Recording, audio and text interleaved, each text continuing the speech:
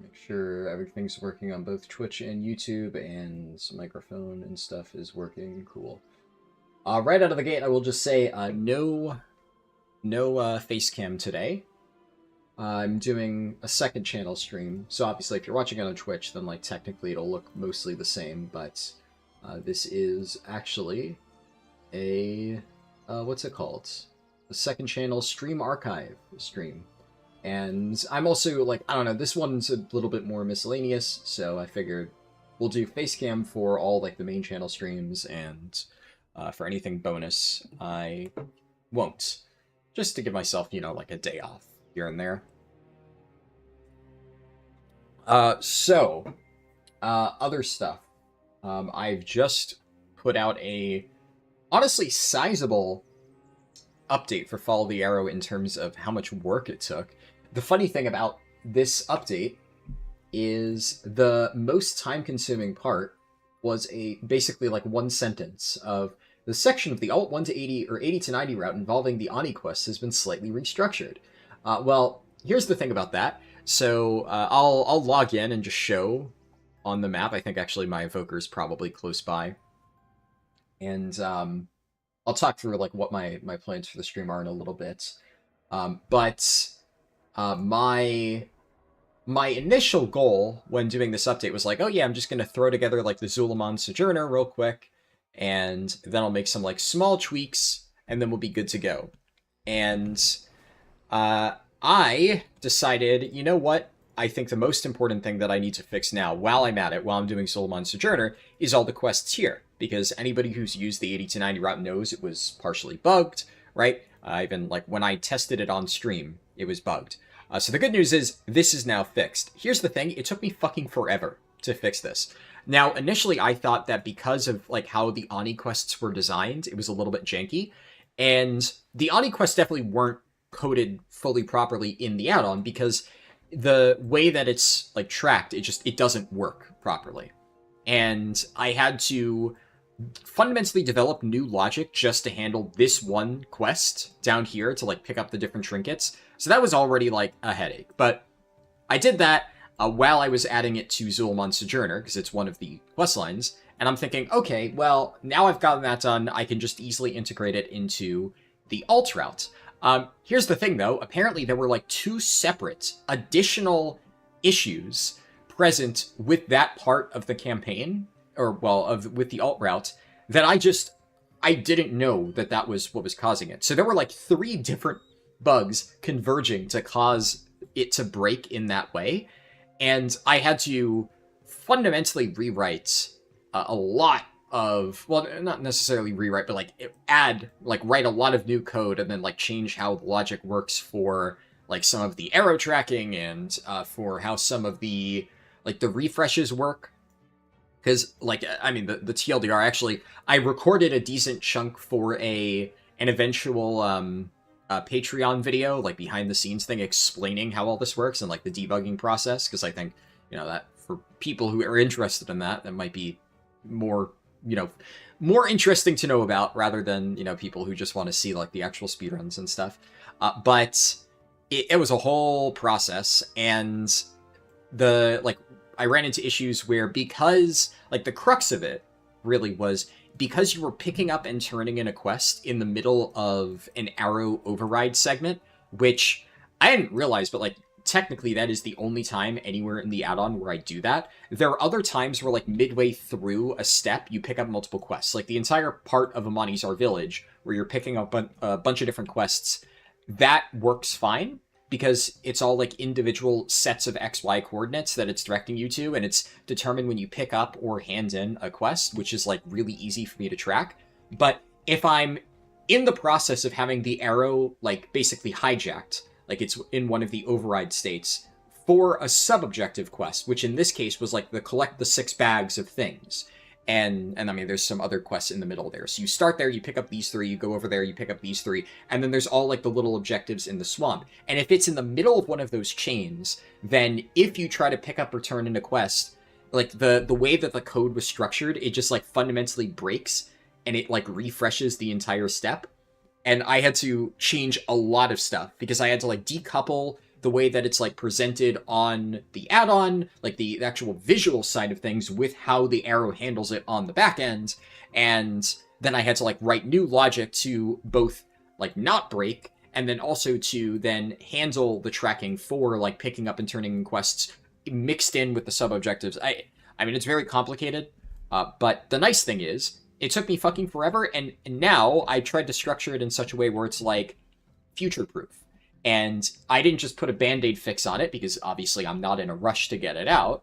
I rushed through some stuff when initially developing the alt route because I was tight on time. But now I want to make sure that every fix I do is like more for long-term development.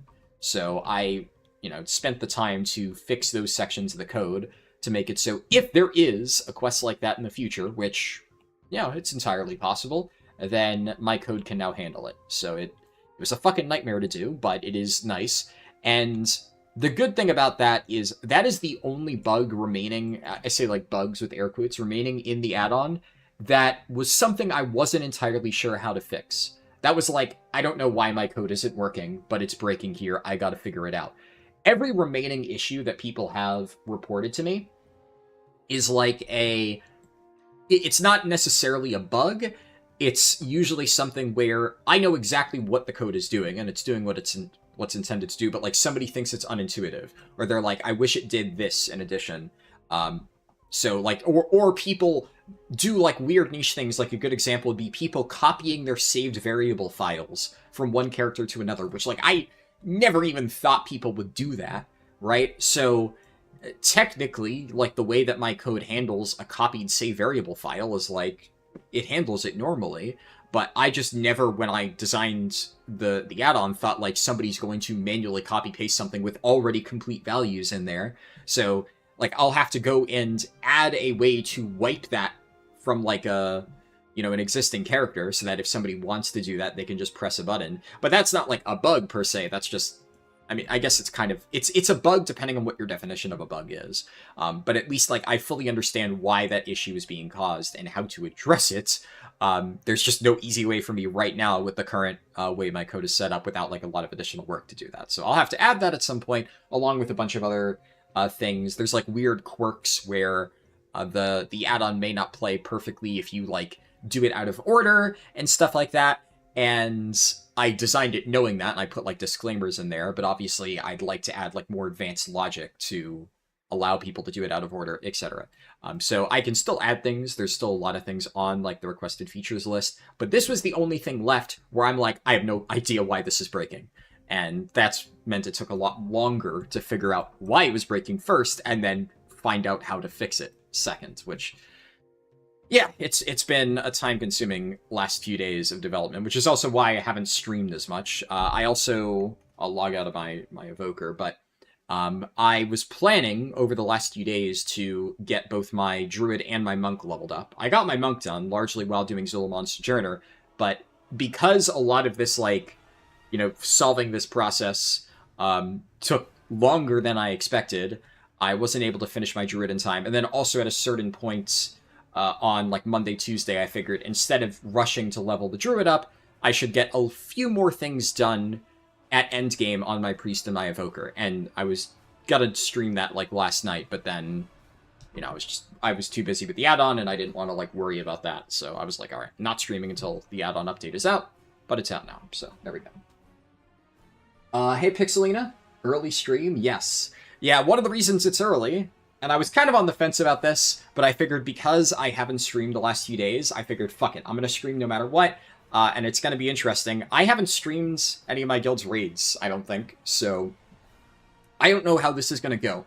Now, we raid in like an hour and a half, so I have a little bit of time to get stuff done on Europe before the daily reset, and I'll show exactly what I plan on doing. But then my guild is doing Lura, and we technically didn't kill Chimeras, but I mean, if we don't like kill Chimeras and ideally one pull, but maybe two, then that would be nice. Lura, we have a few new people in, so I don't know. Either way, the viewers win, because in one case I get to do more stuff with Europe, which is kind of what I want to do and what I'm more interested in, and I think what is like It's part of the ongoing series, so I would imagine it's what most people are more interested in. But, at the same time, I know there's a lot of people who would be more than happy to watch my guild wipe to Lura and just hate watch that for a few hours, so if we kill Lura really quickly, I get to do more stuff on Europe later in the night. If we wipe to Lura for 4 hours, then you guys get to watch me lose my fucking mind, which is why I normally don't stream Raid. But that's, like I said, fuck it. We're doing it today. Hello, Dragon Redux. Hello, Dumpster Dragon. Hello, Ripslock Arn. Good to see you all. Yeah, so I guess first things first, recap. I think I went over most stuff that I did. I initially said that my plan was to get my, like, the Delve weekly done on most of my characters before the end of the week. I managed to get it done on my priest, so actually let's go and open it up first. The problem is I got 4 out of 5 on my Evoker, and I forgot that the weekly quests reset at 11, or rather, they reset 1 hour before the actual weekly reset. So I was literally midway through Delve 5 out of 5 on my Preservation Evoker, and then the Delve event ended, so I wasn't able to get the quest done, which I was a little bit annoyed by. I did, one thing that was nice is I got, like, this Research Console quest. You can see I didn't have time to get this done on my Priest, so my Priest will still have to wait 1 more week before having, like, a finished Crucible of Erratic Energies. Not that it matters. I did manage to get that done on my Evoker. Also, what is theirs? Something's like... My mouse pad was messed up. Alright, there we go, fixed. I managed to get this done on my Evoker, so my Evoker will be able to get a full Crucible this week. So that is nice. And my Evoker is still, as per the first poll, going to be the initial Keystone Hero character. I'm going to try and make a solid amount of progress, because if we go over here and look, we have the Emissary of War quest this week. Ooh, fancy. So this will give a piece of Hero Track raid gear. Now, I mean, Hero Track gearing in general is like, it's so weird at this point in the season because there's so many catch-up mechanisms.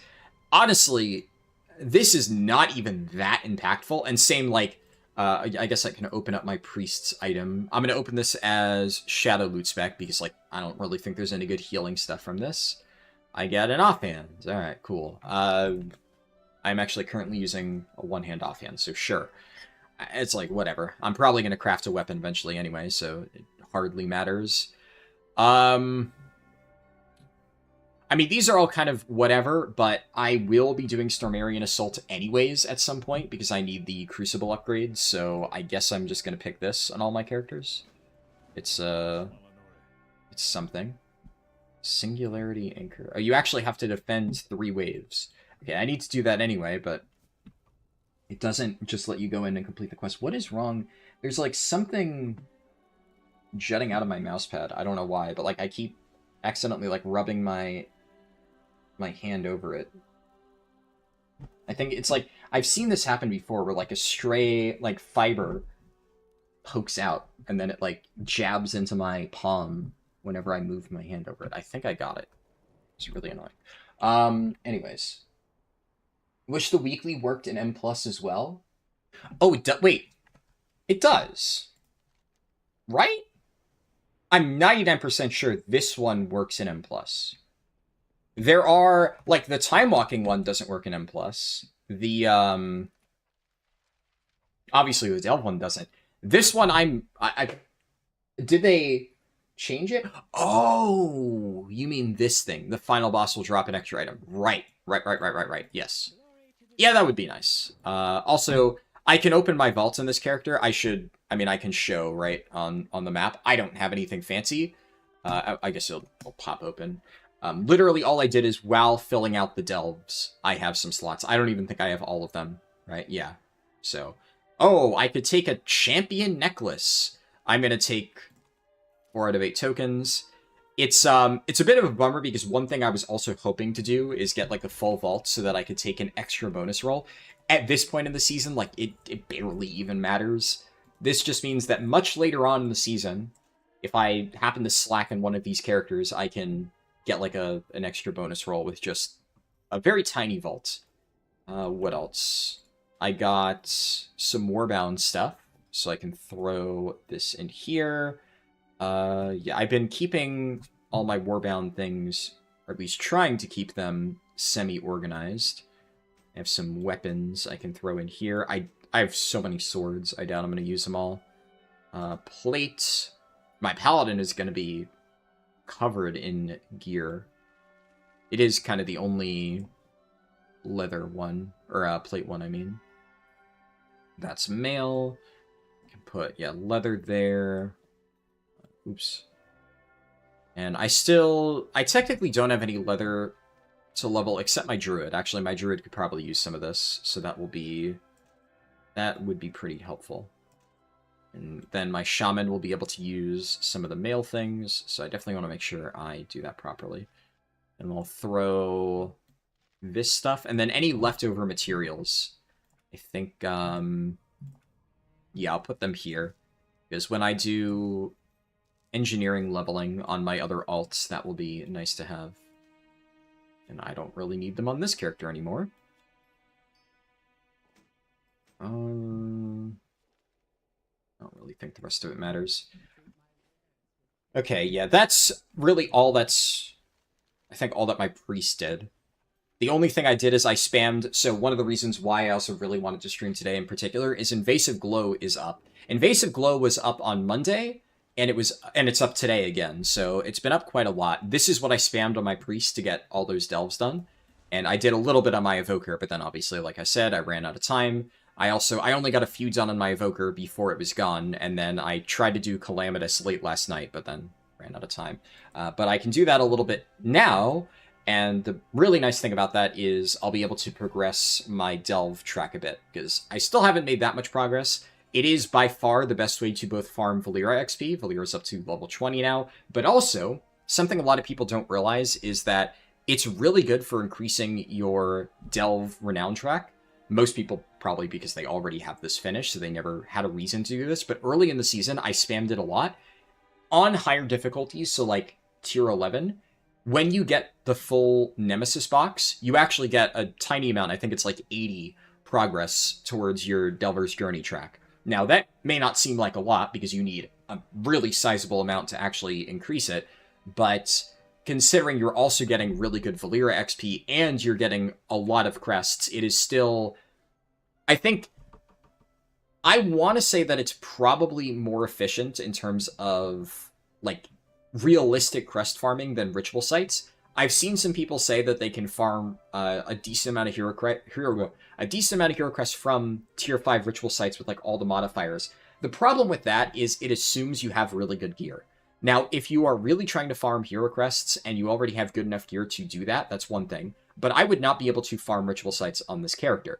But the nice thing about Invasive Glow, in, like, that variant, is because the grenade does percentage damage to the mobs, I was able to get... I can show you, that's another thing that I did. I was able to actually unlock tier 11 on my priest. I died a few times, but I managed to get there. I got all the way up through tier 10 by running this variant, because even if my priest has, like, basically no gear, I'm not even 200 item level, I was still able to go all the way up to tier 10.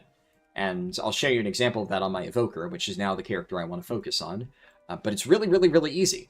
And that's why I always say, like, you know, getting delves unlocked is really not hard. People act like, oh, you know, I can't follow this, like, delve section of your guide because I don't have gear and I don't have the gold to purchase greens. And then here I am, like, with leveling gear, Reshi wraps on a fucking healer, not even a tank, and I'm able to farm this variant. Now, obviously, this requires this variant to be up, but, like, you know, it exists. I cover it in my gearing guide, which, for this stream, I'm not going to bother, like, pinning that guide, but, you know, obviously, go to my main channel, watch my 11-hour gearing guide if you haven't already. It's really good.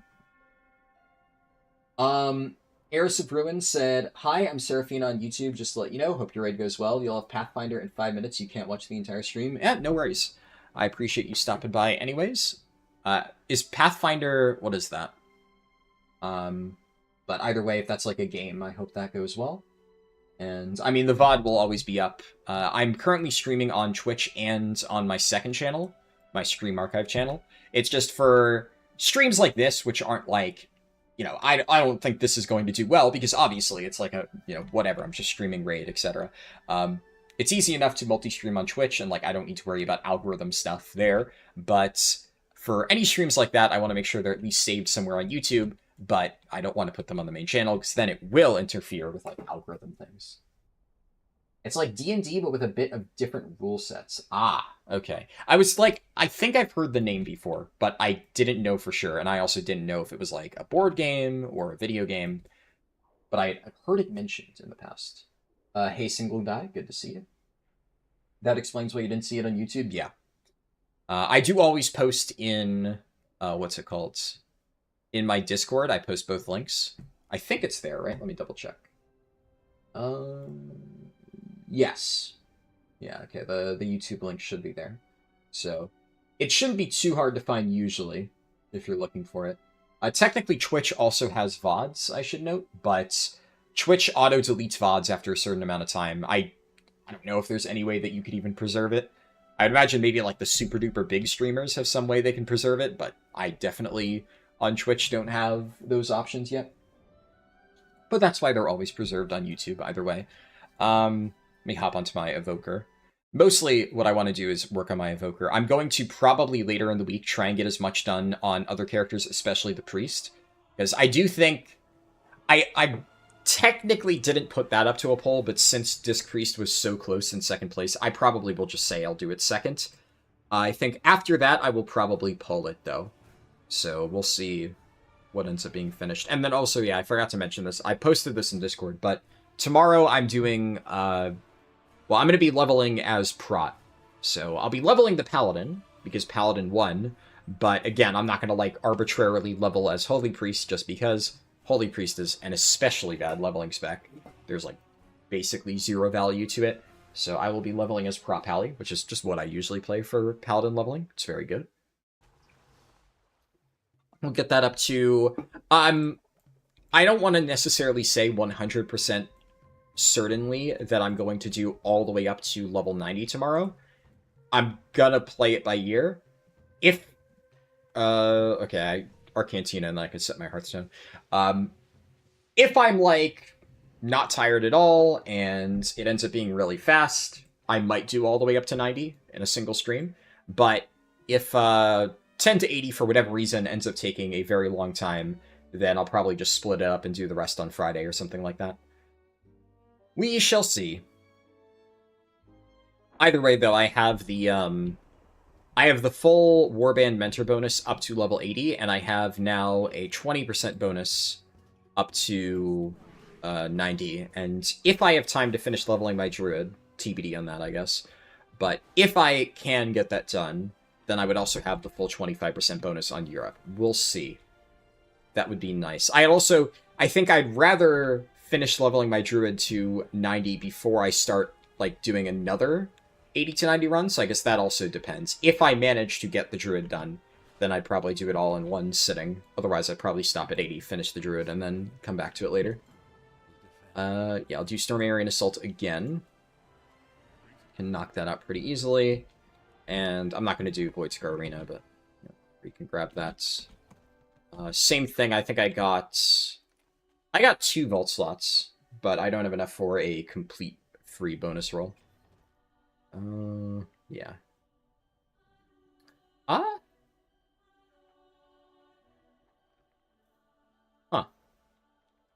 Did I? You know what? Yeah, it's because I pushed up to tier 8 on my Priest, and then I did tier 9 and tier 10 on my Evoker. And then for the other 2, I was trying to spam tier 1 to just complete the quest, and I didn't finish in time. But, obviously, if this was a full token, I'd probably take it. But because it's only a partial token, which you basically can't do anything with, then getting a hero chess piece actually would be quite nice. Because that is a slot that I can basically be guaranteed to catalyze early. Okay, so that's kind of nice. I did not expect to get anything even remotely decent on my Evoker, but I will not complain. Where did it go? There we go. And, okay, so you can see my gear is still absolutely garbage. Completely trash. Frankly, it was even worse before I added that piece. You must suck at Delves because that dog bombardment ×3 kicks your ass on tier 11? Dog bombardment? What's the dog bombardment? We're about to start, so have a good day. Hope your Pathfinder session goes well. Appreciate you stopping by again. Either way, I'm going to show you how I do it. And then if this is... if you are struggling, maybe you can see what I'm doing here and copy it. And that'll hopefully make it a little bit easier.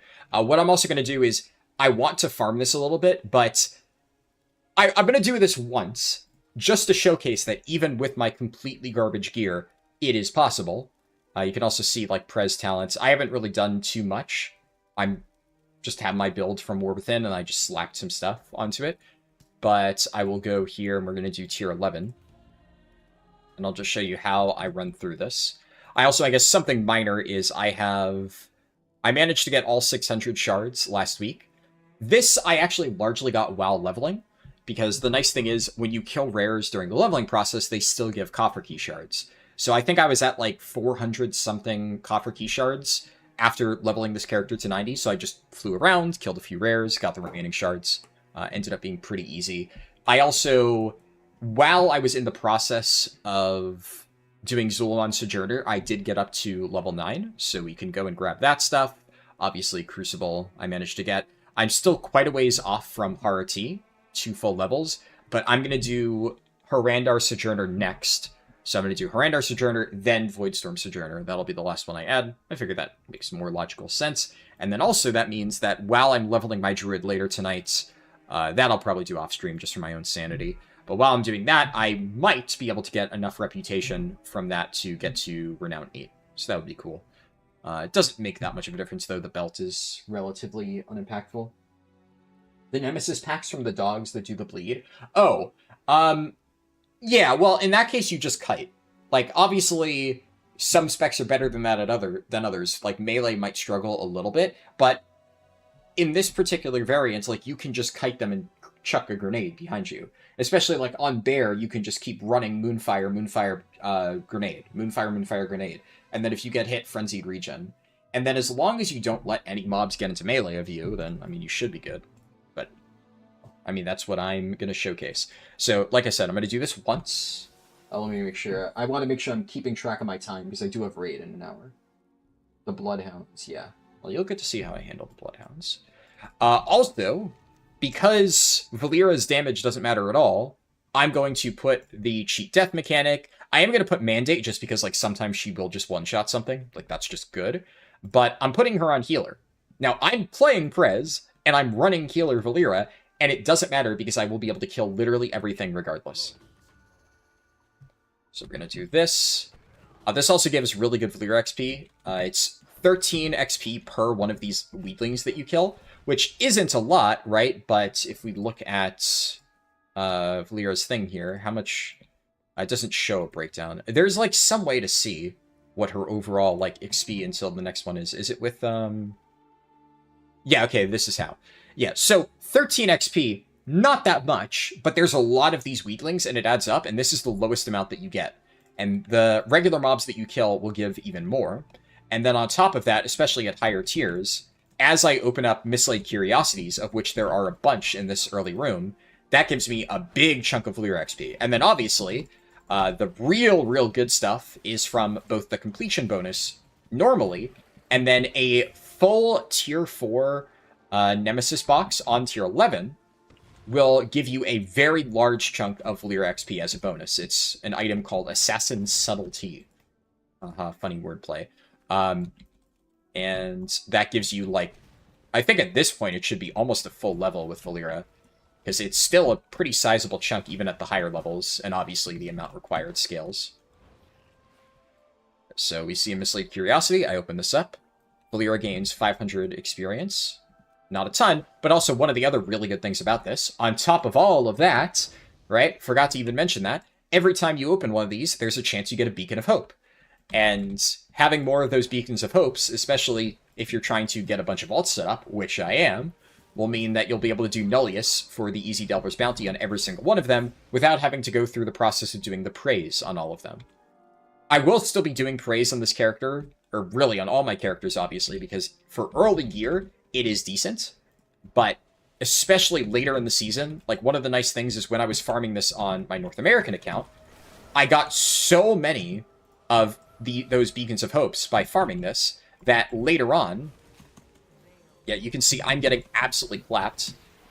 But we get the Lyra cheat death mechanic. And it's just... she's gonna shoot that bolt at me. And then we're just gonna reversion. And mind you, I am literally naked right now. I have, like, absolutely no gear on at all. If you have any gear whatsoever, and mobs aren't bolting you for half your HP, this is really trivial, and you don't even need to kite around a pillar. But you still can do this. That's the only reason I'm even trying to demonstrate this. Just to show that it absolutely is possible. It's kind of, you know, if you can dodge a wrench, you can dodge a ball. Go here. You also want to check your map, because sometimes the Nemesis packs spawn back there. Now, in this case, I can see they aren't there. One of them's over in that area. So I will need to go and get that. Shit. My keybinds are wrong. Not what I'm used to, at least. So I was hitting the wrong thing, and almost got blasted as a result. Okay. Now, obviously, not dying is the most important thing.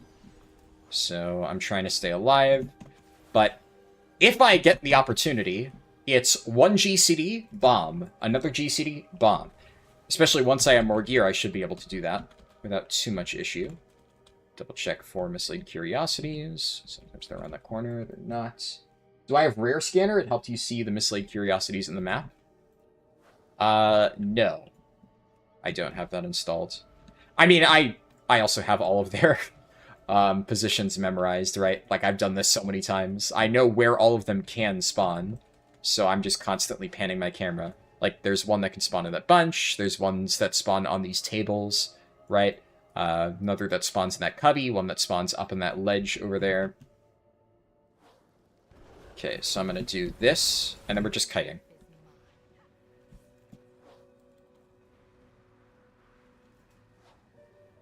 They can't even reach me.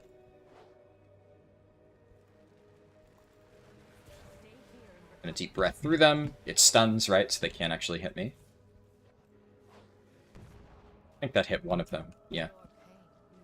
Right? And the dogs are dead. So, yeah, this is a very overpowered strategy.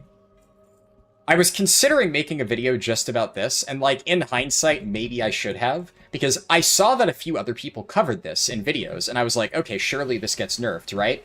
But it hasn't.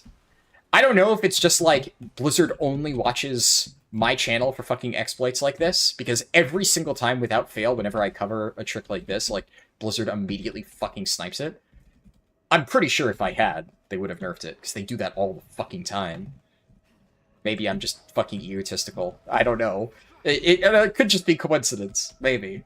But I've just gotten so exhausted of, like, yeah, you know, I find a really cool trick, make a YouTube video, and then I ruin it for myself, right? So if I had made a video about this, like, 2 months ago, then I wouldn't be able to do it right now while doing this on Europe. Now, in fairness, I did post about it in my Discord, and I gave a detailed explanation on how to do it.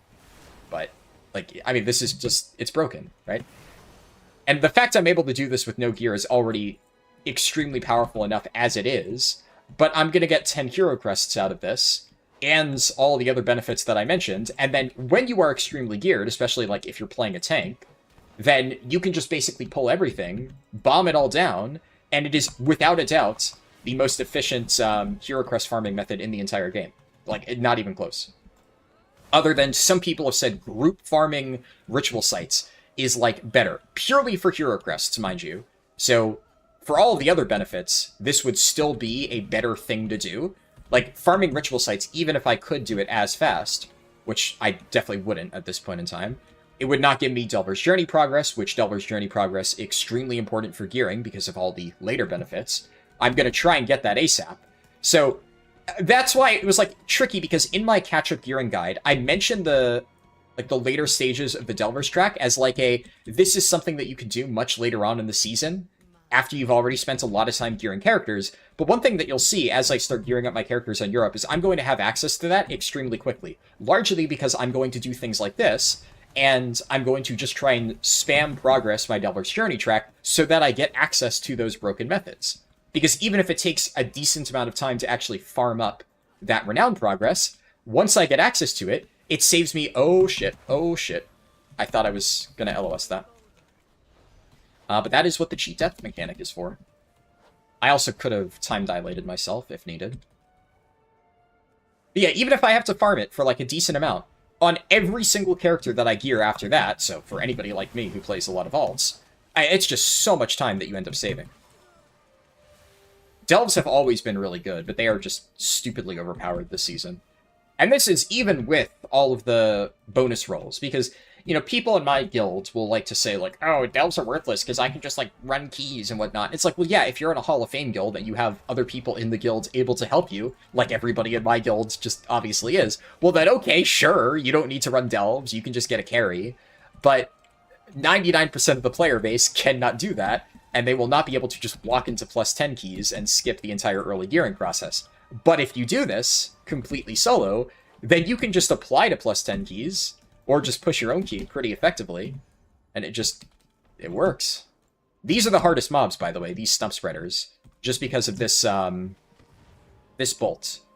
If this hits you, even on really geared characters, this will shred your health bar. You can see there I had to time dilate myself. That was the only reason I lived that other one. I could have CC'd it, but I thought I was going to outrange it, and I didn't. So at that point, I have to do this.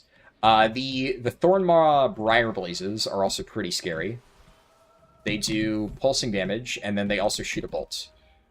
Okay, I'm going to Obsidian Scales this. Yeah, that bolt really hurts. Okay.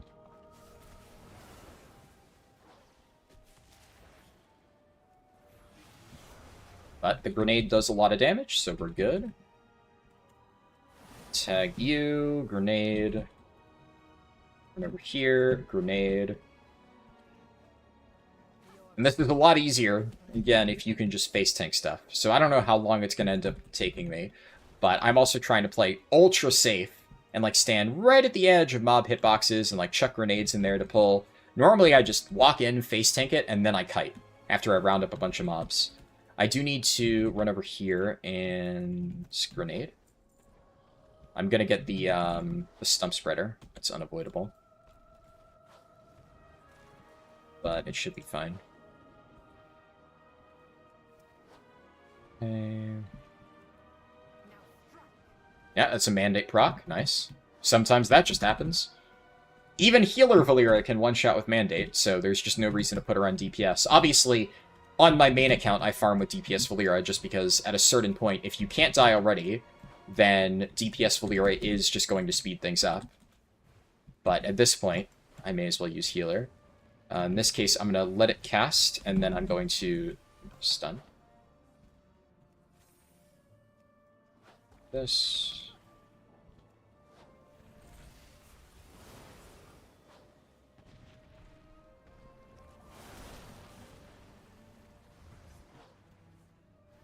And final one. I missed a dog, apparently. That's fine, though, because I can complete with this thing. That's other Nemesis pack.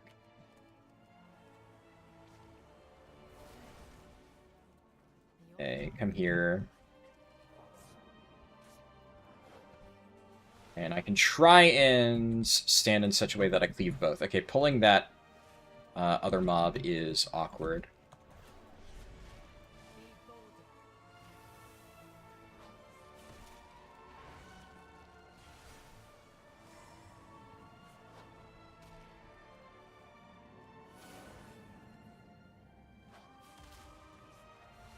Rewinds. Solo rewinds. So why not?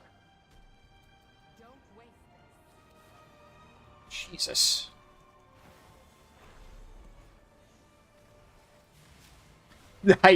This is an annoying mob to kite. I think the big guy is slowing me with the noxious bolts. Yeah, that's what's causing it. I could probably cleanse myself, though. Okay, that works.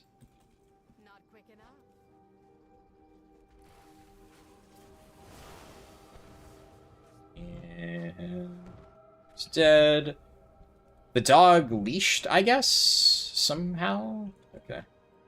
Or I'll just do this. And grenade.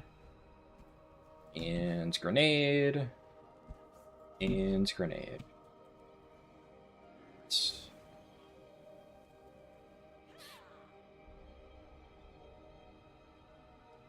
Okay, the fucking critters are evade bugging. Hopefully... Can I just, like, do this? Goodbye, rabbit. And... if there's any curiosities, obviously those are still really good, worth picking up. They're free. We need one more Nemesis pack. I usually just look for this, so you can see, if you hover over this, it shows, but also this number here shows you how many you're missing. So we can get these little burrower guys. These ones are usually easy to cleave all three at a time. Especially because they do the, thing where they go down. It's Grapple Maw. That does decent damage, but I should be able to heal through that. I can save Deep Breath for if they do the shielding thing. Yeah, like this. And then... the grenade, I think, DPSs through, yeah, their thing anyway, so it doesn't matter. Alright, that's all Nemesis packs. And then all I need to do is do these Lumen Bulbs. So we'll do this. Do this. This. There's a mislaid curiosity up here that I would like. So I'm going to try to kite the mobs towards that.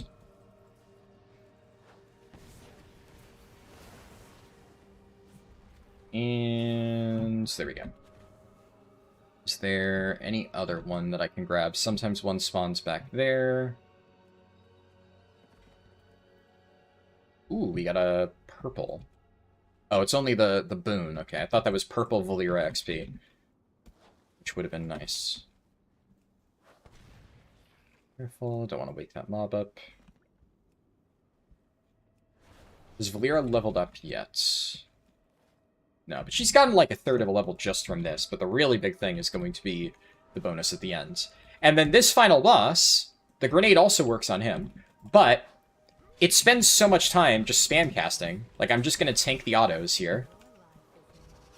I have Obsidian Scales, and now it's just going to do this. Valera as healer also instantly frees me.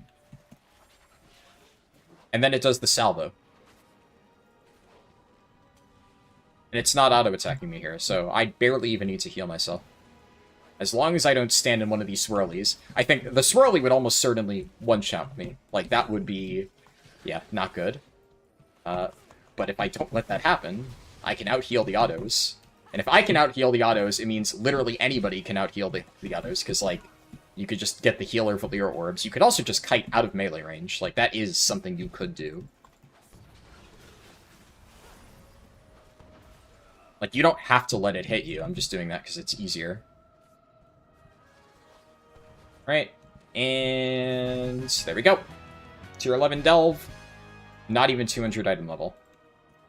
I didn't die a single time, right? So, there you go. I almost died a few times, but I didn't. There's my cracked keystone. Also, I have a +2 key. What's my +2? It is Algathar. Honestly, not bad. Would be a lot worse. Okay, I mean, I guess that's better than that thing. Okay, what do I want? I should definitely set my loot spec to Devoker. You can see I got 5 hero crests. I'll temporarily close this so you can see the loot, right? So, got 5 hero crests from that. Nothing from this. Oh, another thing I forgot to mention. So, in addition to everything I've already discussed, the Warbound stuff, Warbound in Blood, this drops from the regular boxes. Those things. So, in this case, I got a cosmetic. But when you get a Warbound piece, it is from those regular boxes. It can also sometimes drop from the key box, the Bountiful Coffer, but there are times where you get one from the Bountiful Coffer and then one from the regular box. You can get a lot But because this is infinitely farmable, it is entirely possible to just farm infinite Warbound champion pieces by running this. Yet another thing that I forgot to mention that makes this really good. So what did I get? I got Chunk of Companion XP. You can see Valeera got 4k XP. I did not get the Subtle T thing. So, you know what? That might be an upgrade, maybe. Is there, I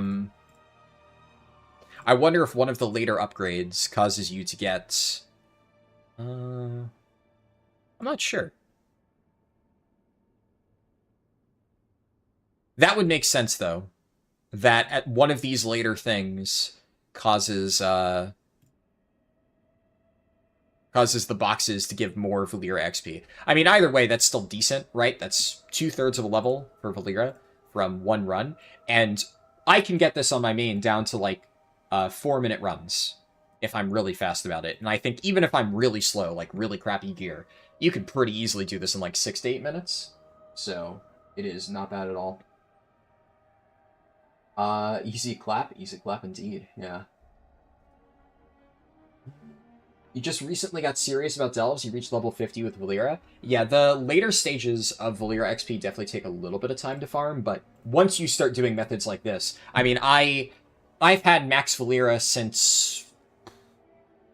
definitely since my guild has been on Crown of the Cosmos, so... If you find my Crown of the Cosmos kill video and go back, like, 5 days before that, that's how long I've had level 60 Valeera. It's been a while. For, I think, almost like 2 months at this point. But one of the main reasons I was even able to do that is because I just farmed this over and over and over. Vast majority of people in my guild are still in, like, the 40s to 50s in their Valeera, partially because a lot of them don't do delves, but even the ones who, like, interact with delves, it slows down a lot towards the end. It gets, like, exponentially higher, so you have to really grind for it in the later stages. Didn't notice the curiosities have the same spawn points. Makes sense, though. Chests and herb mining nodes do. Yeah, it's not always the same every single run. So there's, like, I don't know the exact number. Let's say, like, 20 different spawn points and 10 curiosities will spawn each time. Sometimes the curiosities are all in very easy-to-reach areas, and you can get all of them. Sometimes they spawn behind, like, a bunch of mobs. So there's a few curiosity spawn locations that I just never check because I never consider it worthwhile to actually go for them. I should also reset my progress with Sword Army. So, do this. Cool. I think that'll clear the constant, like, slow effects from the Void Wall off me, which is nice. And... okay, so what do I want to do now? There's also... what is this? Lost Animals. Oh, this is the, right. The housing quest. Doing T11 with item level 189 is impressive. The game recommends 260 plus. Yeah, well, to be fair, any other Delve variant, I actually don't know if there's any others that I could clear on T11. Like, I think this is the only one where it's possible just because of how that grenade works. But, I mean, it is impressive... I guess the fact that I figured this out early in the season and I've been farming it, in a sense. But the actual execution of this, once you understand how the grenade works, I wouldn't really say it's impressive. It's pretty simple. It's just a pretty standard procedure, also one that I've done countless times already this season. So, anybody can replicate that. Whenever Invasive Glow is up, you can spam that on any of your characters. And believe me, I will be spamming it quite a bit. I think... probably one of the first things I should do is actually unlock Void Assaults. Just because I don't want to actually farm Void Assaults, but if one happens to be up, I want to get the weekly. Or at least the intro quest. So this is... Void Strike. Yeah, so if I happen to be passing by one of those Void Assault things, I can just, like, pop in, get credit, and then we'll chip away at this. Because it is worth at least doing the weekly for this at some point. But I don't really want to farm it. So this way I can just do it whenever it is most convenient. I can do this.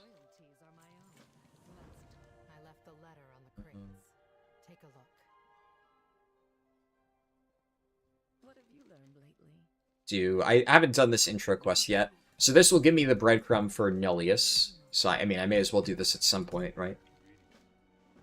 Tell me what happens. Do this, and then this is Nullius. Now, the funny thing about Nullius is I actually could do him right now if I wanted to.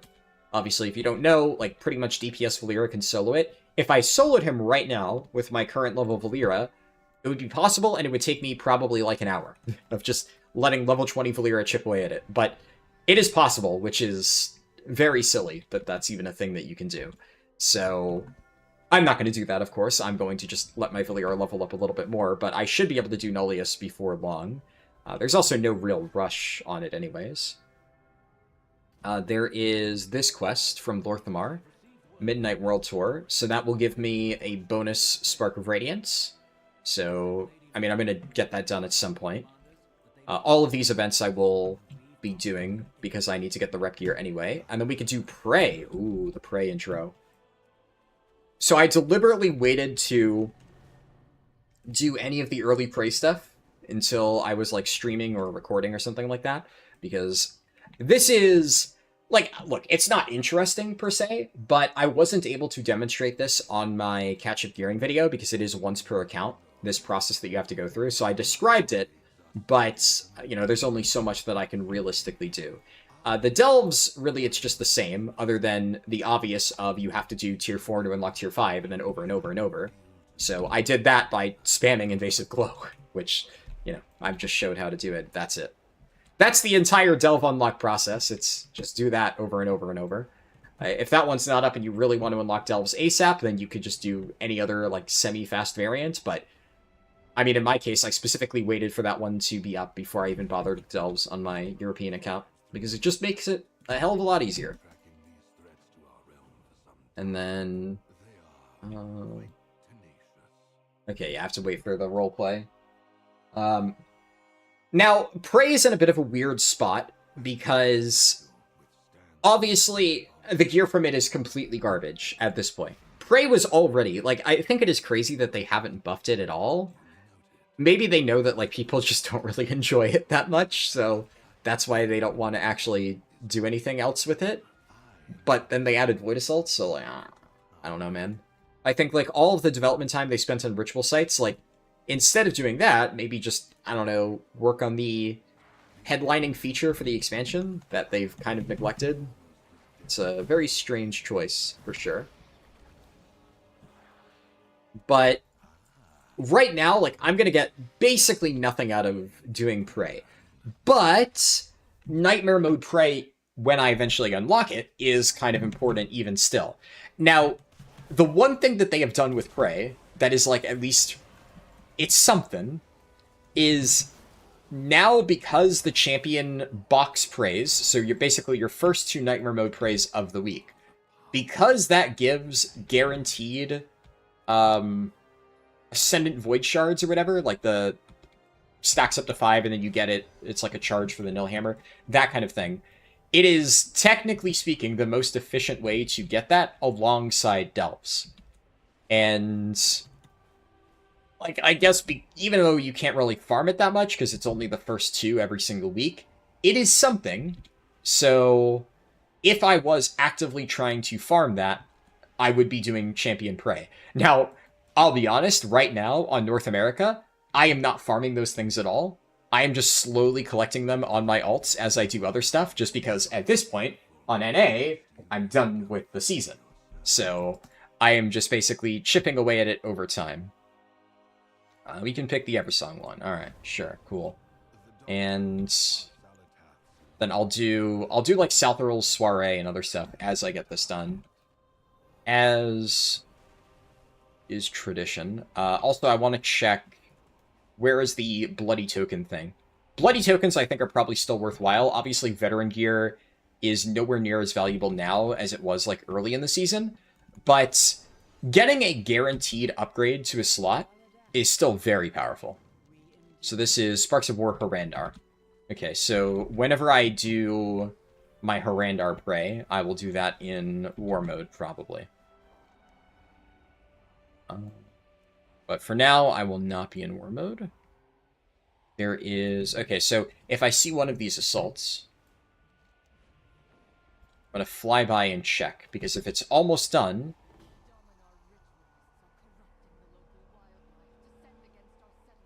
okay, yeah, no, I don't I don't care. It doesn't seem like anybody's doing it right now.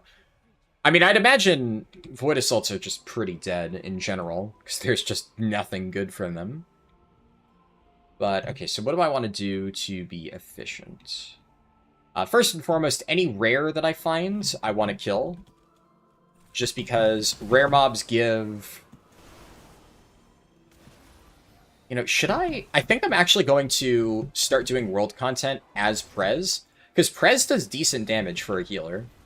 Obviously, for leveling, you know, doing really, really big, efficient pulls, Devastation's going to be more effective. But at this stage, survivability will be a genuine concern. So, I don't think I can really do super effective pulls as Dev. I would probably die. Okay, I'm getting ambushed. That is fun. Love that. This mob also does really, really, really crazy damage, so... I actually just might be dead here. I can probably kite.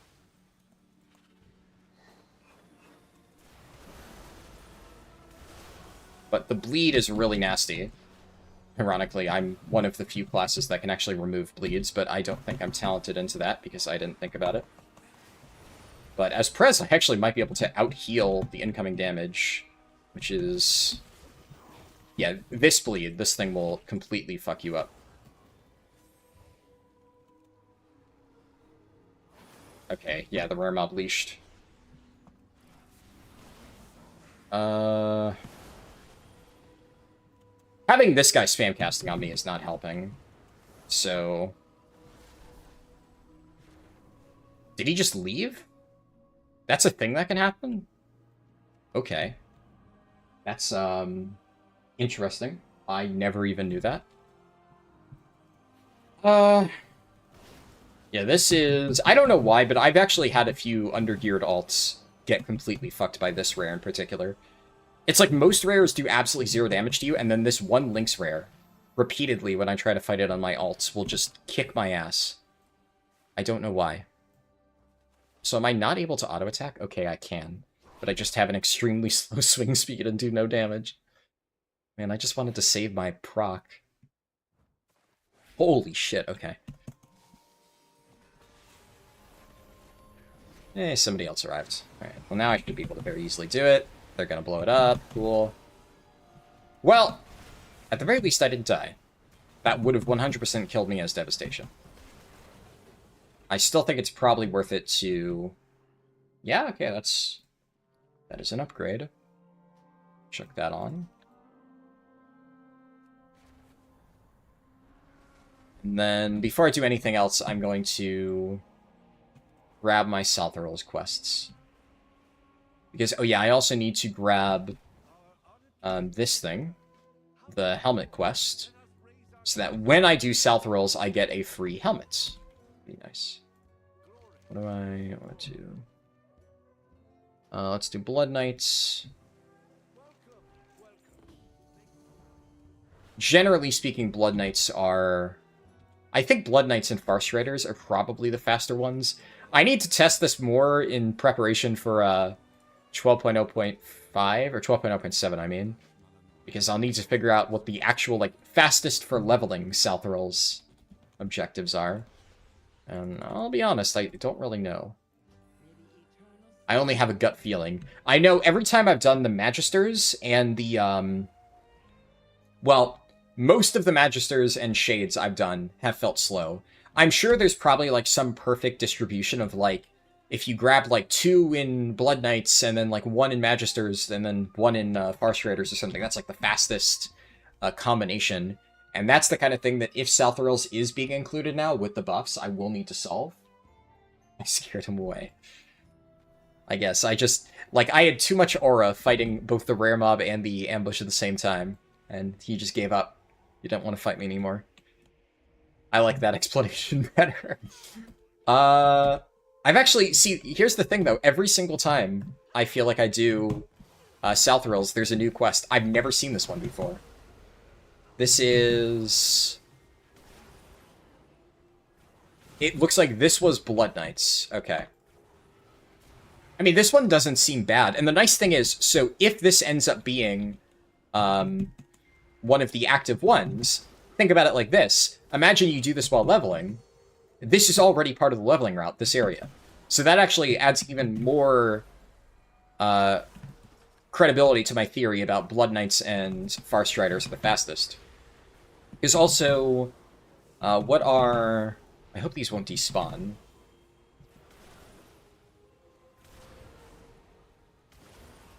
I'm just going to stand in that, and I'm probably fine. Okay.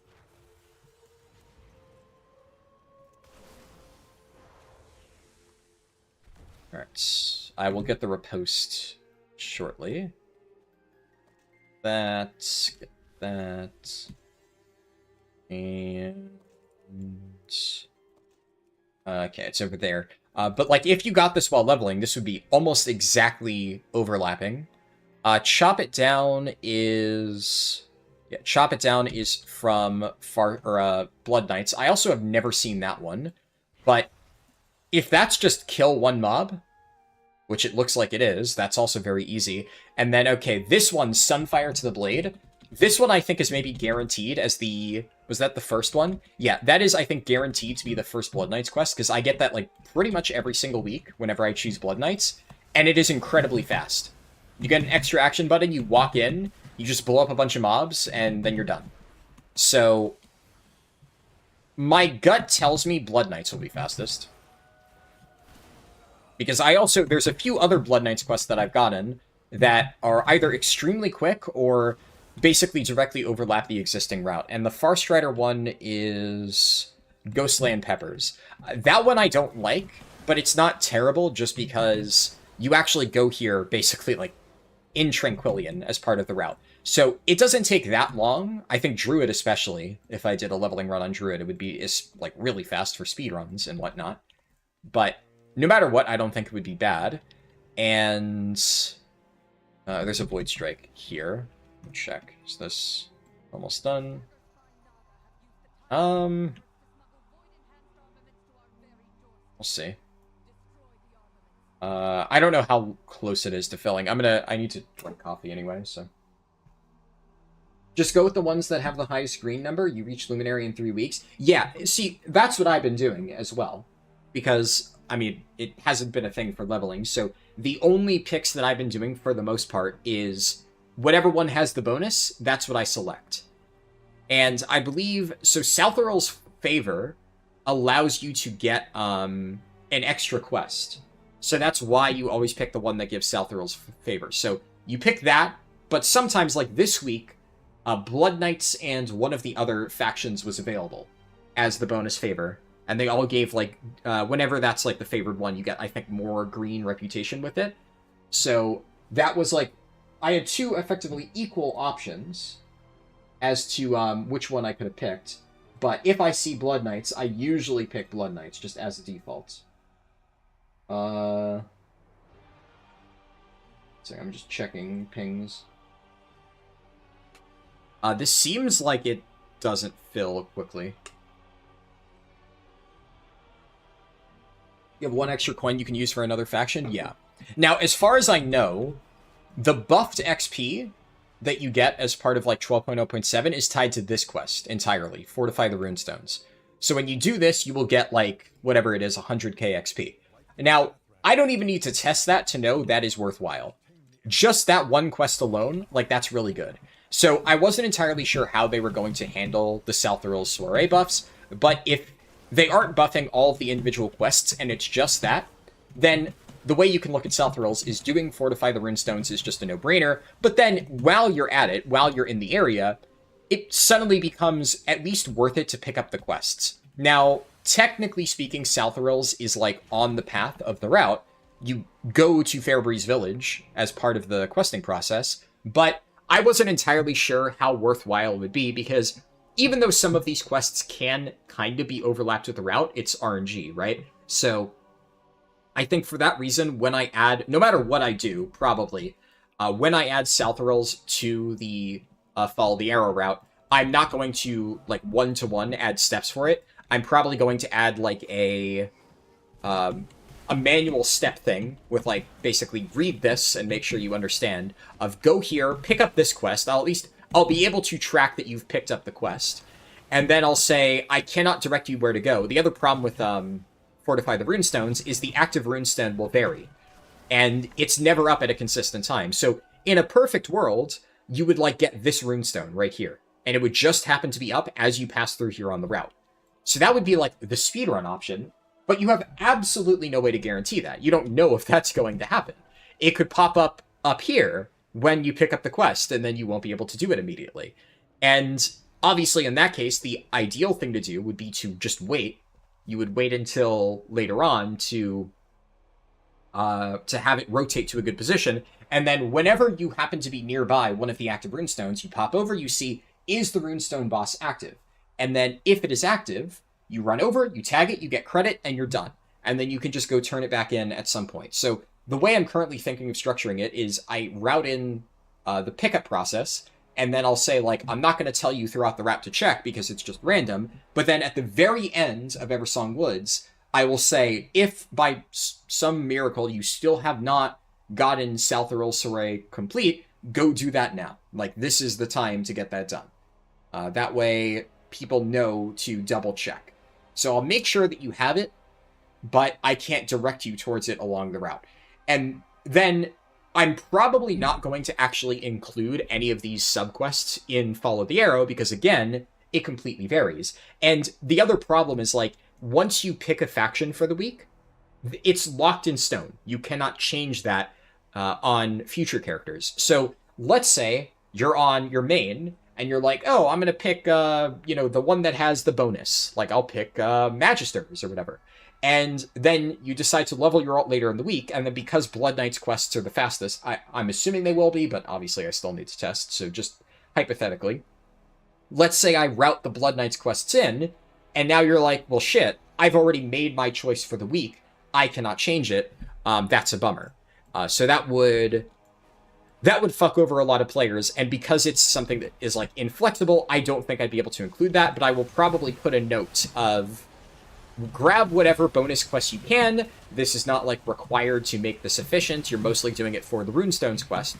And if any of them happen to directly overlap the route, then complete them and turn them in whenever you circle back here. And I think that will be a decent way to implement it. Now, as far as, like, the add-on is concerned, I think that's, like, more than fine. Most people will be, like, satisfied with that.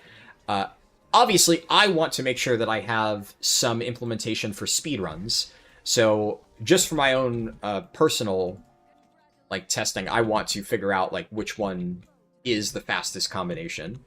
Just because I'd like to go as fast as possible. But, at the very least, I don't need to worry about that too much. And the nice thing is, because the XP is not tied to those quests, if I'm only able to figure out, like, yeah, there's, like, a handful of easy quests that I can route in, then worst case scenario, I do whatever's really easy, I include that, and then, if there's, like, a bonus quest that I just don't want to bother with, I'm not forced to do it to get maximum value from South Earls. I can just do whatever is reasonably accessible, and then stop. I'm going to pick this up because I think the next quest is, like, do 5 of things.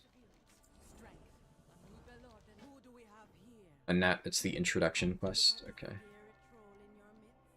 So this is... yeah, that's the Ritual Sites intro. And then I get the weekly, right? Yes. Alright, so now, if I happen to swing by any that are about to be finished, I can just pop over and get credit for that. Alright. And then also you get a big chunk from doing the intro, so, it's worth it. The runestone is so easy with the bear, you can AoE the pack of mobs or fly over and pick up the items until the bar is filled. Feels like cheating. Well, it is, but keep in mind, you don't even need to do that.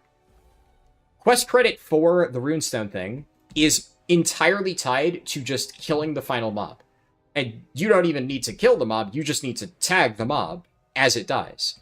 So, honestly, for leveling, it really won't matter what you play, because you're never going to want to do that objective. Like, definitely when I'm doing a speedrun, the way I'm going to approach it is, if it's close by, I'll fly over real quick, double check, And then if it's up, I get the tag. If it's not, I just leave. It won't even be worth it. So like right now, this is it just rotated. Fuck. Okay, well, somebody just cleared this one. Which means technically I already know that yeah, rotated there. That one's not going to be up because obviously the other one just ended. But that'll also be a good way for me to keep track of it. Like if I can see that it has just moved, then I will obviously know, okay, well that's nowhere near ready. But let's say I notice it moved to a location close to me, and I'm like, okay, well, it's going to take at least, like, probably 5 minutes for that runestone to get cleared. I can do, like, a quest or two, and then I can circle back to it. And then maybe after a quest or two, I'm like, I wonder if progress has been made on that. Then I go back and I double-check, and presumably, by the time I get around to it, the mob is already spawned, about to die, I walk over, I kill it, and then I move on.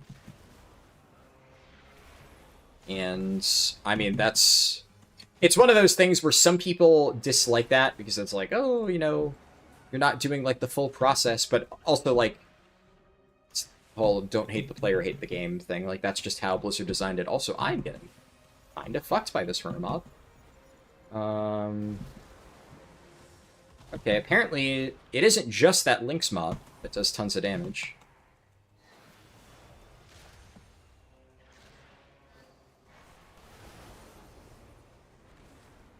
Shit. Nice thing is I can do this and then Control H. So I can slowly chip away at this bonus objective as I kill this rare.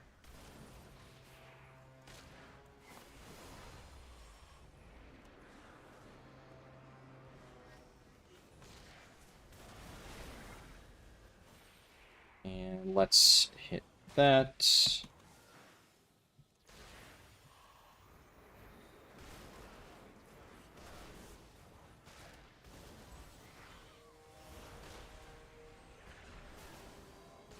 Nice, and there's another person here.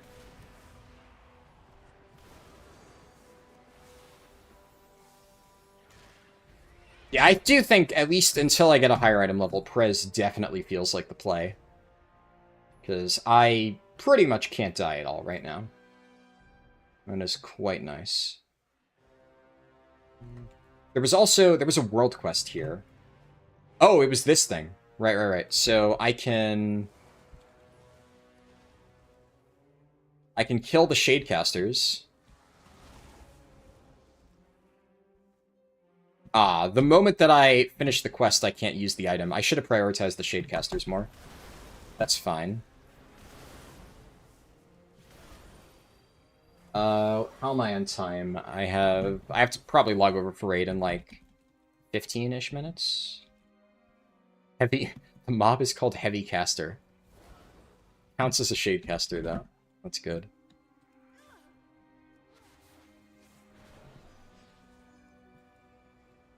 Let's tag you.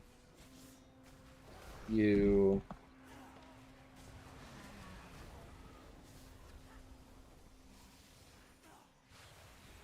It's kind of weird not having, like, my party frames on Prez. I think I have them set up on Europe, but because I'm not in a group, I have to, like, actually move all the way over to my actual character to do this, which feels awkward, but is obviously worthwhile.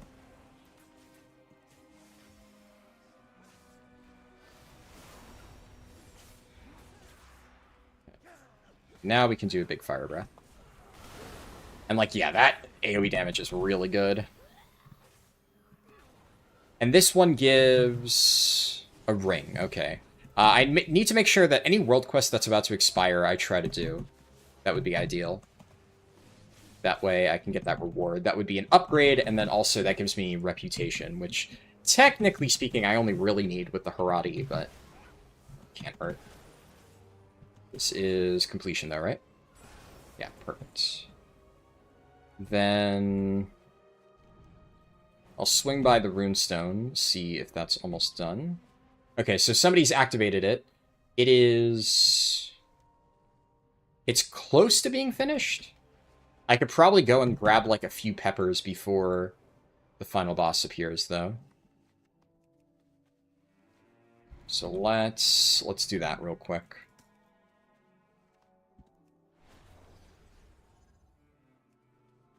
I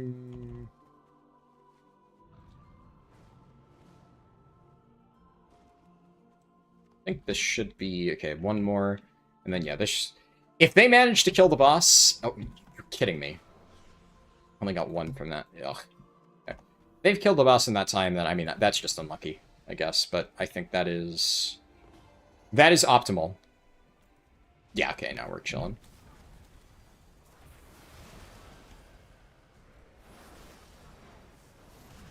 Do I bother with Dun? Like abundance? I will be doing abundance at some point, yeah. I mean, I don't really think abundance is, like, worth doing all the time. It's, you definitely want to do it for the champion necklace that you get from Reputation. So, I will definitely do that. But what is this location? I didn't even know there was a Prey Showdown in this area. I've never seen this before. Can this, like, only appear here on normal? The funny thing about this is actually a very convenient location if you happen to be doing this while leveling. Because another thing is you might actually end up doing Prey for leveling now, because that's getting buffed as well. And having to go out to, like, a far corner of the map would be a massive pain in the ass. But this is, like, a decent location. To actually manually target myself? Okay.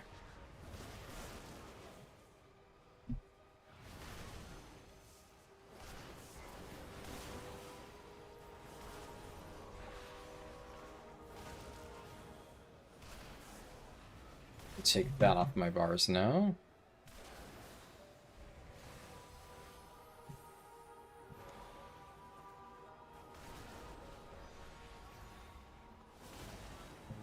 I'll wait until...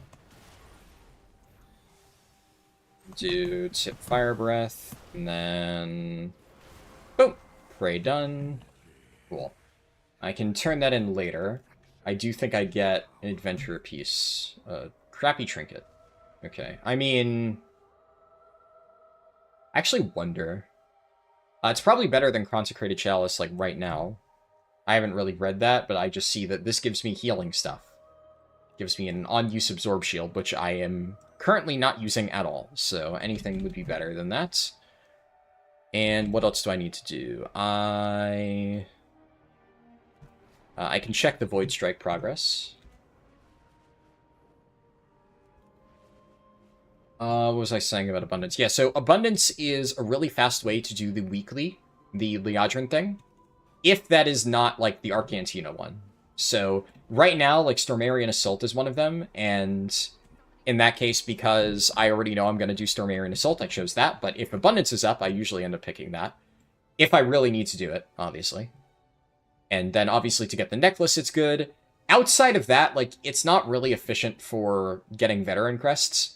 I did it on all my characters every single week early in the season because, you know, Veteran Crests were at a premium, and something a lot of people didn't realize is those weekly boxes bypass the cap. So, everybody was, like, hyper-fixated on uncapped crest sources, and I didn't really see any place talking about the fact that those boxes gave uncapped Veteran Crests, which, like, on one hand, it didn't matter that much, which obviously is why I don't think anybody was really talking about it. In the vast majority of cases, you didn't need that many Veteran Crests, but, like, week 1 or 2 of the season, I had way more Veteran Crests than most people. I think, like, there were a few people on my raid team who were doing it very actively, but I was able to upgrade all my Veteran gear super early on all of my different alts because I was actively farming those. So, it was nice at that point. At this stage, I will be doing it at the very least. The main reason for Abundance, though, I mean, it's, like, for profession stuff, right? So, obviously, just because I don't do it doesn't necessarily mean it has no purpose. That being said, most people I know who have to farm it for professions think it sucks, so, yeah.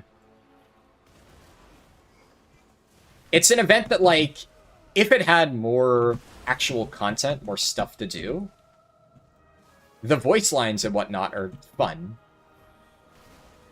Everybody likes the Glorious Abundance voice line, but, The event itself is extremely underwhelming, unfortunately. Okay, I have not much time till raid. I also, so just a heads up, I don't stream my raid very often. Whenever I raid, it should be hopefully clear that the priority is actually, you know, getting raiding stuff done, and I'm going to be pretty locked in, right?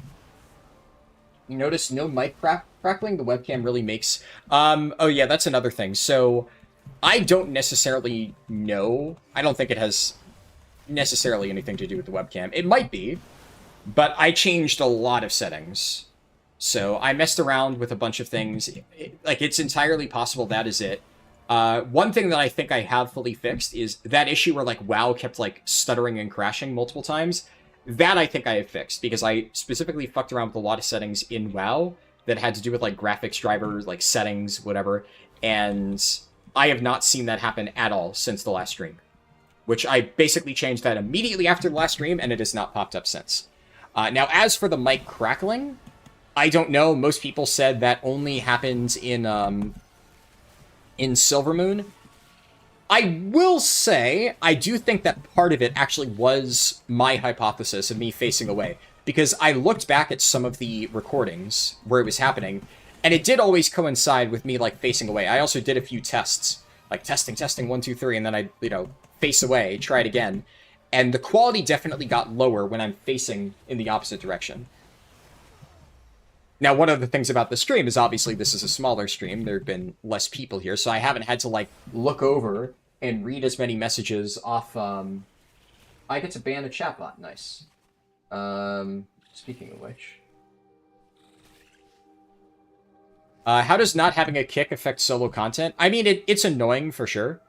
And there's definitely, like, I think Devastation Evoker, when you have at least semi-reasonable gear, will be significantly better for solo content, partially because of that. But at this point, like, as you can see, just being able to out-heal damage is more than enough. There is some stuff that you cannot out-heal. Particularly, like, Nullius, obviously you can't out-heal that, but that's why if you are doing it as a healer, you just run DPS Valeera, and then she kicks everything. I don't necessarily know if I am going to do that, but I'll consider it at least. Okay, so I've done all my South stuff. I'm going to log over in like a minute or two. Actually, I have a little bit of time. I'm not, Ripslock said, I'm going to hit the hay. Good luck with raid. Sleep well, and thank you. You can see what I get out of the bag. I do believe this is my first veteran piece for the week, right? Yeah, so I actually do get an item. And a belt actually is usable. Same belt, interestingly. Get this. Cool. My item level's already above 200, so that's pretty nice. Also, by the way, you'll notice that before I started doing any of this stuff, I did not actually buy any greens off the auction house. So in my catch-up gearing guide, I talked about that as an option. I mentioned that this is something you could do, and I bought a few greens in that video just for demonstration purposes, but I also did say in that video that this is only because every time I make a gearing video, somebody is like, oh, I can't do it, oh, my gear's not good enough, and then it's just like, there's so many different things that you can do to get better gear, so it's like not really an excuse of like, I don't have good gear. There's so many things that you could do to get better gear.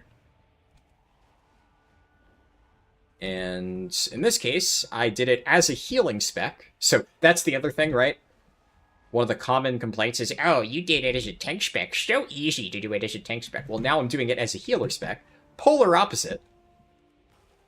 Healer spec with absolutely no gear. And yeah, you can still do world content extremely easily. Like, it's not hard. I did a tier 11 delve, right? So the problem with making guides like that, though, is obviously, even though that is possible, it's not feasible for a lot of people.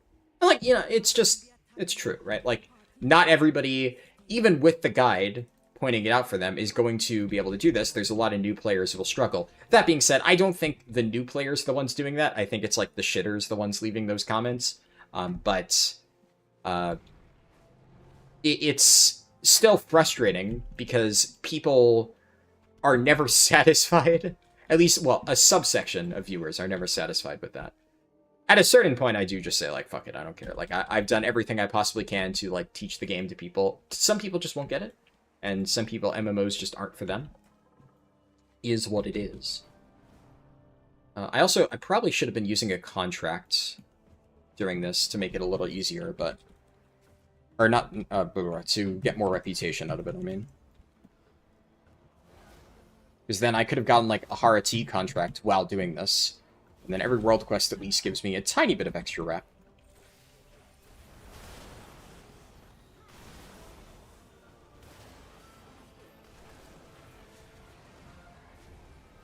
Let me see if there's any... What other world quest could I do?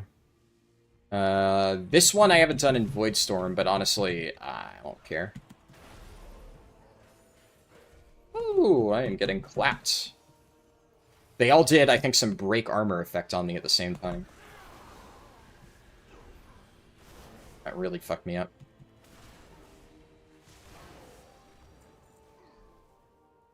Do this. And... Is there like a bunch of easy mobs I can pull? I'm trying to do any world quests that are about to expire. This one, at the very least... Should be easy enough to do before raid. I think these all give... Should be a guaranteed drop of stolen game meat.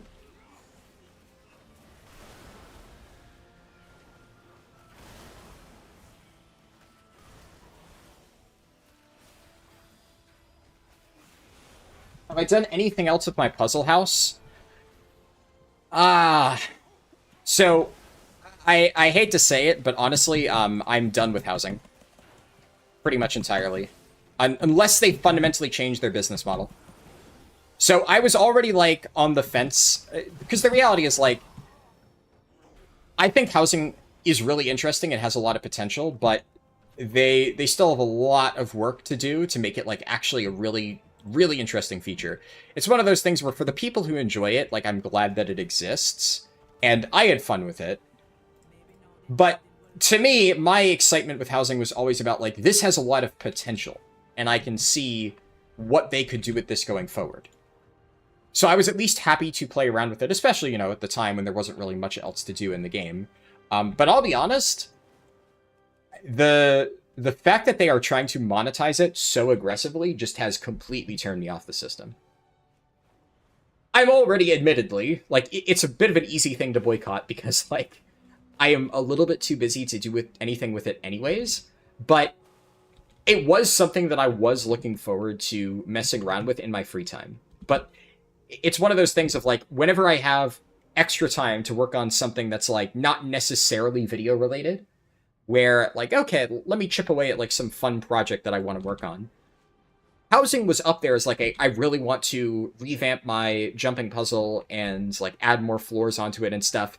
And the moment I saw how they were monetizing it, boop, gone. Absolutely zero interest at this point. So, like, I'm not even going to entertain the idea of, like, oh, I might... No, like, at this point, I just genuinely... I have lost all of my interest in the system as a whole, which is unfortunate because I do still think mechanically it is interesting, but there's like two problems. One, I don't really want to support it, right? It just makes me feel yucky.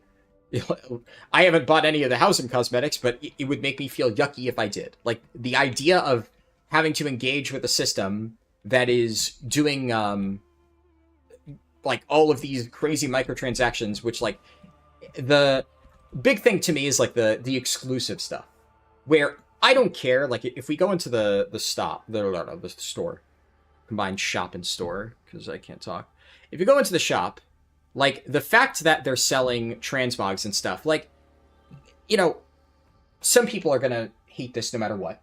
And, okay, honestly, I'm with you if you just hate microtransactions in general. That's understandable. Having things like this as, like, optional transmogs, like, I bought this pack in North America. I'm actually using some of these pieces in my transmog. I liked it. There's a lot of transmog appearances. Whether you think the practice is acceptable, period, that's going to vary from person to person. I think generally speaking it sucks. Like, this being $40 is crazy. I didn't buy this. I can't imagine many people did. It's extremely ugly, and they're charging $40 for it. Like, what the fuck? And like, okay, maybe you really like this appearance, you buy this. So I think that a lot of people have justifiable issues with putting anything in the store, putting pets in the store, mounts in the store, etc. It's one thing. But like, I have bought some of them, like I said, but only the ones I like. I don't really buy many store mounts at all. I think I bought like a few when they were on sale like years ago that I had liked. And by and large, I don't engage with it. But they are optional. If you like it, you can. If you don't, whatever. I am also not a like 100% collector. I need all the things type thing. First off, price point on this stuff is just disgusting. It's also FOMO, right? 77 days, like there's a timer on it. And they are adding new exteriors that you have to pay for. There aren't other new exteriors that you can unlock. Like, hello? They have somehow, within the first 6 months of housing being added to the game, managed to hit all of the boxes for predatory business model. And I play gacha games. Or at least I did. I have not played gacha games since Guild Wars 1 has come to mobile. I've been addicted to that, thankfully. It has saved me from gacha games. And I'm not saying gacha games have a good game design model. I'm just saying I am a little bit numb to predatory business practices. And this is so much even for me. Where I'm just like, what? You expect people to pay how much for housing decor? And also another thing, the fact that it's not buy once. You have to buy extra copies for real money. It is absolutely insane. Like, it is by far the most disgusting microtransaction thing Blizzard has ever done. I cannot think of another worse example than housing. And I think we all kind of knew it would get here eventually. Right? There'd be some level of boiling frog if, eventually housing gets to a really nasty point. But the fact that's the other point, right? So I would feel disgusting supporting this regardless. But the fact that we are already here this fast tells me that this system, this housing, has absolutely zero future. At least that is my gut instinct. They might surprise me, right? And if they do turn things around and they change how it works, maybe in the future I will reconsider it. But my gut, seeing this, is that this is just a dead system. The only reason that they added housing is that they can start putting this stuff in here. And I think in their minds, they've already captured their niche. The people who want to shell out shitloads of gold on housing cosmetics, they're going to do it regardless. They already have those people in their clutches. At least they must think so, because they're doing stuff like this. But they have fundamentally killed off housing as a system that, like, any real casual player is going to engage with. Like, imagine you're trying to capture people who don't normally play MMOs, like maybe people who really like playing games like The Sims, and you're trying to use housing as a way to rope them in. I mean, they're going to take one look at this and be like, nope, I will not bother. Fuck that. So they are not going to draw in any new players doing this. All they're trying to do is milk existing players, and if that's their goal, then they have no future for the system, right? Like, if they had big plans on how they wanted to expand it and, like, really cool features that they wanted to tack on, which, like, was my entire thing with housing, is, like, this seems like they could expand it a lot. But if they were doing that, wouldn't they want to go, like, the long-term route of, get players into the game, make this, like, a core pillar of the game, and add new things onto it that people can engage with? But instead, they're just like, all right, pull the ripcord, put, like, the most egregious cash shot mechanics ever. Knowing, I'm assuming, they must know this, unless whoever is doing, like, the marketing for their team is just completely stupid. They must know that this is just going to drive off a ton of people. So they are banking on the idea that we don't need more players in our system. This is not something we need to expand. We just need to milk the people who are here, which is indicative of a system that has no future. So as sad as it makes me, because I did like building my jumping puzzle, I do think that it's dead. Housing is a complete write-off. People who enjoy interacting with it for what it is, hopefully they still enjoy it, even as the cosmetics ramp up, because if this is their starting point, holy fuck. But yeah, I'm out. I've already seen enough with that. I'm done with the system. So, yeah, a bit unfortunate, because, like I said, I was pleasantly surprised that I didn't think I was going to like it, and then I did really like it, but I have zero fucking interest in touching that again. Especially because, like, I already thought it was going to be niche YouTube content on top of all of that, right? So again, if they are driving off new players, then it becomes extremely niche YouTube content. Because then, like, who the fuck is going to watch videos about WoW housing? So at that point, I would only be doing it if it was something that I was intrinsically motivated to do, which at this point, I'm definitely not. I'm logging over to North America, by the way, so that's why the screen is black. Because I am switching to my main characters, because it is almost time for raid. Also, let me know. So, real quick, I'm going to join my guild's Discord in voice chat. I believe... can you hear them? Let me know that if you can hear them. I have set up to where I think you cannot. But, oh, I am talking. I have voice activation. Hello. Hello. Hi. Yes. I don't think that they can hear you. Why is voice activation on? 1 second.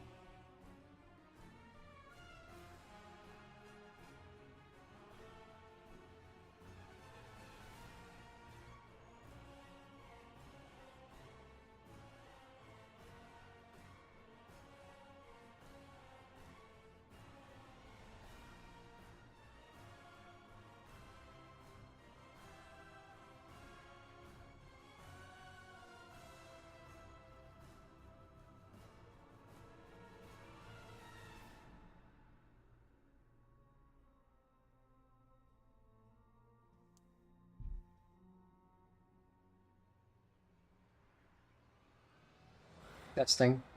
Testing. Jesus Christ. I feel like... I feel like such a fucking asshole. I joined my guild's Discord, and I was saying, oh, can you hear them? Yeah, okay, you guys can't hear them. Good to know. That I also interrupted their conversation, because I didn't fucking... I fucking realize that... I hate Discord so much. Speaking of dogshit companies that are running their programs into the ground, Discord knows for a fact they have zero competition and they are milking the fuck out of it. Every feature they add to this fucking program is dogshit. Like, for something that I'm, like, forced to use just as, like, a social thing, I've never been so inconvenienced by a program in my life. Like, I complain about World of Warcraft because obviously, like, you know, their decisions directly impact my livelihood in many cases, because at this point, you know, I've hitched my wagon to it. Like it or not. But fuck my life, dude. I hate Discord so fucking much. It's such a dogshit piece of software at this point. They change something and completely fuck all my settings for absolutely no fucking reason, like every other week. Like now, apparently, at some point they changed how voice activity settings work, so I have to spend like 2 minutes looking through my settings to figure out how to fucking put push-to-talk on. Why? Why is that a thing we're just randomly changing? I'm just so...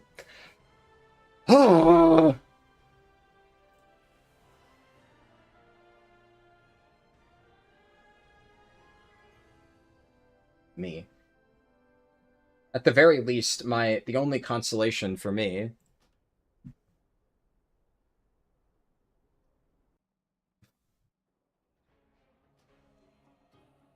Why do I join and you're talking about my add-on?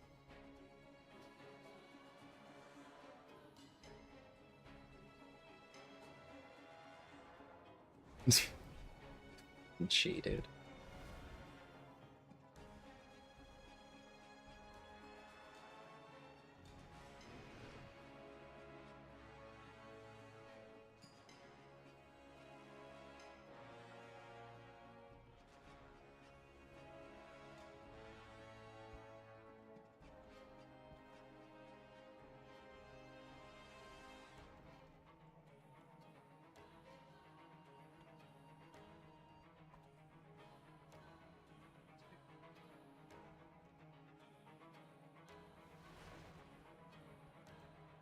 How do I change my volume settings? Hello?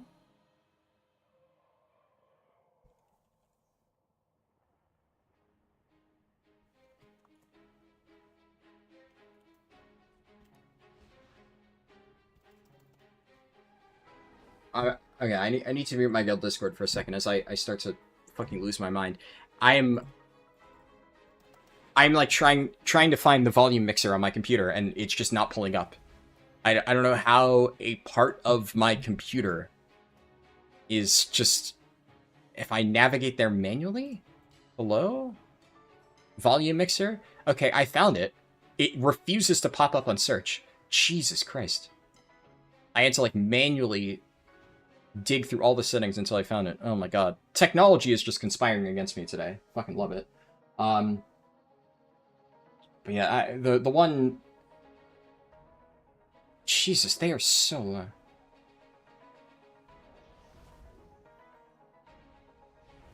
I'm putting them on, like, 10% volume. Okay, yeah, so, at the very least, consolation for me is there were only, like, 5 people in the channel I joined. I still feel like an asshole. Obviously, I said, oh, fuck, sorry. Voice activation. That's, like, that is, like, an introvert's worst nightmare, though.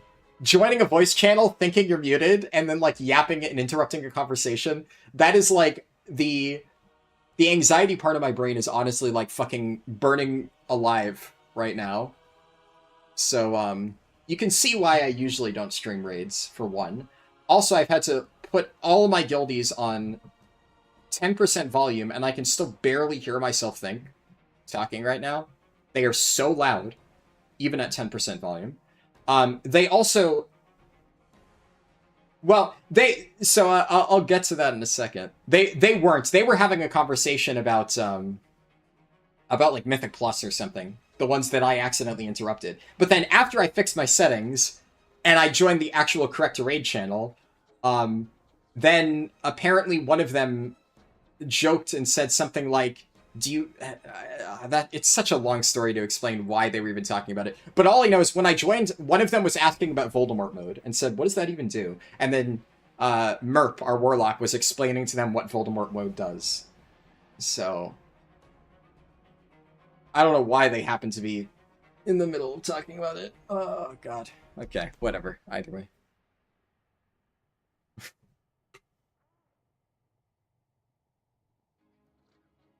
But yeah, so I cannot really... I can't really show my guild's comms in stream. They use very colorful language, and I cannot control what they say. Even some of the, like, presence that they've had in videos, I already got, like, angry comments saying, I don't like the use of XYZ words. Which I will say, to me personally, I do think some people are a little bit overly sensitive, right? Like, there is one person who unfortunately has ripped hard R N-words, which that is a hard line for me, unfortunately. But they're still here. I don't know. So that's one of many reasons. I am not okay with that, and I have expressed as much. But there are definitely people who use, like, very light, like, messing with friends language. I mean, you can hear it if you watch the Mythic Plus videos, but some people get, like, I don't know, offended about fucking everything, and I don't really want to mess with that. So, easier said than done. So, no comms.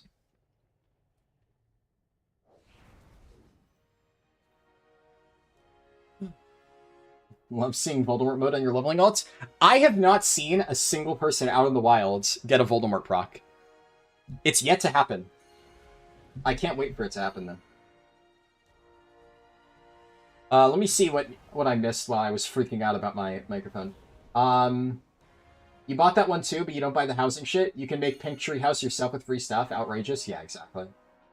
And that's another thing about decor items. If you ran a dungeon or did an achievement for you, let you have unlimited items, not to buy additional ones. See, I agree. I think quality of life for the user, much better, right? I agree. That would be better. I prefer that. But when it was initially that type of system, for collecting, I'm at least like, it's giving you a reason to run old content. So, and that is the problem where, like, I still, every time it was brought up, said, I think that should be the change, right? But that's not something that I'm going to be, like, actively up in arms about, because at the very least you could rationalize that as a design decision of, like, they want you to engage with older content more. The problem is that type of system completely goes out the window when it's a paid thing. At that point, it's literally like, oh no, they want to either waste your time or waste your money, right? And the problem is them doing it for money then makes it abundantly clear that the farming thing is entirely to waste your time. You could like kind of devil's advocate it for them if there wasn't like the cash shop thing on top of that. But since the cash shop thing exists, you know automatically, oh no, there is no like design intent behind this decision. It is 100% a, we just want to waste as much of your time as possible to fuck over casual players. Which, like, again, it is an insane thing for them to be doing when it is a feature that is like supposed to drag in new players to the game, which is that's why I said I think housing would be really good, because if that's the goal, if it's meant to be like a new core pillar of the game to like get people interested in, okay, cool, like this might actually have a really promising future, and I can see this being actually something that I might like, despite not thinking I would. But somehow, before the first year is up, they've already gone to like, let's just fucking milk everybody. Okay, I gotta... Obviously, Chimeras is not hard, but I need to make sure that I don't, like, fuck up, so... all the shades got slowed. Let's kill them.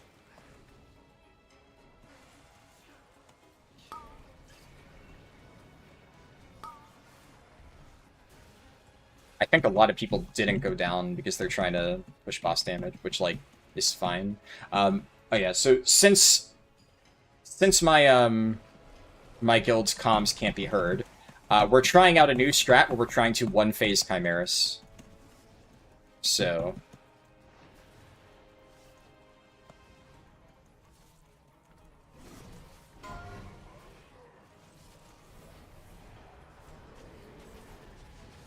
So, presumably nobody's going down.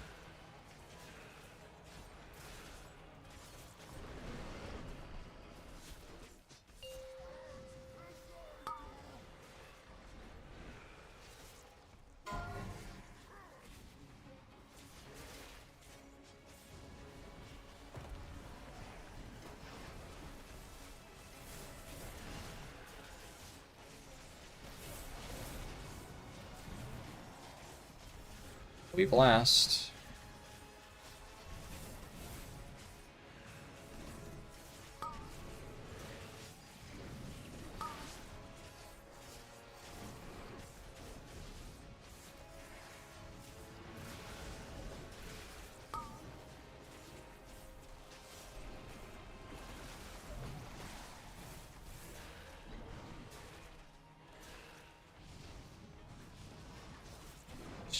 This is doable. This is so fucked. This is so fucking dumb.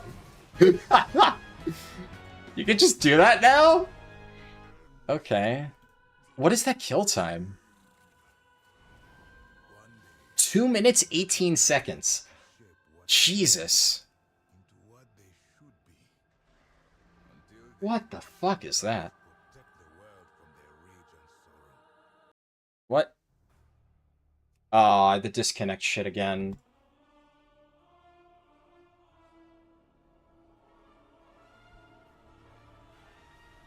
Okay. There was a really nasty disconnect issue last night. It looks like it's not keeping me offline this time, so thankfully.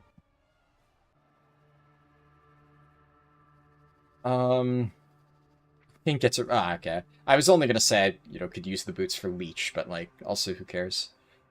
Alright, now we go Lura. Speedrun W? Yeah, I mean, hey, we got Chimeras out of the way very quickly. Honestly, with the old strat, we've sometimes swiped a few. Wait, was that the fastest Chimeras kill?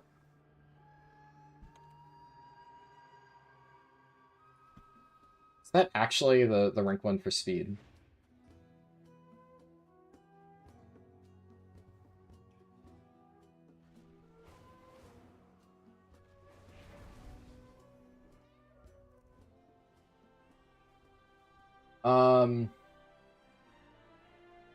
Farming for garrison resources is so unnecessary, yeah.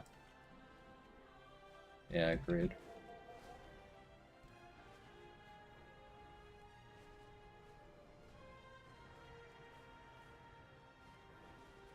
I think I missed some messages. Oh yeah, Triffle said, housing is like pet battling. You're sure a lot of people enjoy it, but it's so far removed from the part of WoW that you usually forget it was even added. Yeah. I mean, and as somebody who also likes pet battling, I don't know, like, I think pet battling is one of those things where it definitely, like, attracted a specific section of the player base, and I think those people were just happy it existed. And I think that's what housing could have been. It could have been something where they just, like, they try to get, like, a new subsection of the player base to join. Because if players who would otherwise not be playing World of Warcraft join because of housing, guess what? You're making subscription money off them. So instead of having to milk them fucking dry, you can just make $15 a month off them. But instead, they decided, let's not do that? It's just, I don't know. It just... I wonder if they, like, maybe didn't get as much... I feel like there is a chance, right, that the reason they did this is maybe they saw housing wasn't getting, like, as much engagement as they expected. Like, maybe they thought it was going to be some, like, colossal thing that everybody was doing. And I was kind of under the impression that it was at least more popular than I expected it would be. Maybe that's just because I expected to be in the group of people who just didn't give a shit about it at all, and then I ended up liking it. So I was approaching it from perspective of, like, I should not be in the target demographic, and I enjoyed it. So surely it must be doing well. That being said, I am also kind of the only person... Yeah, honestly, the only person I, like, at least do any sort of endgame content with that interacts with housing at all. I cannot think of a single other person I know who's actually, like, meaningfully engaged with their house past week 1. And even I've obviously been too busy with, like, raiding and stuff to fix up my house at all. So I guess there is a reasonable chance that it, like, massively underperformed, and they just decided to immediately pull the ripcord and just start milking the fuck out of it. That's the only way I could see it even being somewhat justifiable. And even then, I still think it is a very poor long-term decision, but who fucking knows with Blizzard. You're so annoyed they didn't make decor just one-time collection items? Yeah. It's the only reason you don't interact with it? Yeah, in hindsight, I don't know. I feel like they were kind of just hoping that it would end up being more popular than needed. The problem with doing these sort of playtime sucking systems that Blizzard has continually failed to realize over the years is they try to approach it as like oh, if we design it this way, then people who interact with it have to spend way more time doing it. But if they make it so egregious that people don't interact with the system at all, then they've actually lost playtime by doing it this way. Because now they're getting zero playtime by trying to be greedy and get all the playtime.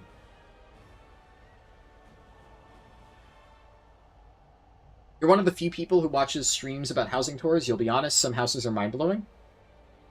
Yep. I think I may have seen the exact house you're talking about.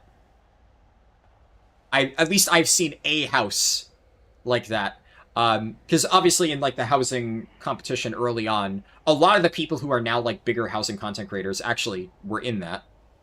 So I saw a lot of their really crazy designs. And yeah, it is really cool. Absolutely wild what some people can do. Your most impactful interaction was a dream you had about your Blood Elf house looking way less cool than your bestie, your neighbor. You never had more thoughts about housing than when you were unconscious. Yeah, not a high praise of the system, for sure. Is there any tank I really don't like to play? One I would dread if the guild needed it. Vengeance Demon Hunter. For sure. I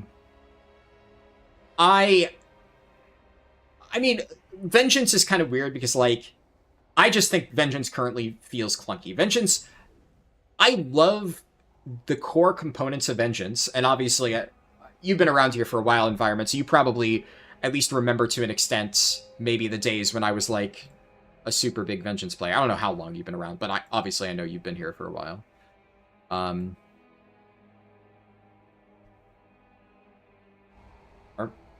we supposed to have a 60-second pull timer?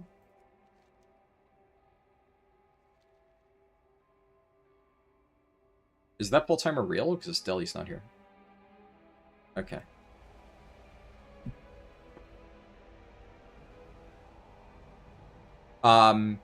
Yeah, so Vengeance in general, I love part of Vengeance, but the current kit of Vengeance, I haven't really liked it for a while.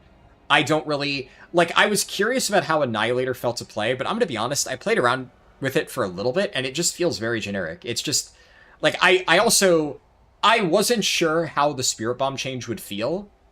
I was at least willing to give it a shot.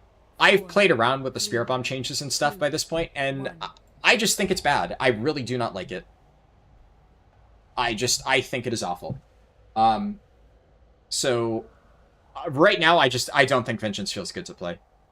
It's especially Vengeance to me is just the constant big one of like I used to love Vengeance Demon Hunter, so I think whenever there's something that you used to really like, and now it's been completely gutted, like you're gonna be bitter because it's like look what they did to my boy, right? But I don't know. Like I would be if I was forced to play Vengeance, I'd probably suck it up and deal with it, right? It would be whatever. I wouldn't despise it. Um, and who knows? Like, honestly, I didn't really think I was going to love having to play Blood DK. I remember actually actively saying at the start of this tier that I didn't think Blood DK looked that interesting, and I was kind of hoping that we wouldn't end up in a position where I was forced to play it. Honestly, right now, Blood DK is probably my favorite tank. I don't necessarily think Blood is, like, extremely fun to play. I think all tanks right now feel significantly less fun than anything in the War Within, and definitely in, like, previous expansions. Tank design right now is just extremely uninspired, and they need to figure their shit out. The one exception is, like, kind of Guardian Druid. I like Guardian more than I used to in the past, but I still think Guardian suffers from a lot of balancing issues right now, so it's in a weird spot at the moment. But personally, I think Blood has been a surprise for me. I really enjoy Deathbringer. It also helps that the new playstyle for Deathbringer, partially because of a bug, where you get swift ends, or whatever. Which talent is swift ends? It is this one, yeah? I thought it was called Swift End. I guess they changed the name. But, 30-second Reaper's Mark actually feels kind of fun to play around with. I did not expect to like that build as much as I do, but like at this point, I'll be completely honest. At some stage later in the tier, I am going to have to swap to Sand Lane just because I enjoy going for parses. And once all of my gear is perfect, I will do that. Here's the thing though, I am like so beaten down with borrowed power and shit. And it's like, why would I want to take all the time to like set up my shit for Sand Lane right now when like I still need to run Sporefall and get Sporefall gear, and then there's the fucking Omnium Folio, whatever the fuck that shit is. So right now, like, I'm able to do good damage as Deathbringer. I'm consistently getting, like, purple or higher with it. And Deathbringer is super comfy, super tanky, so, like, I'm vibing, Every reclear, I walk in, Deathbringer Blood, I do solid damage, I don't die, it's a vibe, right? And I enjoy it. But, honestly, all other tanks right now feel relatively uninspired. I don't dislike Sand Lane, I should note. It's just Sand Lane is a lot more like of a hectic playstyle, and if I'm gonna play that, like, I'm gonna be playing it because I'm trying to, like, heavily optimize it for parses. Deathbringer, well, I mean, I have better muscle memory on Deathbringer, period, but also it's just way more chill. Oh, exec. It's fatality. What is...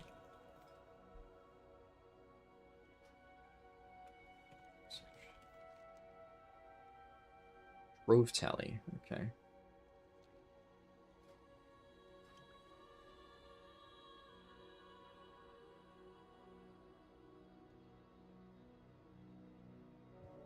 What are they saying?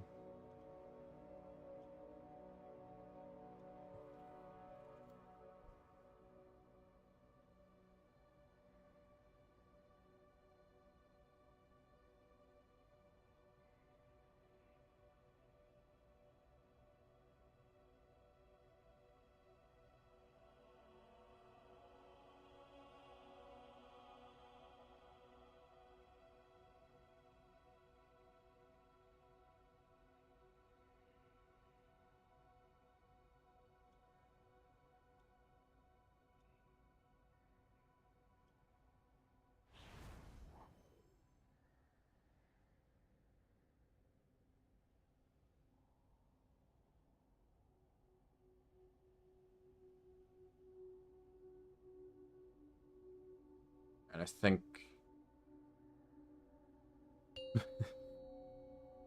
Apparently everybody's struggling to set up their stuff. Oh, Lura tanks. Sure, I'll have to see how intrusive this stuff is. I mean, I have this fight memorized already, so, like, if any of these notifications are, like, fucking with my attention, then I will, I'll probably just disable it, because, like, I have all muscle memory down at this point. But yeah, so, what was I saying? For the rest of your question, the environment, like, if I had to play Vengeance, even though I say right now, like, I wouldn't enjoy it, honestly, most tanks I wouldn't enjoy at the moment. The only tanks I am enjoying right now are Bear and Blood. Other than that, they're just not fun to play. So, I'd probably begrudgingly play Vengeance. But, like, the other thing is, like, historically speaking, I've really enjoyed Prot Warrior. Right now, Prot Warrior is so fucking boring, man. I cannot stand current Prot Warrior. It's so exhausting because, like, it is literally just Thunderclap, Shield Slam, Thunderclap, Shield Slam, Thunderclap, Shield Slam. Like, that's it. Execute is not even worth pressing. Like, fuck me, man. Like, that's just exhausting to play. Because you're just mashing two buttons. I think, I will admit, I have not played around with Prot Paladin that much. I've heard Prot Paladin has some problems, but at the very least, Templar Prot still seems interesting to me. It's similar enough to what it was like in War Within that I think I would probably enjoy Templar Prot if I had to play it. It's not good, so I haven't really been playing it at all. But if, for some reason, they massively buffed Prot Paladin, I probably wouldn't mind it. But there are weird things like Hammer of Wrath no longer being a thing and, like, replacing Judgment is, like, such a stupid fucking change that, like, that's just simplification for the sake of it. That's just making the game worse. So that I dislike. And then, yeah, I see. I'm sure he dreads playing Brew because of how much soul they yoinked and stomped out of it. Let's get another Brew rant going. I mean, like, obviously, yeah, I've talked a lot about Brew. The thing is, like, because the environment's question was, is there any tank that you don't like to play, like you would dread if the guild needed it? I have had to play Brew consistently throughout this tier already. And, like, that's probably, like, similar to the Vengeance Demon Hunter thing, where I do not enjoy Brew. I have a lot of problems with Brew. And it's very similar to where I used to love Brewmaster, and the current iteration of Brewmaster is just straight dog shit. And they need to really, really, really rethink what they're doing with that spec.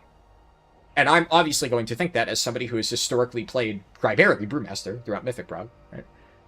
So, there's that. Oh shit, speaking of which, I need to... Where is Vantus? I'm just gonna buy a Vantus.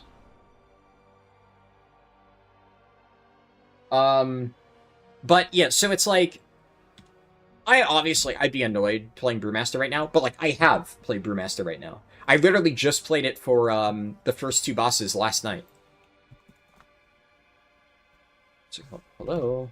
My enter key is not registering a lot of times, which is starting to annoy me. At first, you know, one time I think, oh, maybe it's a mistake, but now there have been, like, multiple times today where I swear I hit enter and it doesn't register. So, some issue with my keyboard then. Lovely. It's a new keyboard, too.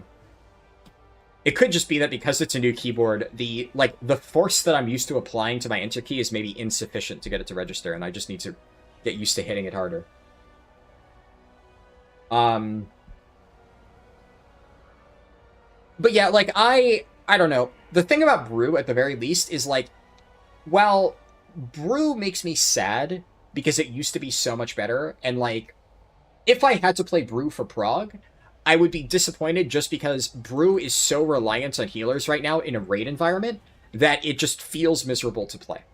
But here's the nice thing, though. If Brew is ever going to be good again in raid, it needs to be fixed. That's the one saving grace with Brew's kit. Brew's kit for raid right now is so abysmally dogshit that there is no chance that it's ever brought to any remotely challenging fight until they fundamentally rework it. Like, think of a fight like Bellerin. Bellerin requires so much tank movement that both guilds, Echo Liquid, tried to run Brewmaster and couldn't because it cannot stay alive. Think about that. A tank not being able to stay alive in the Race to World First race was the deciding factor between whether or not it gets brought. Now, in the end, there were obviously more issues. They had to optimize damage in Bellerin, and they probably would have not run Brew in the end anyway. But very early on in Prague, they all immediately abandoned the idea of making Brew work because it just dies. Because its kit does not fucking work for any challenging raid content. So, Brewmaster in stuff that can't really kill you, it's just whatever. It's just like a baby's first tank playstyle of just press the buttons that light up and you do some damage and stagger just keeps you alive. But then the moment things even get remotely hard, Brew just literally doesn't function. And that is the problem that I have with it, among other things. The nice thing is, that means that I'll never be forced to play it unless we're in a situation where they fix Brew, because why would you ever be forced to play Brew if it's still this abysmal dogshit? But if they fix its defensives, I wouldn't necessarily mind playing a tank that is, extremely boring, as long as it can do its job, because that's Prot Warrior right now. Prot Warrior right now is literally 2 buttons. Thunderclap, Shield Slam, Thunderclap, Shield Slam, Thunderclap, Shield Slam. The thing is, Prot Warrior is incredibly tanky, right? So I don't mind it, because I also just can't die. 4, 3, 2, 1. Interrupts. Alright, locking the fuck in. I know that there's some messages I didn't get a chance to read, but I will read them after. Oh man, my UI is fucked with these changes. Why is my note up there? Glaves. Taunt. Memory game.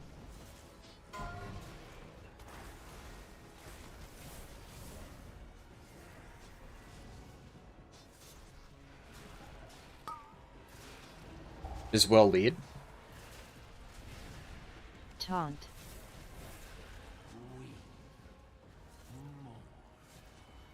Okay.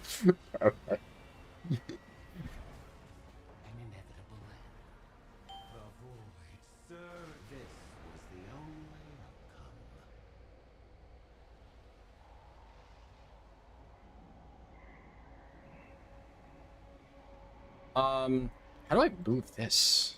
What add-on is this? Is this... That's MRT note, right?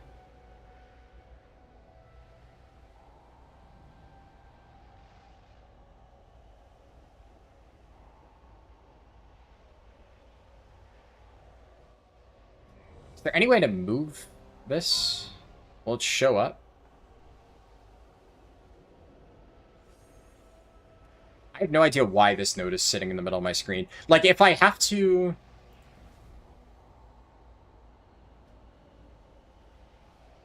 Wow.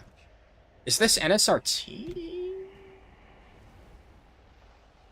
Note display.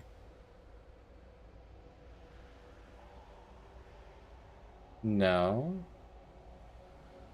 So that's not NSRT. Oh, it is. It's personal reminder. Okay. Alright. Okay. Well.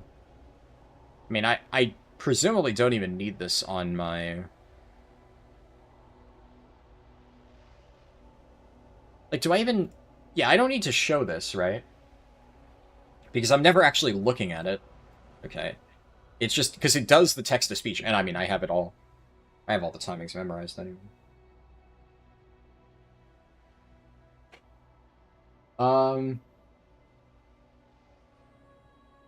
I've talked about parses a lot lately. What are those? I've talked about parses for a long, long time.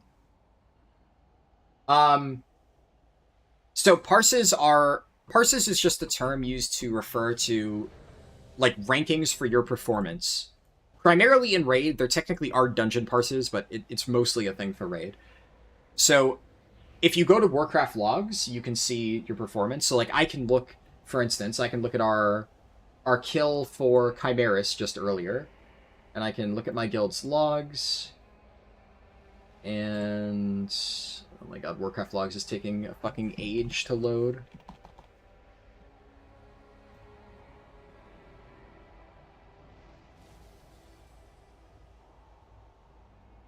We don't have logs for Chimeras? Okay. Nobody logged Chimeras, apparently, so... Maybe somebody private logged, or, like, personal logged it. And I can find it on my character page. Rosliana Zul'jin. This character no longer exists. Thank you, game. I don't... Like, it's so annoying. I can't get Warcraft logs to correctly display my Death Knight. It's like, it's such a massive pain in the ass. I can check on, at the very least, our... Yeah, I love this. Yeah, my Death Knight's Warcraft logs page has been completely broken for, like... Honestly, the entire tier. It's a massive pain.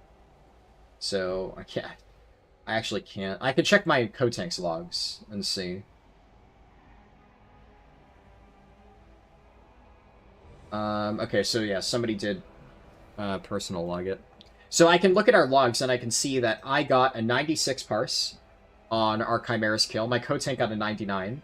And that just means that I did better than 96% of blood DKs. It's like a rough way to look at it. And then I can look at rankings and I can see that my actual ranking was 474 out of 11,000. My Kotank got rank 94 out of 11,000. And then there's other metrics like your kill speed and stuff. We actually got a rank 1 parse as a guild for speed. We have, at least according to this, we have the fastest recorded Mythic Chimera skill, which is, I mean, that's pretty cool. I don't know if that's true. It's also, I would imagine if anybody has something faster, it's probably like Liquid doesn't log. Or at least all their stuff is private, right? So maybe, I'm sure that they might have gotten a faster kill, and then it's just private logs. Taunt. So that way, Warcraft logs can't, like, compare it. Memory game. Oh, of course, right at the start of the poll, I feel like I need to sneeze really bad.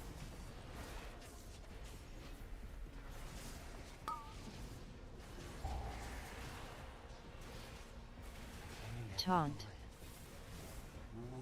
Oh, why? Okay, I don't like that. It's calling my Kotank's taunts. I guess the thing can't distinguish between us. I'll probably turn that off then. Like, I know when I need to taunt, then it's just distracting. Interrupts.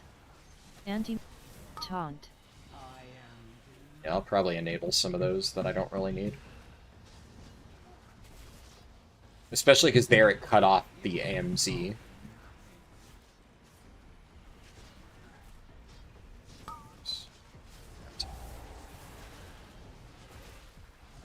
Claims.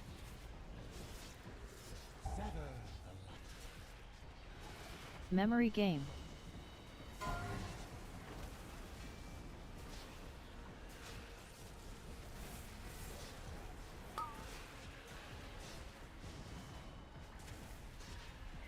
Taunt.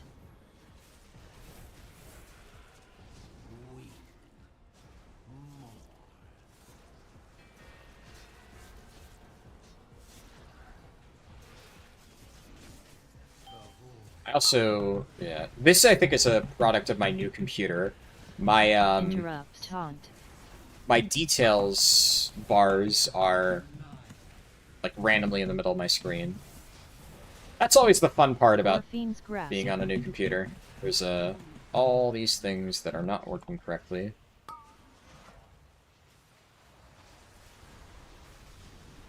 Taunt. Glaives.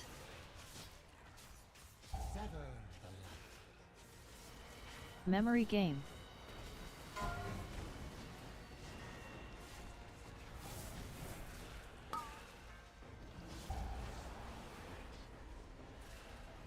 Taunt.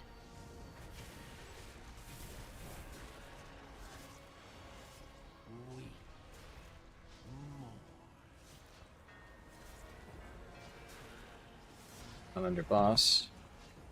You waste your time. I am the darkest of tides. Darkness. This is a certainty you must embrace. Slice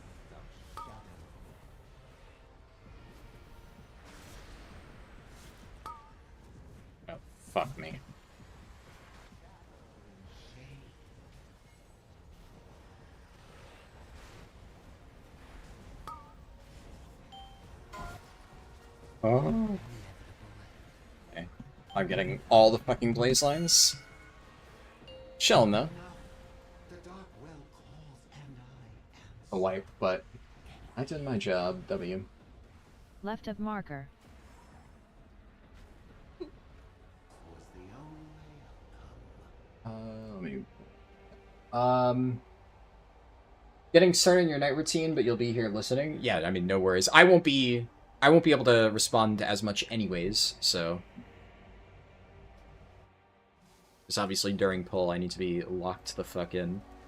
So that records your performance as in taunts... Well, so... Some things obviously can't be analyzed, like taunts done correctly, there's no metric for that. You can look in logs. It does record... It records all the data, right? So if I look back at, like, when did I taunt, right? If, let's say one of us dies, I can check the logs and see when the taunt happened to see, like, was the taunt done at the correct time. But all of the rankings and stuff is entirely for damage done and healing done. Which is why a lot of times you'll hear people say that parses are meaningless, because it can't measure your ability to, like, do mechanics, right? Like, that's not something you can put a number ranking on. So, whenever somebody's talking about, like, parses, it's entirely how much damage did I do, how much healing did I do, etc. And sometimes, if you ignore mechanics, you do more damage, right? So, there are some times when getting a rank 1 parse doesn't necessarily mean you did a good job, because you had to ignore a mechanic to make that happen.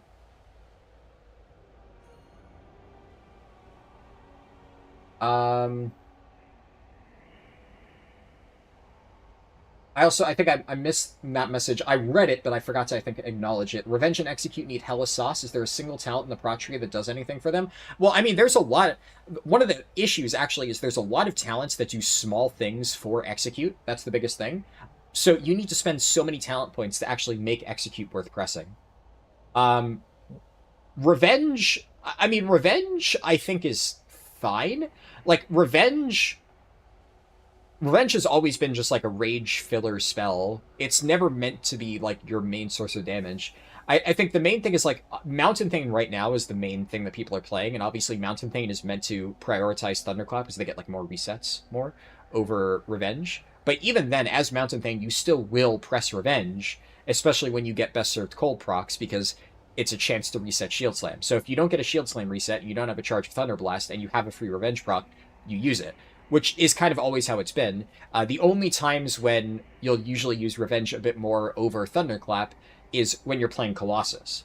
And if Colossus was tuned properly right now, then they would probably be using Revenge a hell of a lot more. So I don't think Revenge tuning is necessarily in a bad spot. It's just, like, that's kind of how it's always been. Especially if, like, a Thunderclap focus build is the meta, which it is right now. Execute definitely is a bigger problem. But honestly, one of the biggest issues with Execute is that you need so many talent points to enable it. One thing is just Execute does not hit hard enough. The numbers tuning on it is bad, so that needs to be fixed. But also, you need to invest so heavily just to make Execute, like, still barely not even, like, worth pressing. So, they'll, at some point, they've already buffed Execute by a lot, by the way, and it's still not worth pressing. A lot of that just comes down to, like, how much damage Thunder Blast and Shield Slam do. So there's just no real reason to dump any rage into Execute and to spend that GCD. It's a weird situation. Prot Warrior, I don't know. There's a reason why I don't really love Mountain Thane most of the time, because historically speaking, by the way, this is not even, like, a new thing. There have been many times in the past where Prot Warrior falls into this loop. So I don't know. I don't necessarily think that this is like a, oh my god, Blizzard really fucked up the design on Prot Warrior, because most of Prot Warrior's kit I still think is fine. And this exact playstyle of Prot Warrior has existed. Like, honestly, this feels a lot like BFA Prot Warrior. And a lot of people really like BFA Prot Warrior, just like a lot of people really enjoy this current playstyle of Brewmaster, because there's a lot of really fucking stupid people out there who don't want to think when they're playing harder content. So if they have a tank that can just press one fucking button and do, like, all of its performance, then they enjoy that. So I think there's a lot of people who enjoy the fact that Prot Warrior right now is just Thunderclap Shield Slam, Thunderclap Shield Slam. And a lot of the times when Prot Warrior has been really good, which right now, frankly, it is pretty good, it has been those types of playstyles. Honestly, the only time in recent history that I can remember where a non-Thunderclap focused version of Warrior was really good is Undermine. Colossus, Prot Warrior, and Undermine was very fucking strong, and it was not really that similar playstyle. And I have played iterations of Warrior that still felt good to play, and maybe, like, the better playstyle at the moment was, like, a more execute-focused build, but a lot of times when that was the case, when those builds were on top,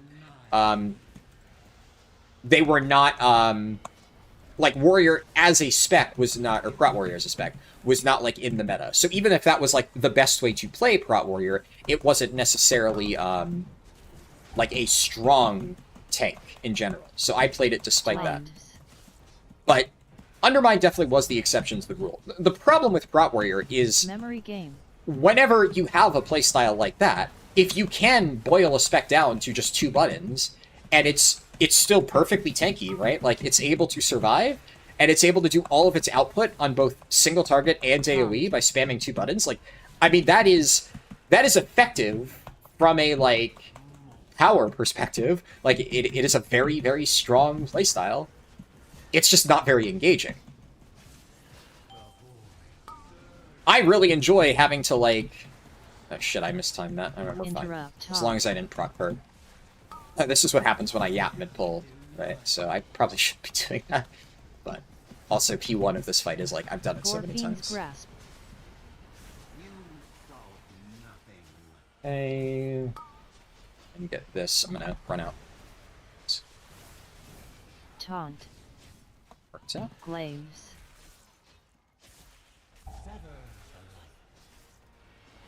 Memory game. I'll finish yapping after this. I do need to, especially going into intermission. Lock in a little. Taunt.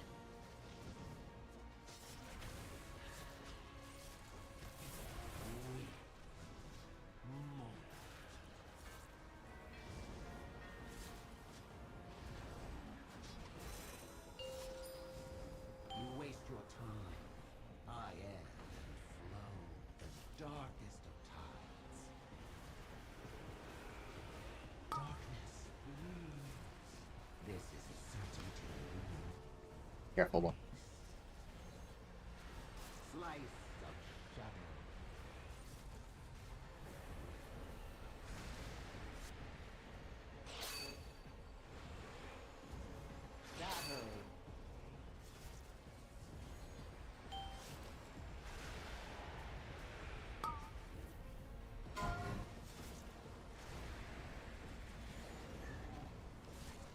Two people are dead? What the fuck?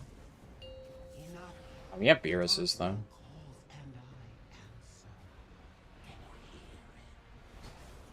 Left of marker. Soak star. 3, 2, 1.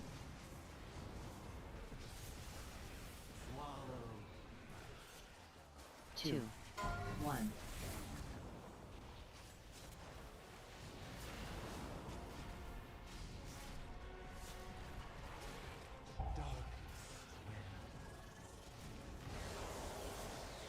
On marker. Anti-magic zone. Soak star. 3, taunt 2, 1. Shadows hate you. 2, 1.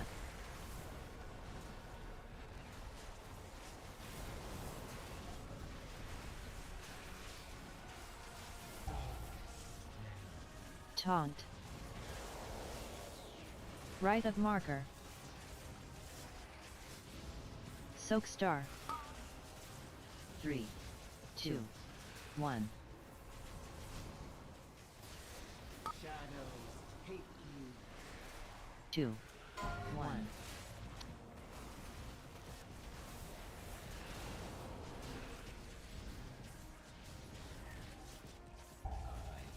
1. I gotta say, I really like this fight. You cannot end the ending. Midnight fall. It was a pain in the ass to prog, but it's actually a very fun boss to do on farm. Ah, what?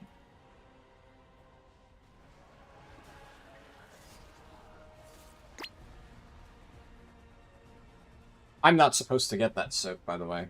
So that was a backup soak, and somehow we still missed. Unlucky. That would mess with you since you obsess over getting 100%. I mean, it messes with me too, right? I definitely, like, when I first got into raiding, I was obviously very, like, fixated on getting really good parses and whatnot. But over time, you kind of learn that getting parses isn't the end-all, be-all. And especially, like, once you've gotten... Like, I've gotten enough 100 parses to, like, satisfy my ego, right?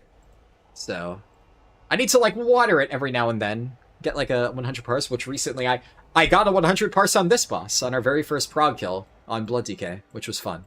So, I have, like, satisfied my craving for parses pretty much for the rest of the tier with that one. And now I just focus on, knowing that I'm playing as best as I possibly can. What add-on shows the symbols order? Northern Sky Raid Tools. All of like the symbol things that we're using, that's Northern Sky Raid Tools. Definitely, if you're progging this boss, you should be setting that up. I mean, well, your guild should be setting that up and telling you which settings to use.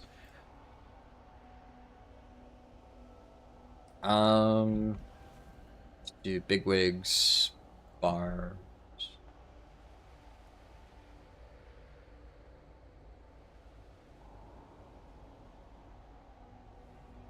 There we go. Oh, shit.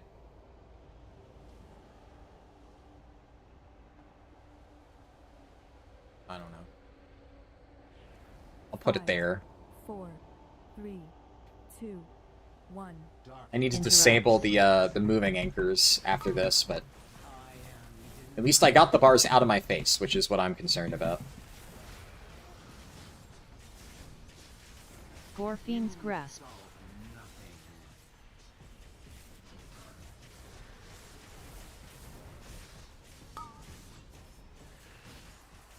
Glaives. Taunt. Memory Actually, game. I'm curious. So for people watching who, I'm willing to bet. I mean, at least I know a few people watching this have not done Lura. Do like the timers, the push to talk or the voice activation thing. Does that make it like easier to follow what's going on? Because like honestly, I don't really mind having it like blare in my ear, taunt, etc. Like I have ADD, so like I kind of like naturally block out sounds like that. It doesn't really disrupt me unless it's like a piercing sound. That's kind of why there are some notifications that are like literal air horns that I have to turn off because otherwise it actually distracts me. But if it's like a, you know, a text-to-speech voice like that, that's just kind of like in the background, I don't mind having it on. So if it actually makes it easier to follow what's happening in the fight and makes it, you know, more enjoyable to watch, let me know and I'll keep it on. Because I don't really have any strong preference one way or another. Obviously, like, if I was progging this boss, I'd probably want to keep my stuff clear. But right now, I'm not even listening to any of, like, the notifications. I'm just going based purely off muscle memory at this point. Taunt.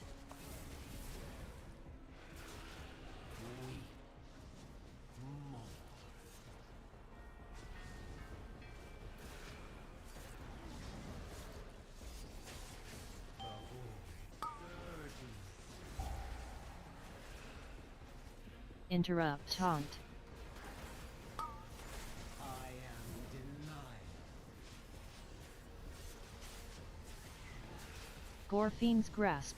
You solve nothing. Let's get far grip, far grip. I'm gonna walk in, mess grip myself. Oh! Okay. Taunt. That is a terrorist blade. Glaives. Honestly, I don't know how that didn't... Memory It wouldn't have game. killed me, but I figured that was gonna proc purg. But I guess I barely skimmed it. Killed these, though. Taunt.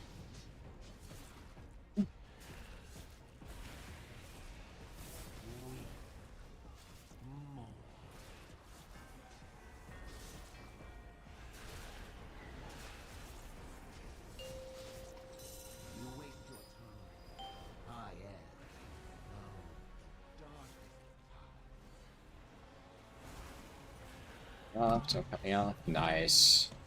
This is a certainty you must embrace. This is...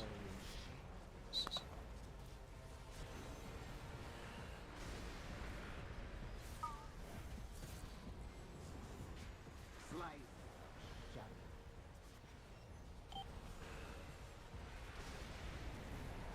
An inevitable end. This was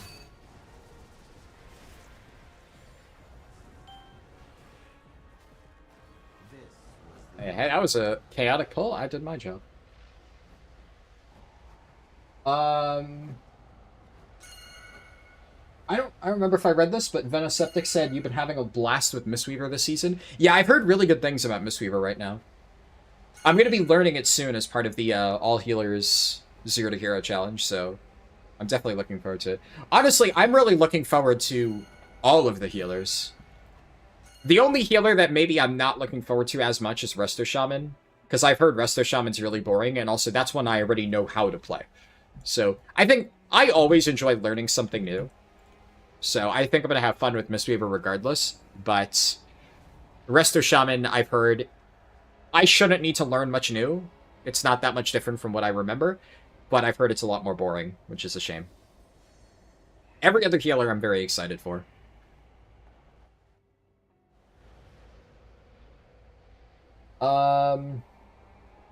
You're thinking this tier is the end of your 3 expansion healer arc and the return of your tanking arc. I'm gonna be honest, you picked the worst possible tier to return to tanking. Or, well, the worst possible expansion.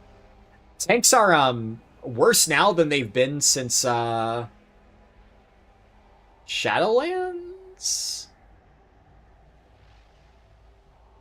Honestly, I think Sepulchre tank design was better than this. This is probably the worst iteration of tanking, period, since Sanctum of Domination. Tanking in SOD was not very fun. Other than that, yeah. It's probably still better than SOD, for sure. Like, SOD Shadowlands, not SOD Classic. Honestly, SOD Classic tank design is better than this. Tank design is not in a good spot right now, unfortunately. Like, I still enjoy the role, don't get me wrong. Like, I'm not going to quit tanking. But there is a very big reason why, right now, I am, like, trying to learn other stuff. And I'm not, like, 4, 3, doing super-duper tank progression, or in M+, or whatever, and, like, trying to push. I think that, right now, tanking just isn't very fun. Gorfine's Grasp.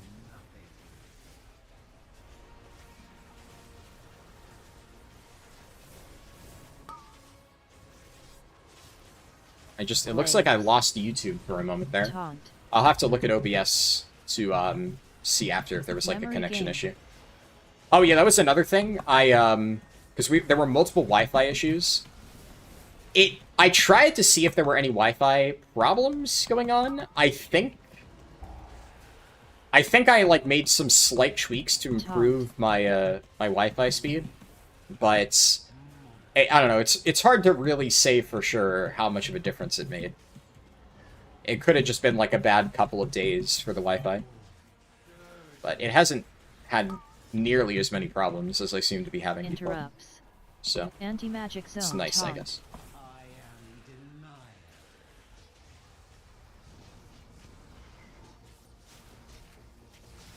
You solve nothing.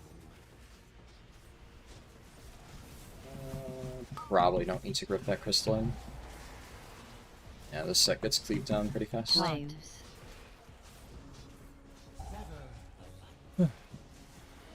Memory game.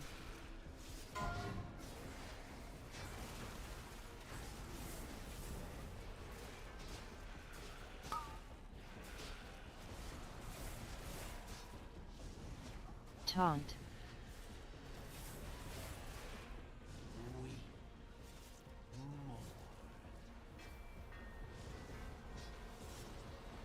That is crazy.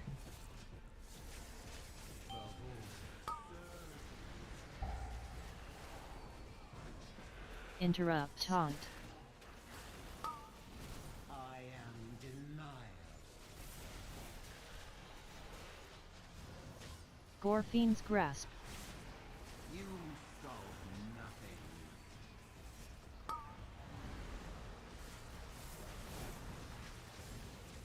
Taunt. Glaives. Sever the light. Memory Game.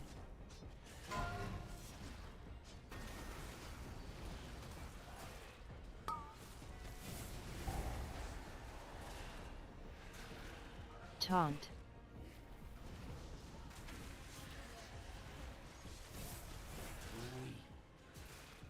More.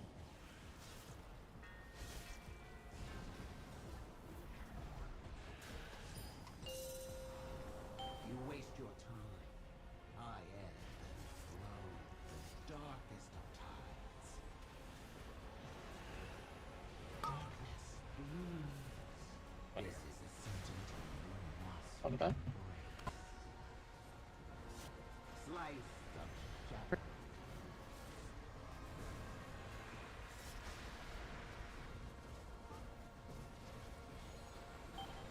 Slice of shadow.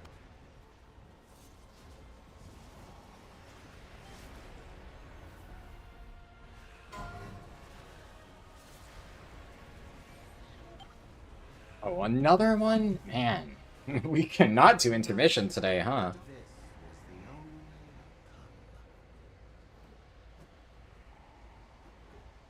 only You keep telling yourself you hate it, but you secretly enjoy Blood Decay. Yeah, I mean, I was kind of the same way for a while, honestly. That being said, though, Blood went through a dark valley, I think. It's probably the best way to describe it. There has been a while where I was not a big fan of Blood Decay design. War Within was a big turning point. I think both Deathbringer and Sand Lane massively improved how Blood Decay felt to play. Because, like, so I tanked Farok as Blood Decay. So I had to, like, really, like, figure out Blood in Dragonflight. I'm gonna be honest, I did not like it. I did it. I killed the boss. It was miserable. I really did not enjoy Dragonflight Blood. Because, like, Dragonflight Blood was just all about shattering bone. You just stood in your Death and Decay, and the bones exploded and did damage. And, like, it was just miserably boring, uninteractive gameplay, and I hated it. Outside, obviously, Sepulchre Blood Decay was kind of an exception, where Sepulchre Blood Decay felt really good because of the 4-set bonus. Which I would say Sepulchre Blood Decay is kind of what, in some ways, both Sand Lane and Deathbringer kind of feel like that now. More so Sand Lane, for sure. But definitely, that was what inspired, I think, some of their current designs. Sepulchre Blood was, like, a rare exception to where that felt really good to play. But otherwise, Blood felt really bad, in my opinion, for a very long time. I really did not enjoy Blood. But Deathbringer feels pretty interactive. I really like Reaper's Mark. And obviously the scythes just look really cool. And Sand Lane gives it that, like, dancing rune weapon burst window. Now, that being said, I think War Within Blood felt really good. I really liked it, especially with, like, the tons of dancing rune weapon CDR. Felt amazing to play around with. I still, for the most part... where is it? Bars... 4, 3, 2, I'm moving it. 1. Interrupts. By and large, I still enjoy Blood. Like I said before, it's currently my favorite tank. But, like, I think me enjoying Blood Decay right now is mostly because it feels close enough to War Within Blood, which I really liked. And I just think that all other tanks at the moment feel like fucking ass to... Well, except Bear. All other tanks except Bear feel like ass to play. And Bear just frustrates me because, like, the meta build changes, like, every other month. So, I still enjoy it. Memory Game. But, I don't know, like, I at the very least, so my guild is going to be doing, like, split runs on farm for, like, sales and whatnot. They did that in MFO. And also that, like, just helps people get all set up for the next year. So, Taunt.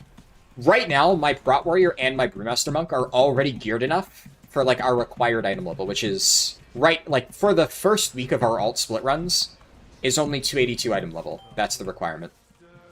My Prot Warrior and my Brewmaster are already geared enough for that.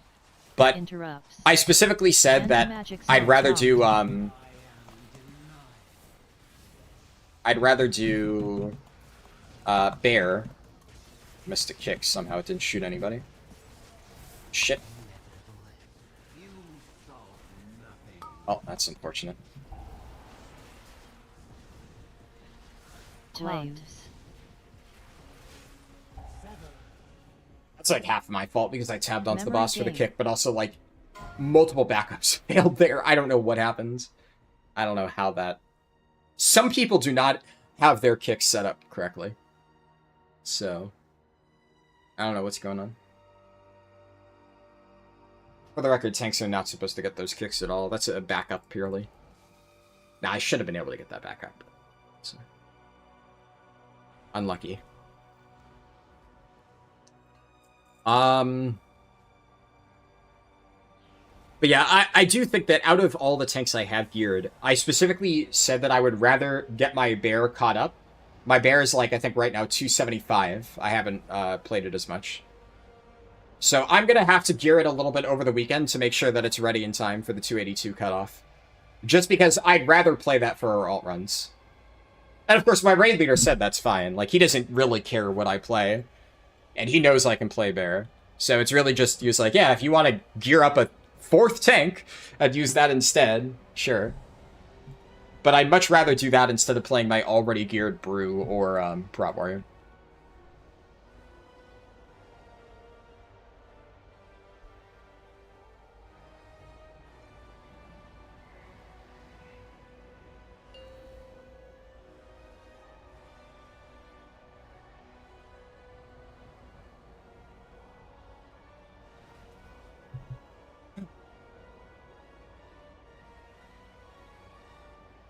Five, 4, 3, 2, 1.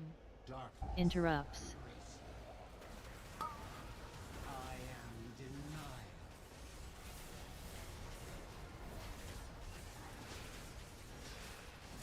Gorfien's grasp. Nothing.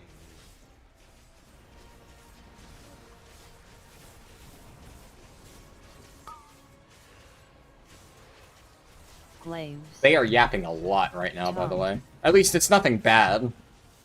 But they are... Memory game. They are talking a lot, which usually just means that we are going to, probably die because somebody messes up the mechanic.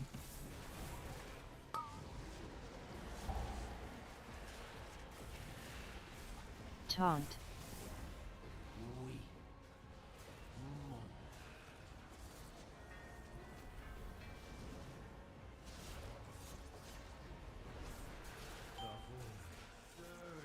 This.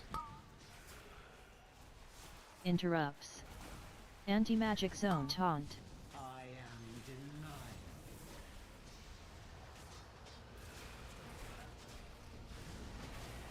You solve nothing. Probably should have saved that scythe set for, the crystals. Not that it really matters. Glaives. Sever the light. Memory game.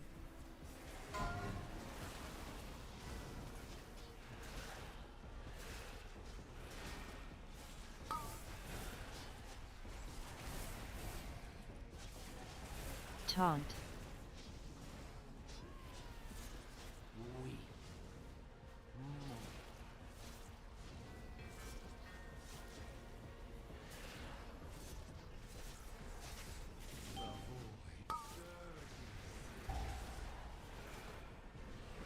Interrupt. Taunt. I am denied. Gorfien's grasp. You solve nothing.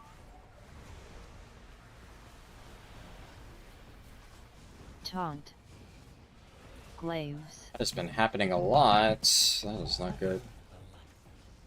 So, by the way, the way that our grips are supposed to work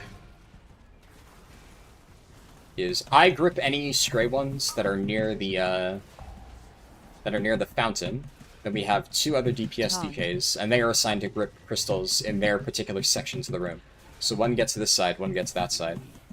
And then after they're all rounded up, then I mass grip them to the center. We had... oh no, Leandros.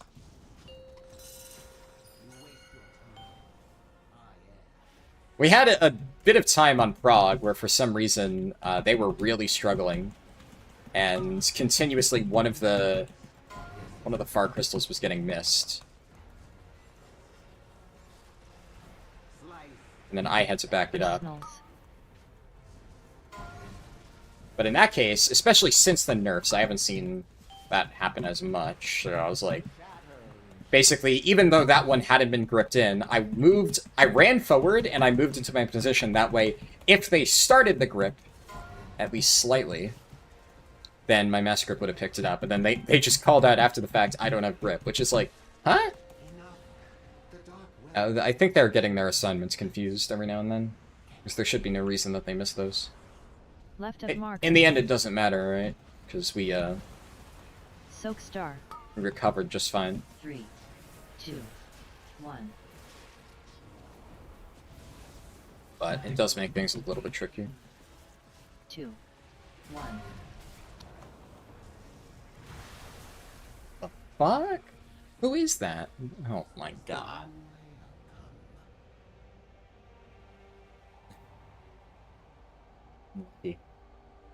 With a healer dead, that was probably a wipe anyway.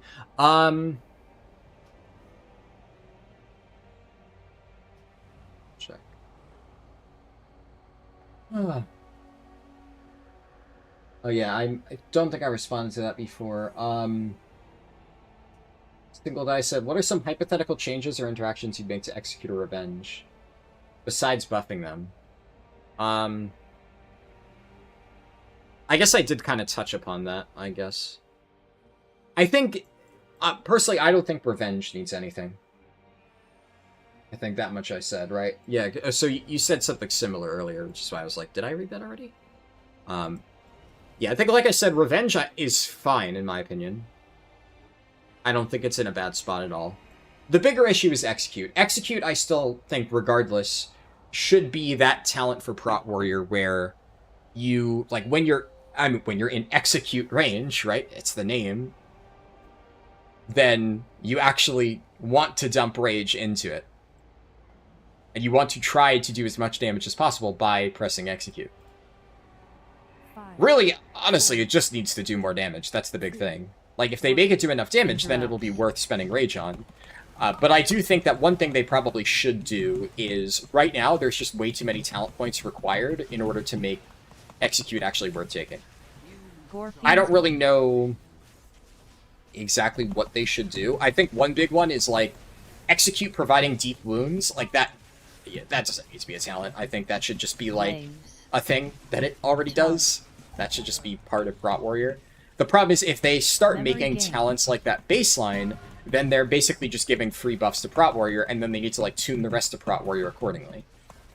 So, they gave Execute some light numbers buffs, and the reality is it wasn't enough. Now, should they keep buffing Execute? I think so, just because it's, like, kind of silly that it's not being pressed at all, but at the same time, Prot Warrior is just kind of objectively in a good spot at the moment. It's not, like, overpowered, like Bear or Monk is. Bear, at least for, I mean, just about everything, and Monk, at least in keys. But it is just pretty good. I don't think anybody out there is arguing that Prot Warrior is not good. So you have to be really careful when making buffs to, especially, like, universal buffs to a spec that's already in a good spot. Especially because then the people would justifiably be like, what the fuck? Why is an already good spec getting changes Flames. when another spec, you know, maybe like Prop Harldan, that is not in a super great spot, Memory is not game. getting as much attention.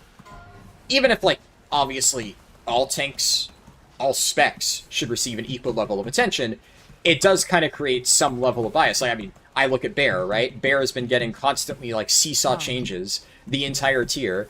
They've spent more time trying to tune Bear this tier than, like, all of the other tanks combined. It's a little bit frustrating. So, while I do think that that needs to be changed, as I did say before, I think that there have been a lot of tiers Interrupt, historically taunt. where that is just how Prot Warrior plays. I don't know if it's necessarily been so egregious to where Execute is not worth pressing.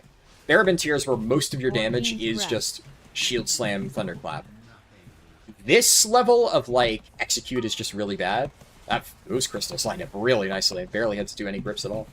Taunt. Um, Glaives.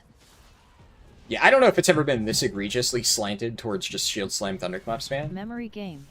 They also gave Shield Slam a lot of buffs, right?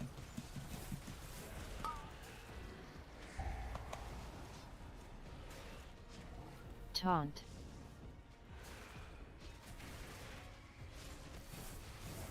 But yeah, I think this is, in my opinion, something that they change for the next patch. You just... Definitely, if Prot Warrior is still like this in Atal Lutek, or whatever 12.1 is, then I'm going to be a little bit annoyed. But as long as they fix it by then, I think it's fine.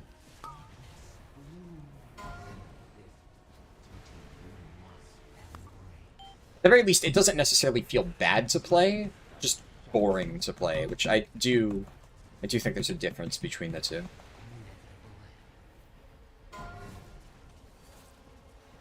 This is awkward.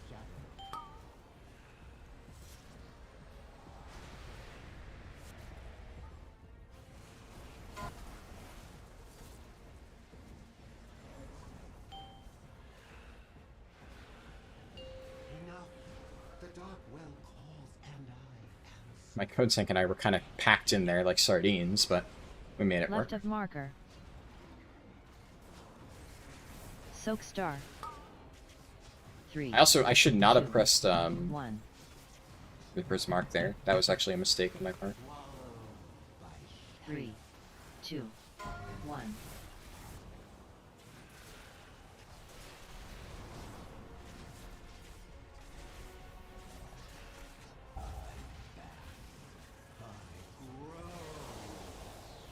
On marker. Anti-magic zone. Soak star. 3, taunt 2, 1.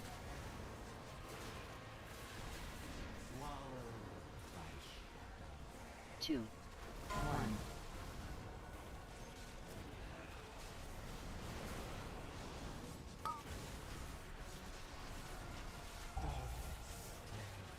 Taunt. Right of marker. Soak star. 3, 2, 1.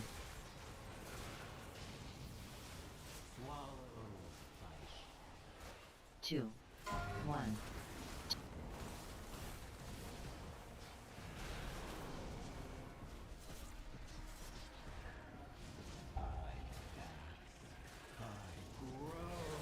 You cannot stop what has begun. You cannot end the The end. end. Midnight Falls.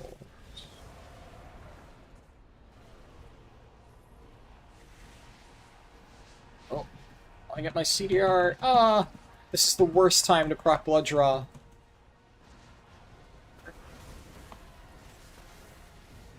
Soaks. The light. Go. The sun falls.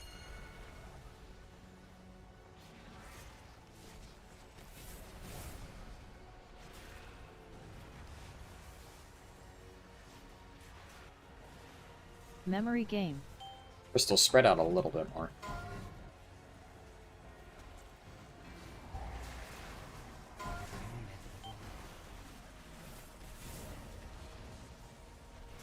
T move to me.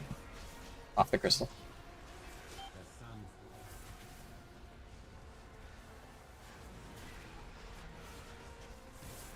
Your words are the absence of reason, of light, of life.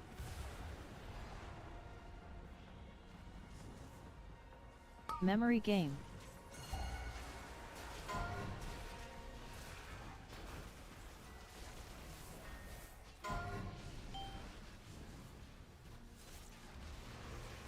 The sun falls.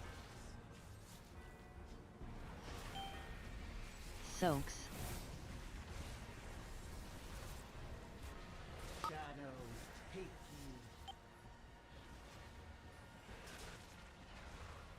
spot here.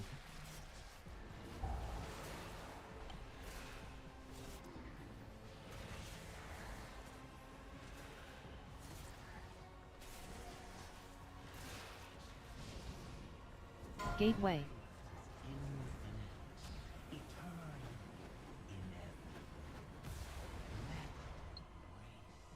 Anti-magic zone. What was really slow to So- take the game? Shadows take you to sun. Watch lines, watch lines.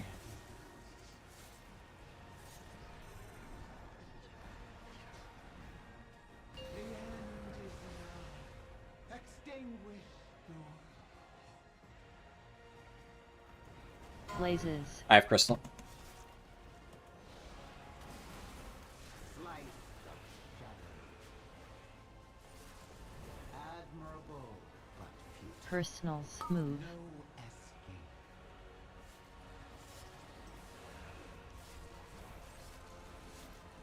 Blazes.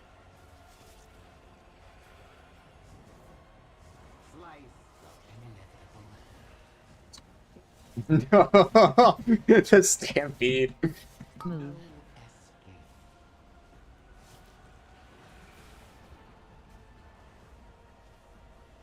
Blazes. Unlucky. An inevitable end. Slice of shadow. Was the only I embrace the dark wall. I don't know, our crystals are all over the place.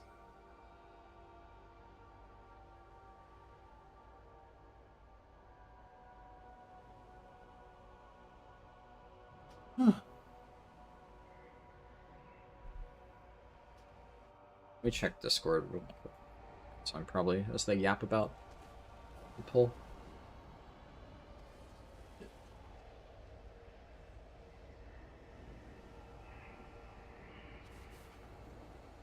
I think, I've done a little bit to improve my damage since our last rekills.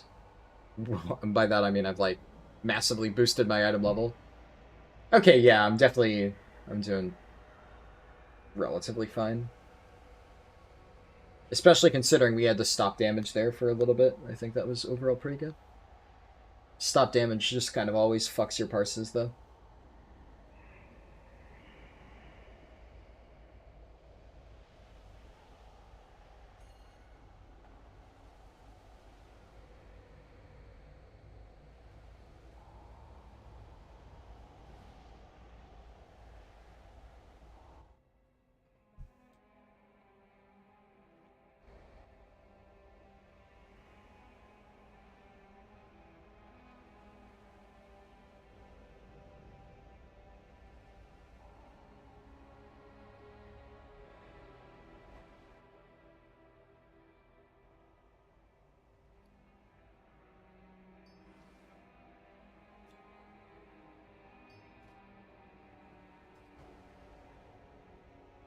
Well, if we have a 5-minute break, I can finally upgrade this.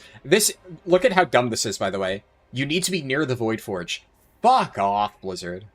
It's just so dumb. Why is that a thing?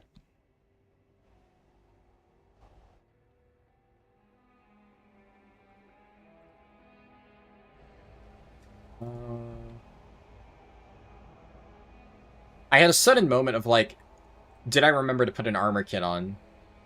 I think all my shit's gemmed and enchanted, but, like, it would be really embarrassing if it wasn't. Okay, good. Yeah, we're chilling. Oh, we're doing VOD review. Oh boy.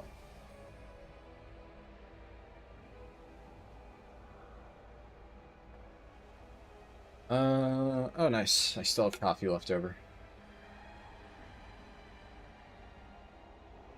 I think I made coffee at the start of the stream. How long have I been streaming?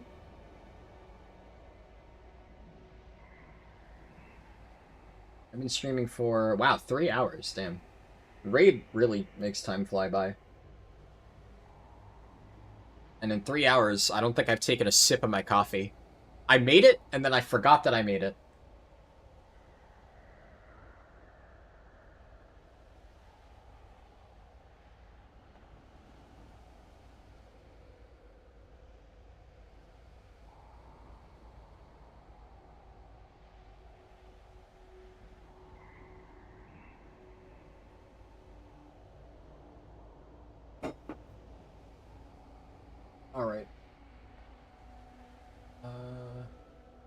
They're sitting here yapping with me.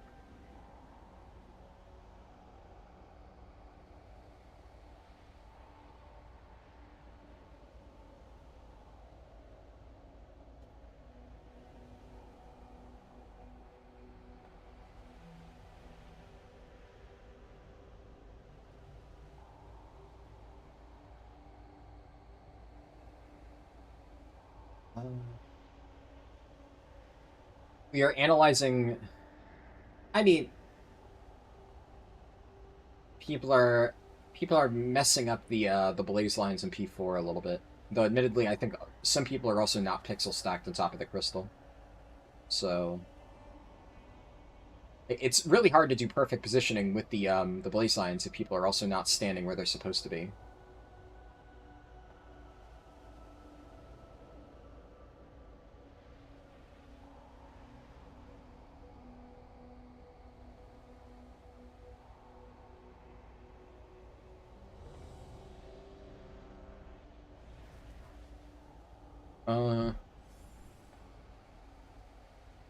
Alright. I gotta back over. There you go. The Darkwell noise is like much louder. I wonder if it's like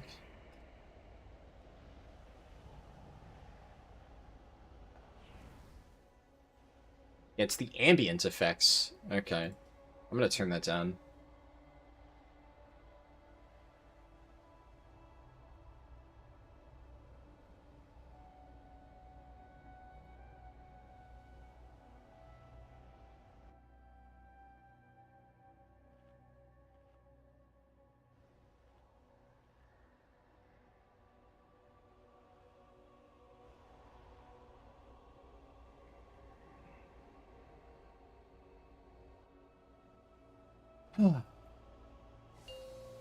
I'm hoping that this doesn't take too much longer. I mean, we already saw P4, right? Like, surely people don't take this long to get back there, but who knows? I've seen crazier. I would like to have time to run the light bloom thing before European reset.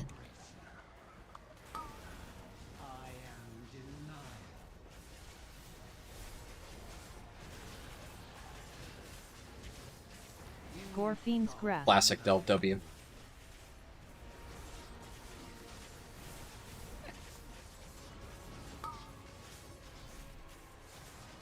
Glaives.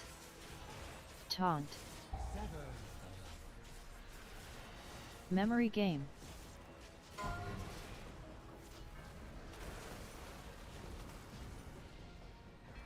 Are you ready for the Mega Delve in 12.1.5? No, 12.1.5. You bet your ass they're putting player power behind that, so get ready.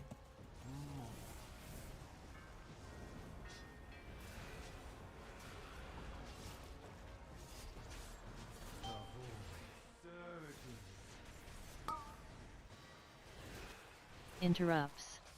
Anti-magic zone taunt.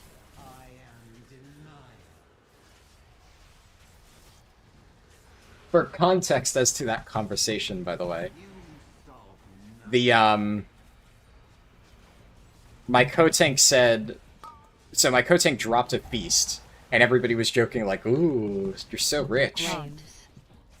And then he said, at the risk of sounding like Larry, which is what my guild calls me because my main character's name is Larice. Not because my first name's Larry, it isn't.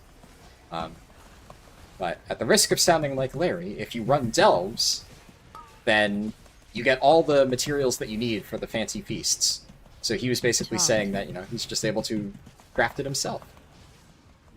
And that's why I said classic Delve W, that everybody chimed in. Fuck delves, I'm never gonna do delves, you can't make me. So, you know. That's how it goes. As you can imagine, I am constantly telling them about how delves are really good for catch-up gearing. So, that's why I have the stigma as the delve guy. Gorfine's Grasp.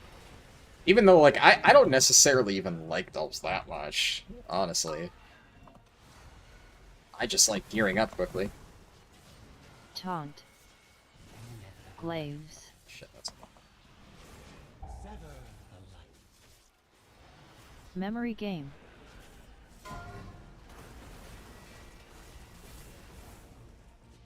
I really don't know how they keep missing their crystals. Taunt. Like, all they need to do is, it doesn't even need to be a perfect grip, it just needs to be generally underneath the boss, and then, like, I can mass grip it. Like, I don't know if they just have their sides wrong? Like, there's no reason why, like, there were not more than 2 crystals there. Definitely they should have been able to get that. Watch out, Adolf.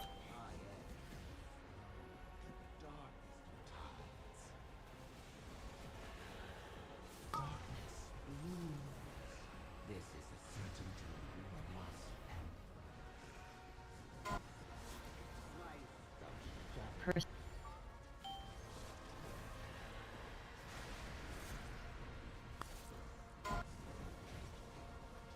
Shatter in shade.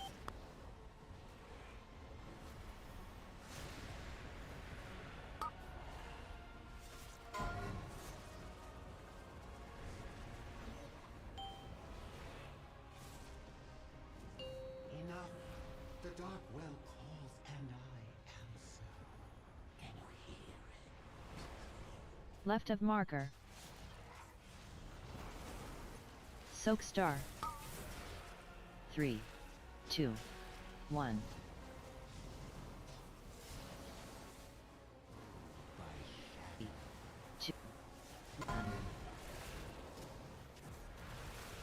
Come on. But futile. This was the only outcome. I even did I fucking saved the pull! DAing the one by the edge. And we still fuck up the crystal, man. Come on.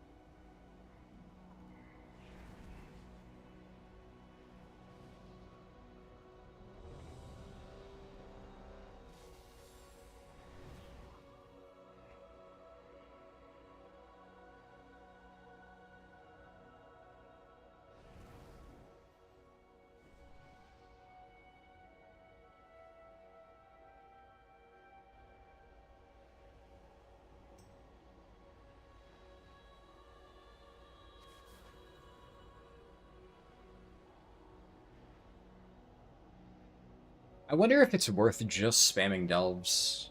Well, assuming we don't take another 2 hours to rekill, and I actually have time to do European shit.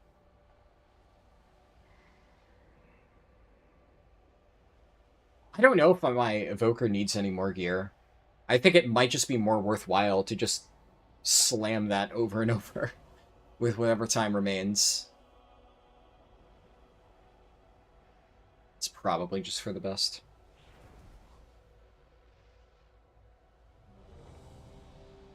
Because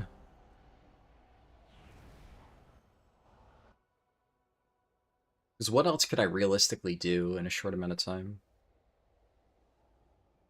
Yeah, I guess really it's just, if I think that getting more gear would help me farm that slightly more efficiently.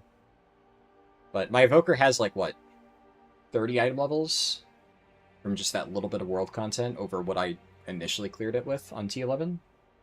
So we should be fine. I don't know. I'll play it by ear.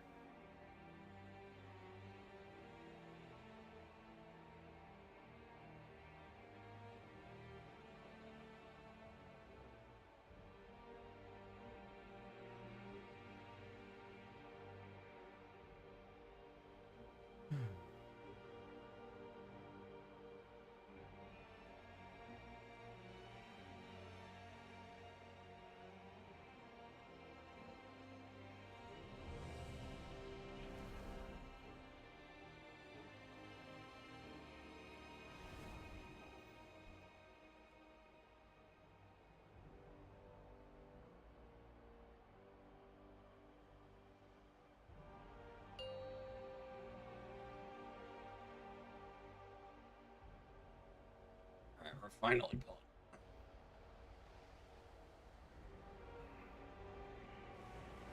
We'll say at the very least, most of the new people 4, are not making mistakes, 2, which is like Interrupts. good, but then also like, why are the people who already killed this making mistakes? I don't know. That probably shouldn't be happening. Gorfiend's grasp.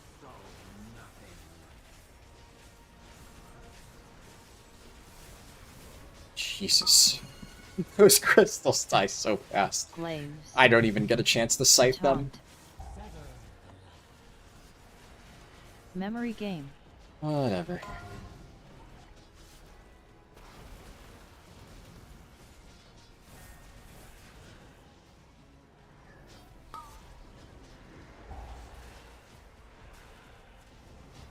Taunt.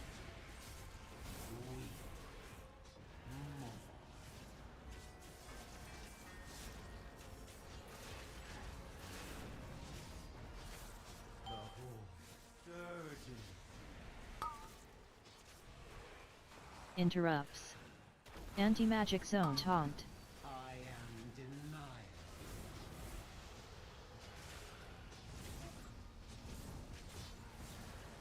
You solve nothing.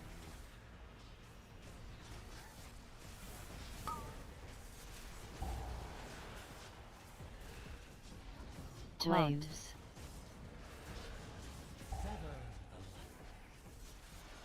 Memory game. Shit. Okay, we're good. We're chill.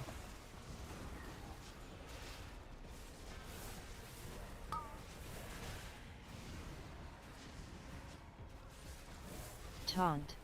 Oh no. Oh no, we're yapping.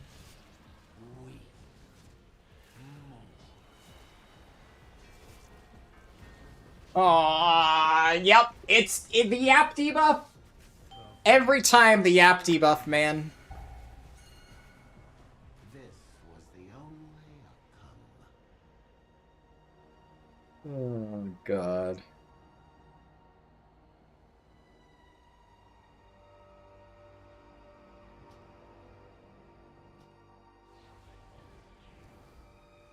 Dude, I swear.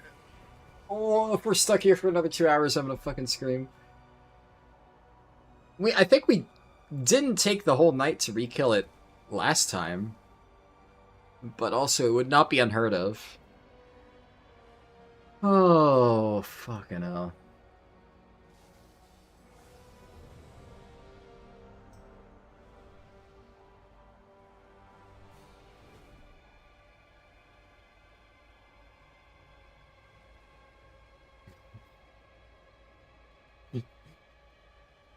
Leandros, are you good?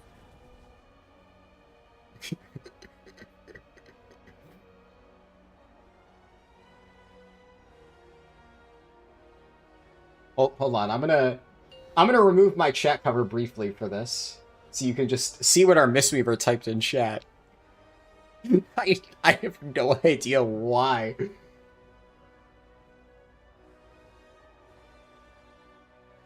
Five, 4, 3, 2, 1. Interrupts. I am denied.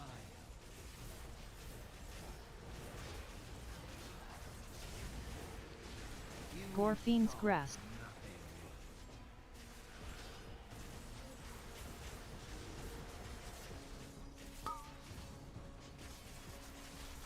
Glaives. Taunt. Memory game.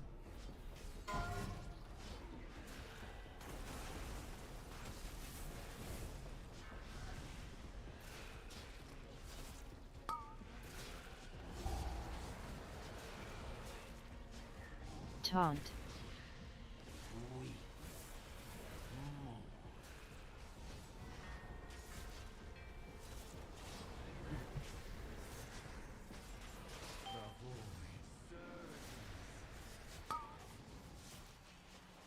Interrupts. Anti-magic zone. Taunt. I am denied.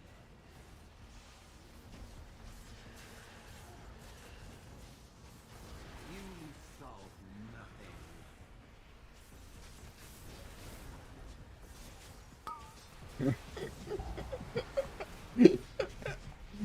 What? Waves. Oh no. We're totally gonna wipe this full. They are. Memory game. They are on one right now. I will say, like, it's nights like tonight where I wish I could unmute the comms. I really do. Taunt. Because, like, so far nothing has been especially bad. We're just fucking around calling each other old. It's just, you never know. You never know, especially there are some wild ones here. Interrupt. Where at Taunt. any moment they will just rip the craziest shit you've ever heard, and I cannot take that chance. Scorpion's grasp. Huh? This was the only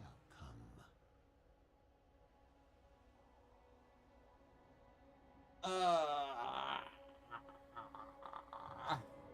Man.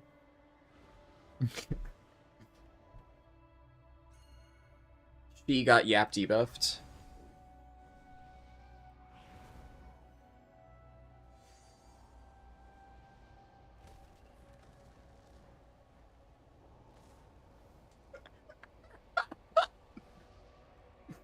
Oh no.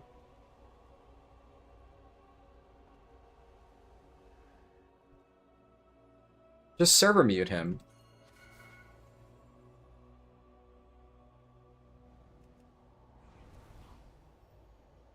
Oh man.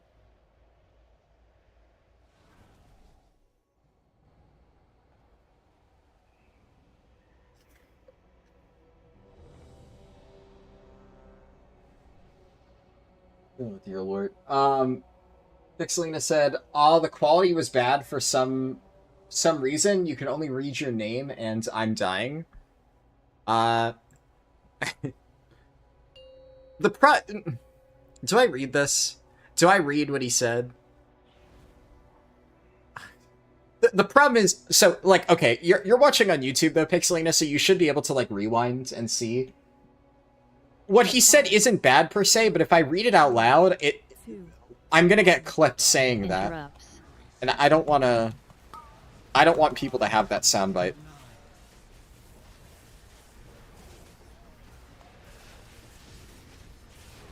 Scorpion's grasp.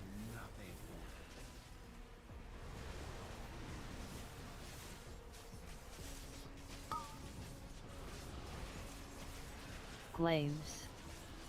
Taunt. Memory game. Admirable, but futile.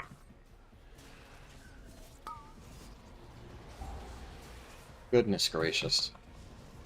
Taunt.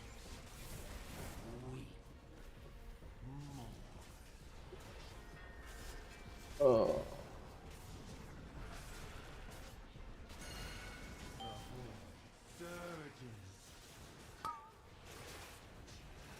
Interrupts. Anti-magic zone. Taunt. I am denied.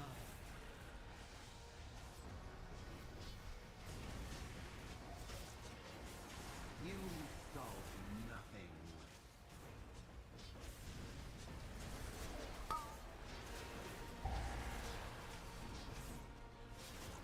Glaives.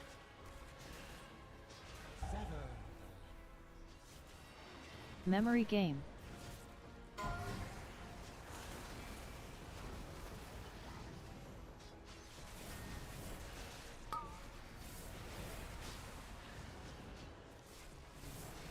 Taunt. Weep. More.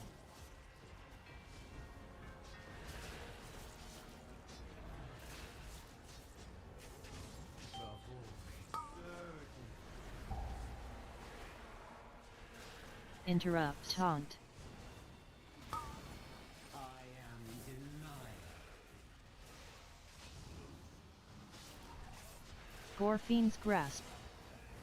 You solve nothing.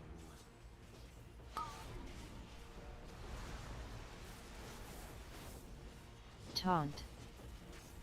Glaives. Sever the light. Memory game.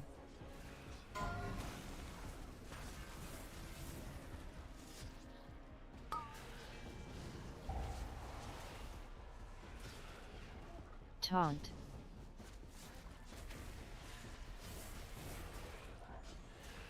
We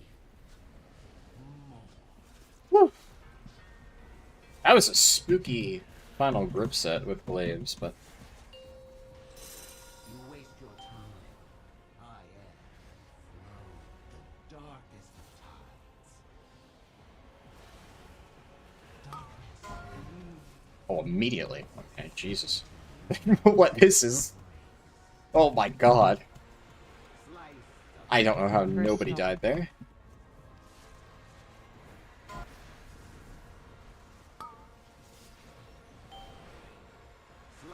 of shadow. Okay, okay, it's one of those pulls.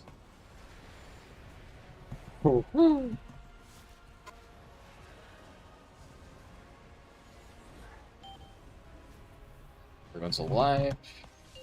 Enough. Okay, man, that was a fucking intermission.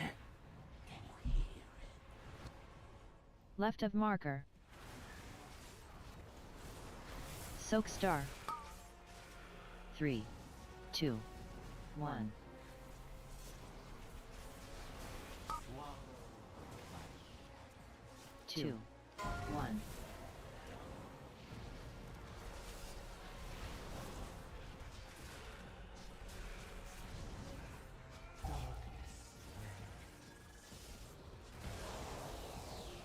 On marker.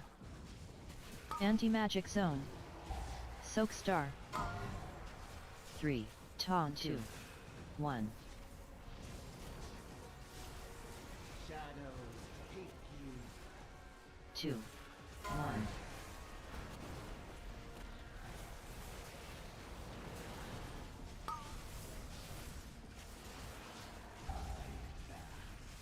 Taunt. Right of marker. Soak star. 3, 2, 1. Swallow. 2, 1.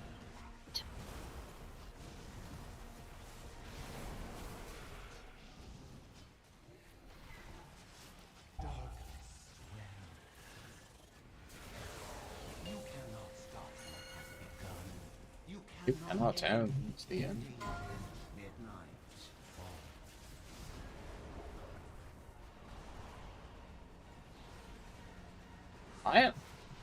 That's definitely not supposed to be my soak, but I feel like whoever's getting it is maybe just so used to me doing it that they're not even making a fucking effort anymore.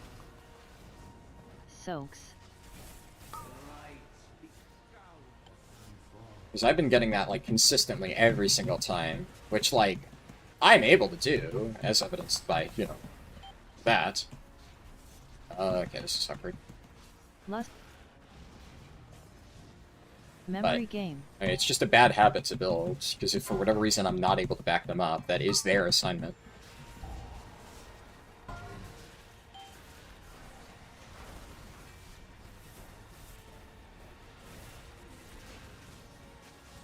The sun's warm.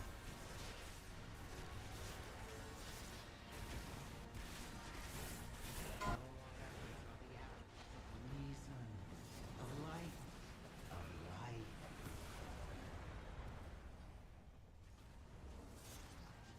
Memory game.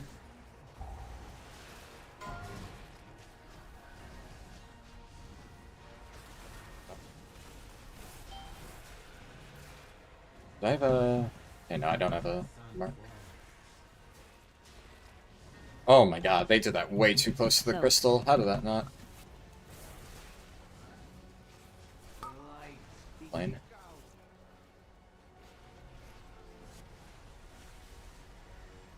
Snulls. I think blood, huh?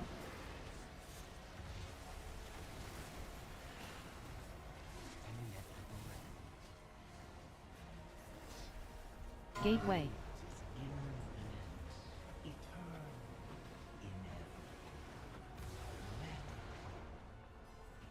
Anti-magic zone. Shadows take you. The sun falls. Ooh, Tankbuster almost went off. Was not ready for that. Fine then.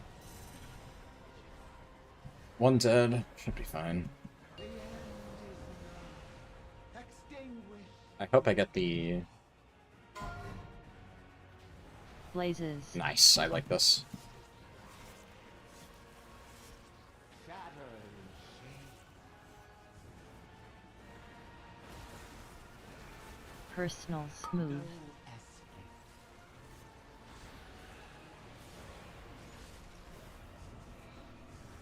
Blazes. Slice of shadow. An inevitable end. Move. No escape. Come on, man. Blazes. Shatters shade.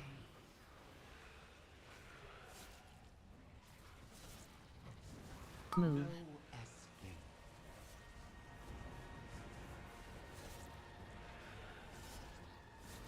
Blazes. Slice of shadow. This was the only outcome. Personals. No escape. This was the only outcome. Dude. How do people not do blaze lines?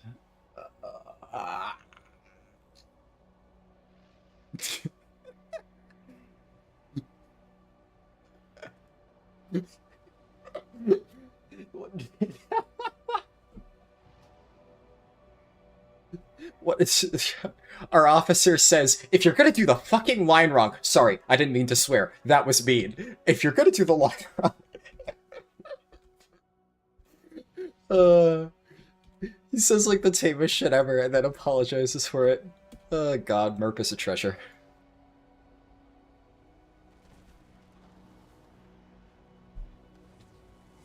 Goodness. I mean, at least, you know. On one hand, I played really well that pull. On the other hand, we wiped on the pull where I played really well. Ah. That is a bummer.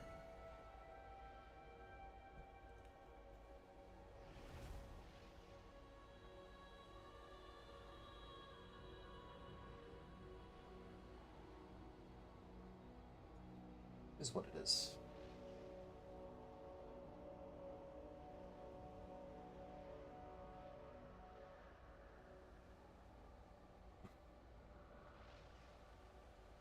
Rewind worked? You thought it was something racist? No. If it was something racist, I mean, no.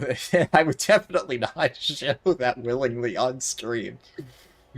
Definitely not. Oh, goodness. No, the reason I uncovered my chat to show it is because it was our Mistweaver being goofy. I don't know why he typed that.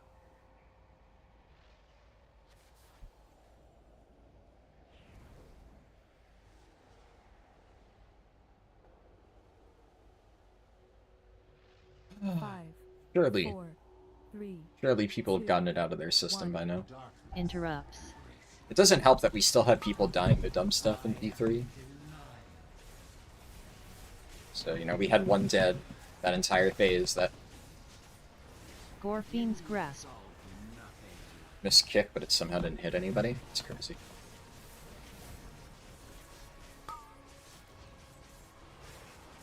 Glaives.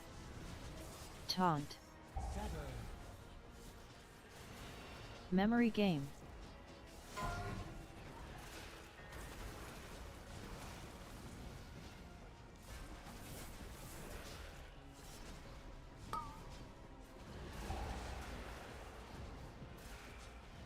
Taunt. Ooh, that's a...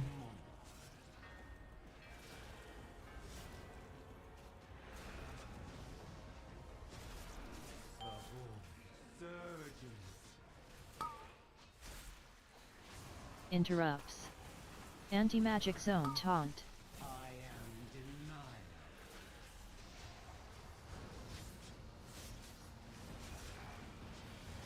You solve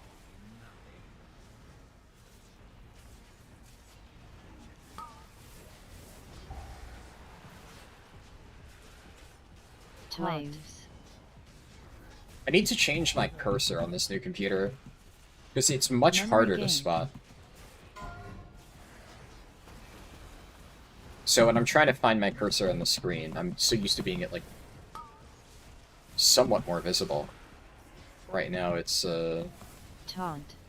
very hard to spot amongst all the clutter. So being able to tell where the crystal is can be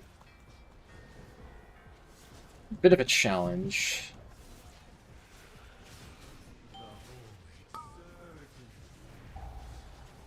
Okay.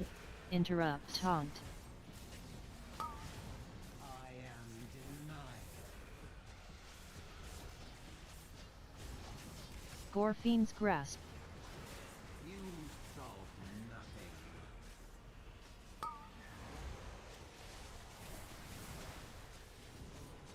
Taunt. Glaives. Sever the Memory game.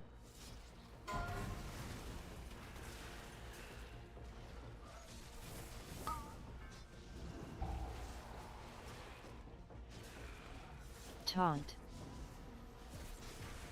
Really unlucky Reaper's Mark. I got very few procs. weak. Shouldn't matter that much, but...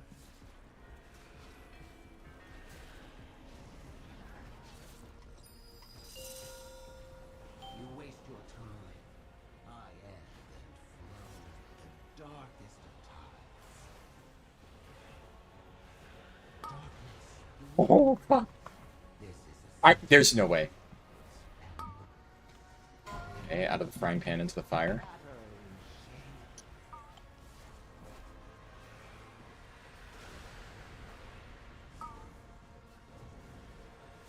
We had 3 melee packed in there. Imagine if all 3 of us got lines. I don't know if that would have been dodgeable. Thank God that did not happen. There are definitely some intermission sets that feel a little bit insane. But it is just all inherently RNG. Left of marker. Soak star. Shit, I used 3, Reaper's Mark. 2. I did not mean to, actually. Should be fine, actually. But 2. 1.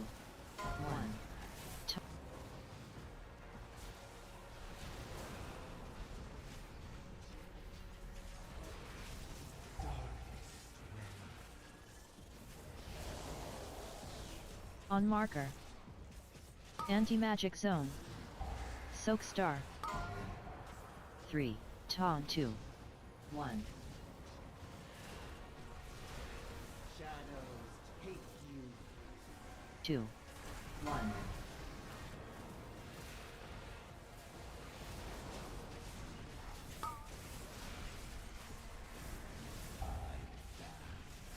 Taunt. Right of marker. Soak star. 3. 2. 1.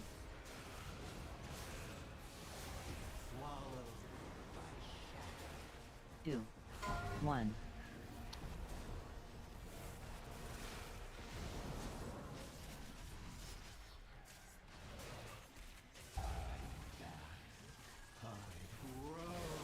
You cannot stop what has begun.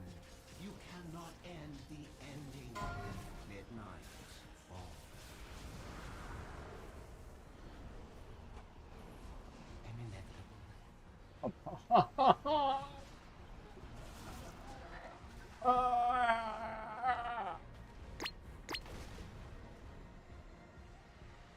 Soaks.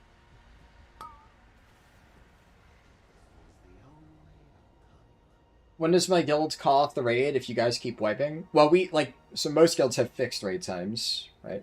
Where you raid up until then, we have two hours left, which is a lot of time, but also, if we end up using that, oh my god, I'm gonna jump off a bridge. There's no fucking way.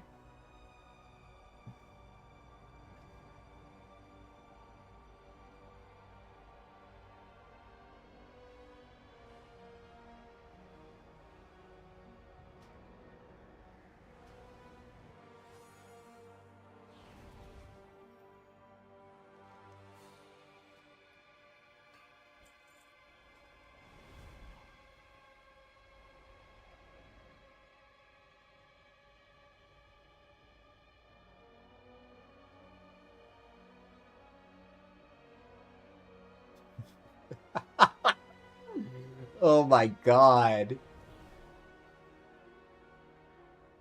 Oh, I'm so glad that you guys don't need to hear what I just heard. It's the dumbest thing I've ever heard in my entire life. Holy shit, dude. Like, I think what's worse than wiping to something stupid is justifying why you caused the wipe to something stupid.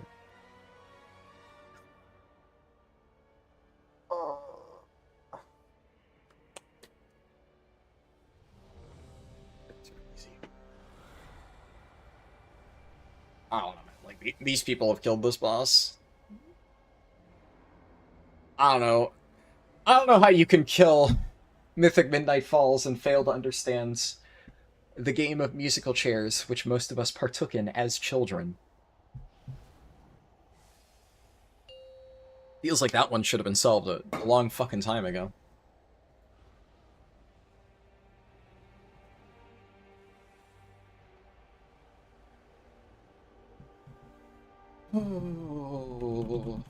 Well, 4, 3. I did say at the start of this stream, Interrupts. it's gonna be a fucking win-win either way. Either we get a quick re-clear, and I get plenty of time to work on my European evoker, or alternatively, we wipe on this boss for 4 hours straight, and everybody else wins by getting to watch me lose my fucking mind. It's a type of win. Not really for me, but, you know, at least somebody's winning.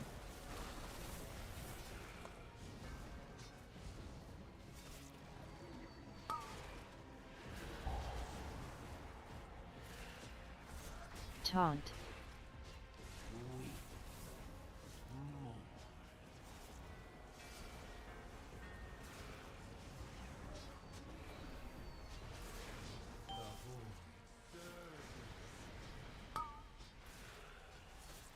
Interrupts. Anti-magic zone. Taunt.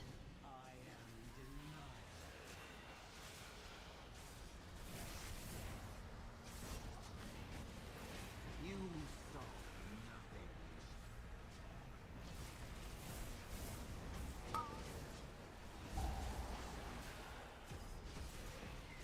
nothing.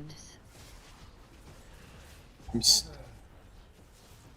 It feels so weird Memory seeing the game. glaives just, like, despawn now. They just, like, they don't ricochet constantly directly at your face. It's crazy. Taunt. Oh, this one's awkward. Oh, this one's... Okay. Jeez.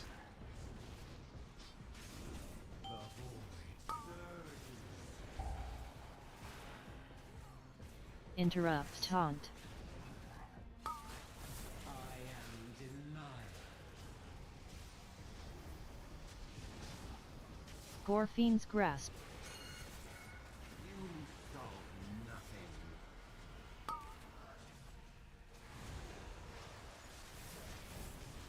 Taunt.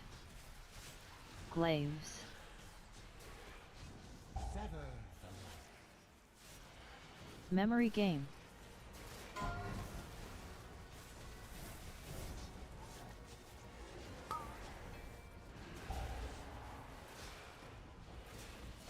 Taunt.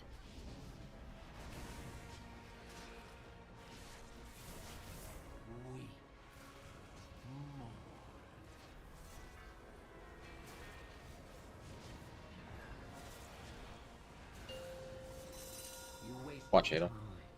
I am the darkest of times.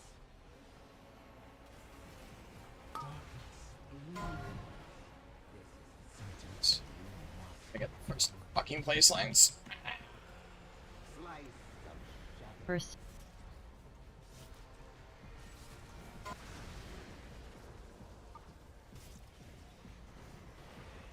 Slice admirable, but futile.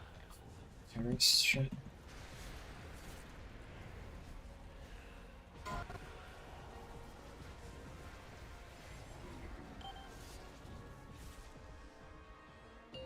Enough. The dark well calls, and I answer. Can you hear it? Left of marker. Soak star. 3, 2, 1. Shadows take you. 2, 1. This was the only outcome.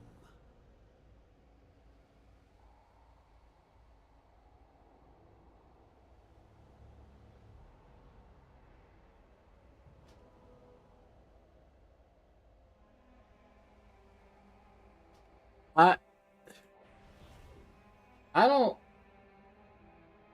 Is this LFR prog? You would think so! You would think it is! I don't think I've ever seen us wipe to missing the fucking basketball. That's a new one. Feels like fucking LFR prog, that's for sure. Okay, well we... 3-minute break so I can spend my next Nebulous Void Core upgrade thingy bobber. Fuck my life. Dude, that is... Like... There must be some secret bingo card out there. And we're just trying to check off all the different wipe conditions. That's fucking wild.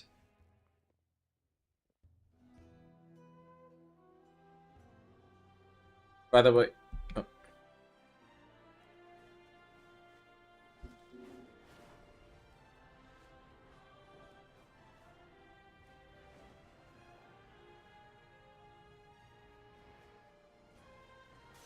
Well, that's what I was gonna say, Merp. You're calling that very early. Like, you're calling drop when me and Will are like, I don't even know if we're at the center yet.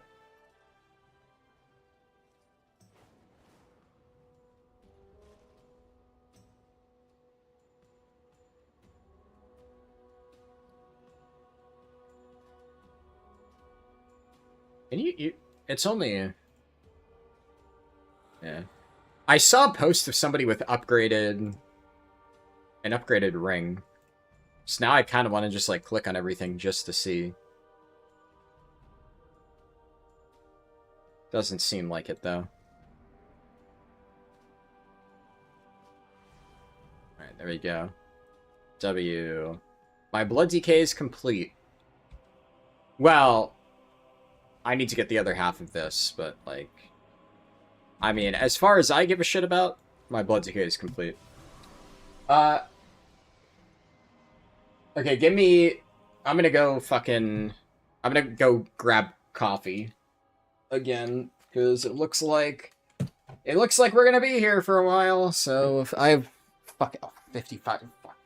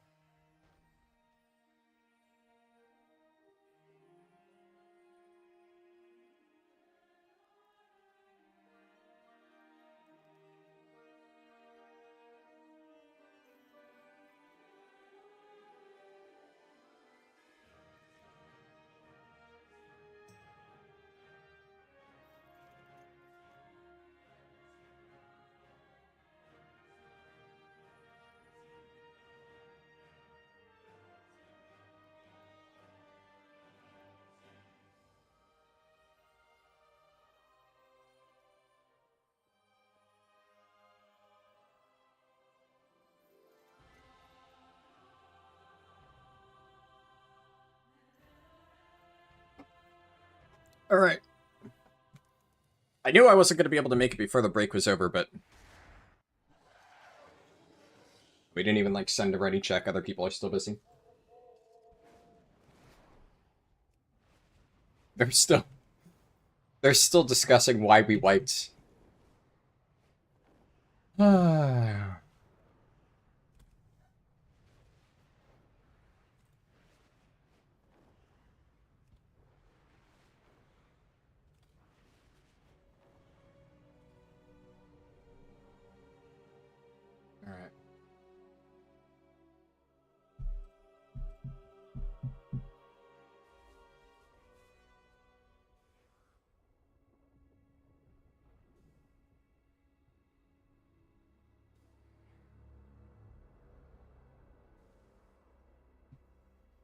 Man, I like... We have what, huh?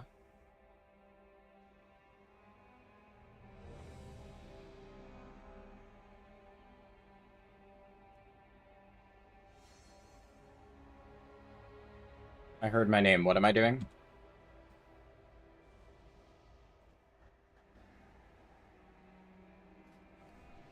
Okay, they said something about Larry, blah blah blah, and then now they're just yapping. I have no idea what they're... Something Larry. And now the raid leader is just bickering with the mage. I don't know.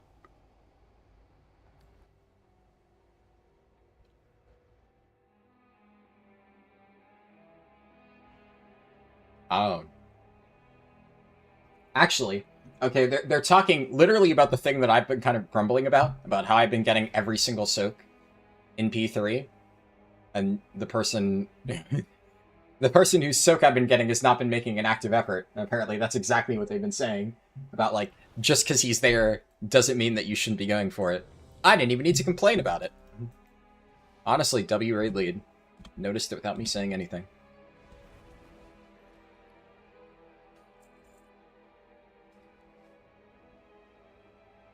I mean, if we're talking about the P3 soaks, that's what we're talking about, right? The crystal boom, and then... Yeah. Yeah, if we're talking about those soaks, I have been getting them, like, literally every single time, and it seems like the other person isn't even making an effort. I don't know who it is, but it's like every single time I'm alone on one of them. Oh, okay. Yeah, but, like... Again, make an effort, though, because, like, I'm not always going to be there. Or, I mean, I would hope I am, but you never know. Something happens and I get, like, knocked off to the side, and I can't make it in time. I'm a slow SDK. Don't rely on me.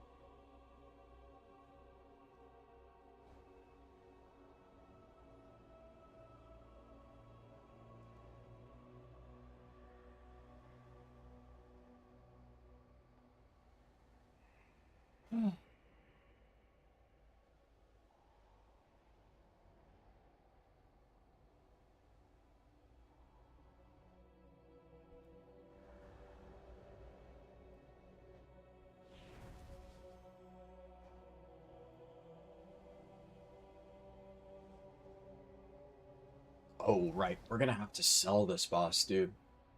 Oh, fuck me. That's gonna be... I didn't even think about how this is gonna feel to do sales on. How the fuck are we gonna sell this boss? Oh, fuck.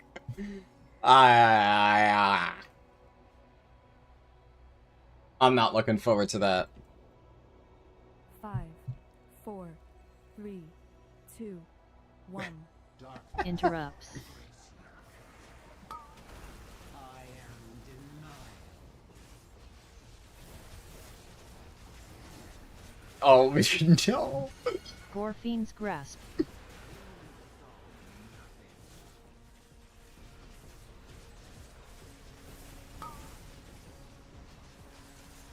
Glaives. He did call it. Taunt. Memory game.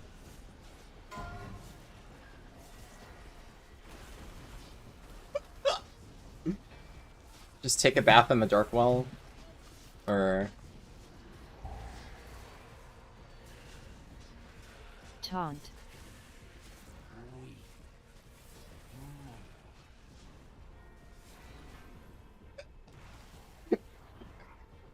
oh no.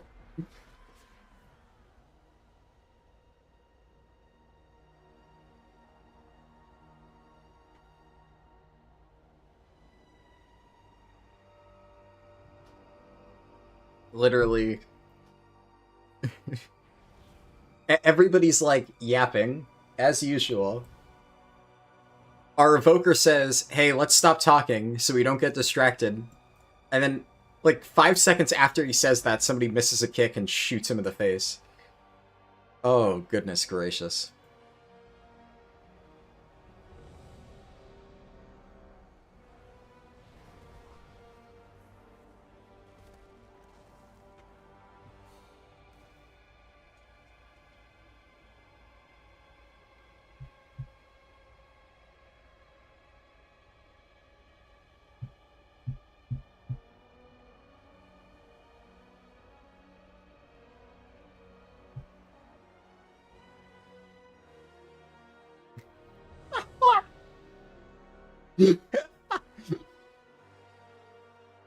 Revolt, just server mute him. You have the power.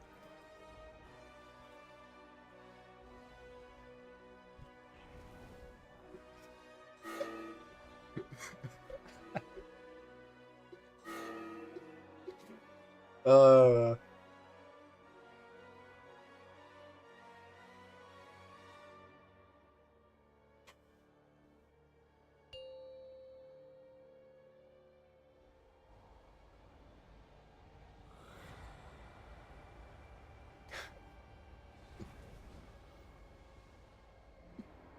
God damn. 5, 4, 3, 2, 1. Darkness. Interrupts. I am.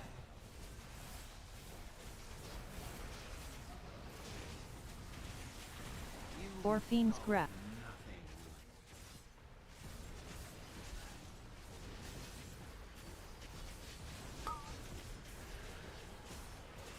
Glaives. Taunt. Well, at this rate, Memory game. I think with whatever time I have left, assuming we don't run it down for the next hour and a half, I probably will just be only running delves until European daily reset. I'll just try to get whatever I can done in the time that remains. Taunt.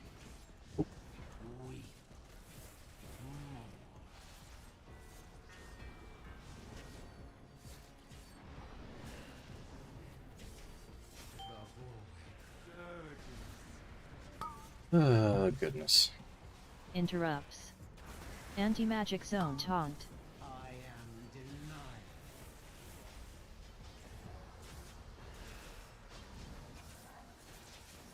You solve nothing. Basically.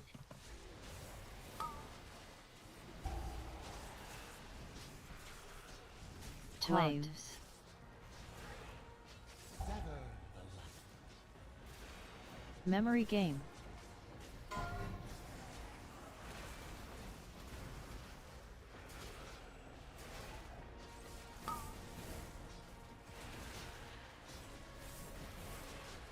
Taunt. Weep. More.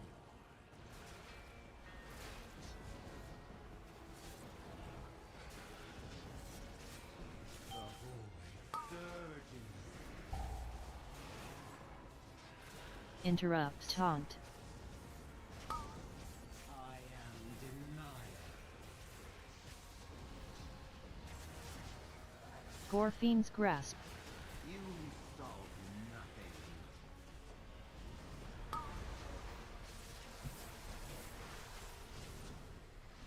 Taunt. Glaives. Sever. Memory game.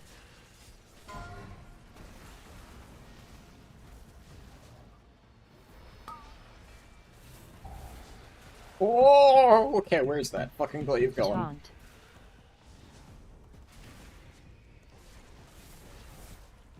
Weep. Ah.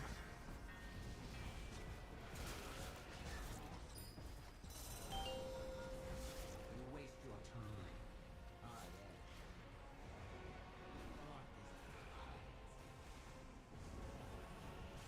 Darkness looms. This is a certainty you must embrace. Shadows shade.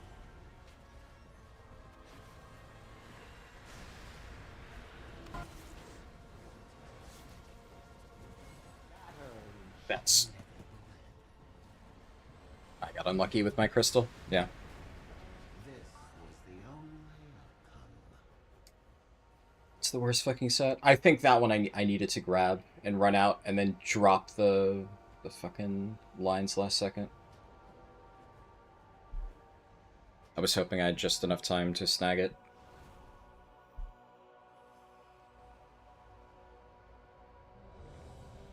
Oh, dude, this fucking... Intermission is easily the worst part of this fight, by far. After the P1 nurse.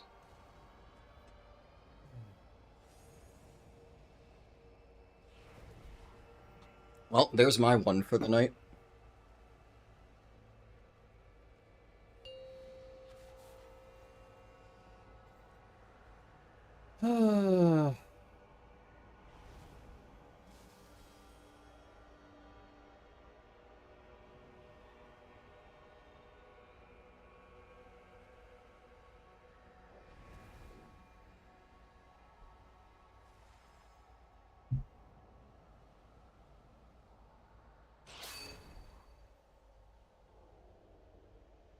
Five, 4, 3, 2, 1. Darkness. Interrupts. I am denied.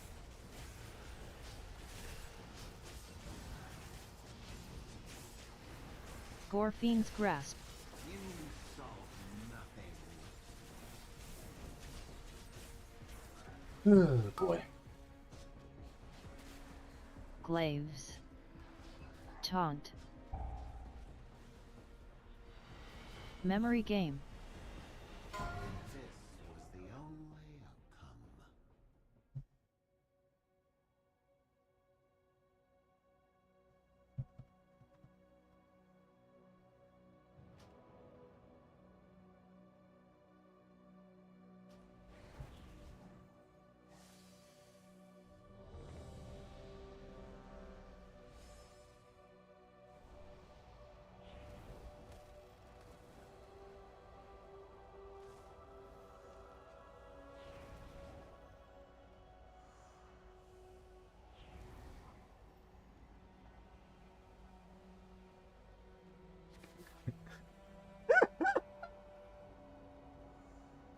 Oh no. Our mage is just like perma deep breathing into his mic.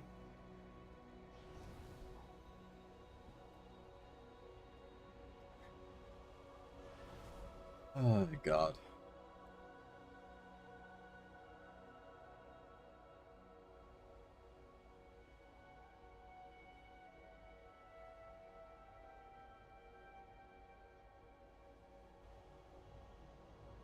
Five, 4, 3, 2, 1. Darkness. Interrupts. I am denied.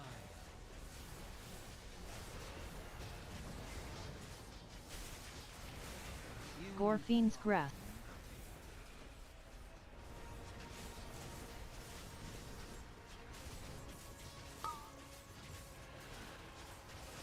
Glaives.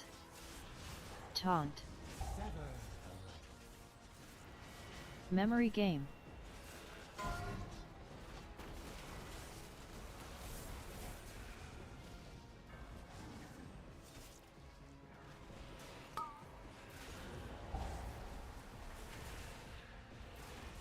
Taunt.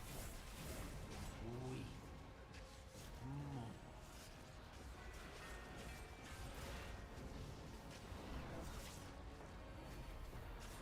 The Horde surges. Interrupts. Anti-magic zone. Taunt. I am denial.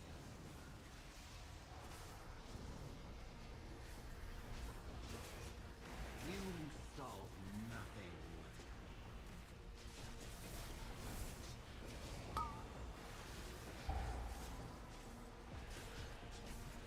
Flames. Sever. Memory game.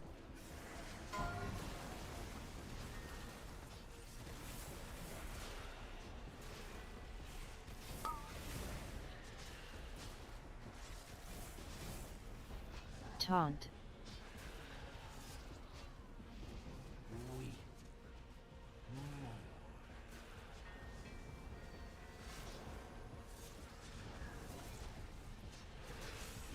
The Horde surges. Interrupt. Taunt. I am denial. Gorfine's grasp. You solve nothing.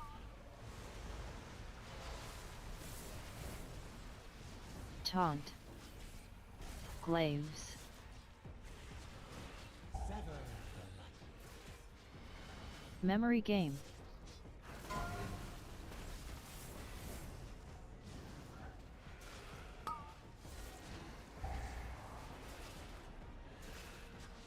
Taunt.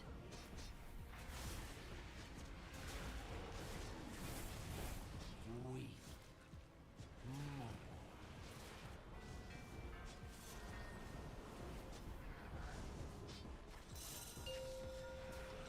Waste your time. I am. Alright. No RNG bullshit this time, please. Darkness looms. This is a sentence you must embrace. Slice of shadow.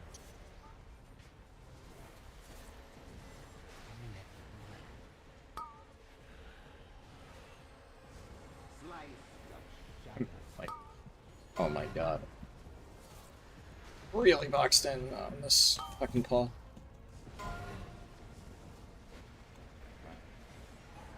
They almost clipped my crystal. Enough. The dark will. Oh boy. Fucking. Left of marker. Soak star. 3, 2, 1. Swallow. 3, 2, 1.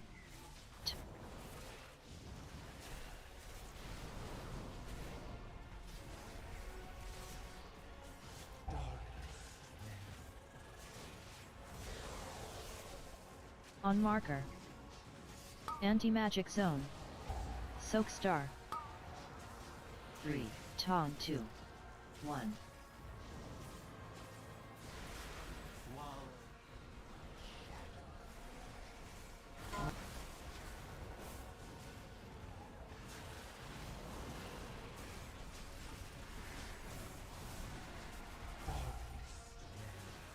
Taunt.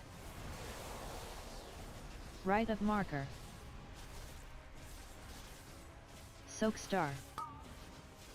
3, 2, 1. Shadow. Take you. 2, 1.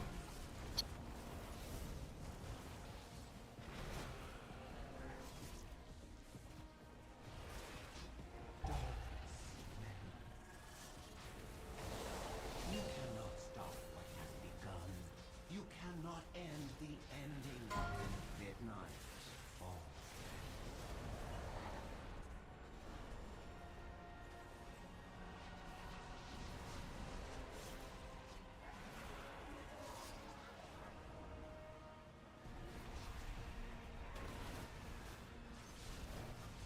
Soaks. The light is scout. Sun falls.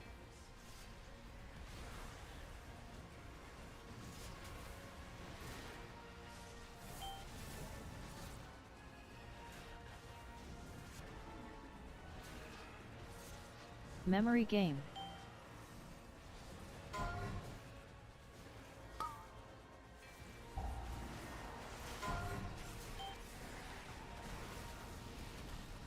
Don't soak MAT. Hold on. The sun falls.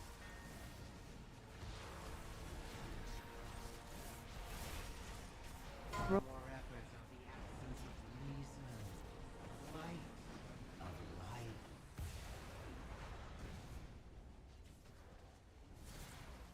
Memory game. Oh, fuck me. I hit IBF. I fat-fingered IBF at some point without realizing it. That's... Oh, this new computer, or rather this new keyboard specifically, is gonna fuck me up. Thankfully, I'm fine with just man blood there. Soaks. Shadows. So this... Admirable, but futile. Come on.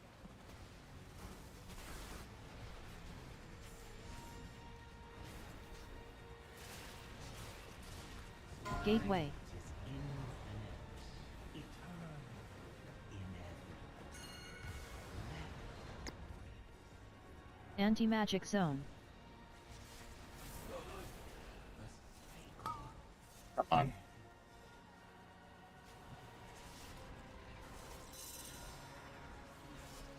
The end.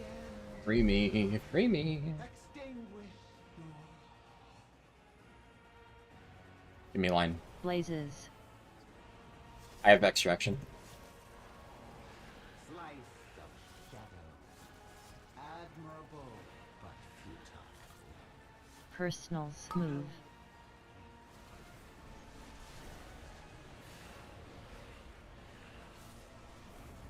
Blazes. Slice of shadow.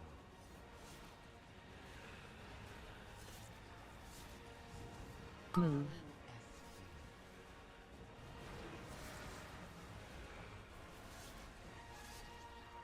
Blazes. Admirable, but futile. Move.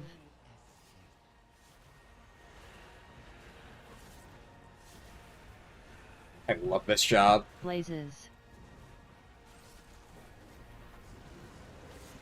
Slice of shadow. This was the only light. Yes! Free! We've won. But the Uh, remains. Rar's Warglaive dropped. Yay! Cannot simply be Am I allowed to keep this, Revel? all but consumed. Yeah. I W. barely feel the well's power. We can't leave it like this. The Yo! wounds must be healed. Alright. And my bonus roll hit. Nice. Well, I could play Sand Lane now if I really want to.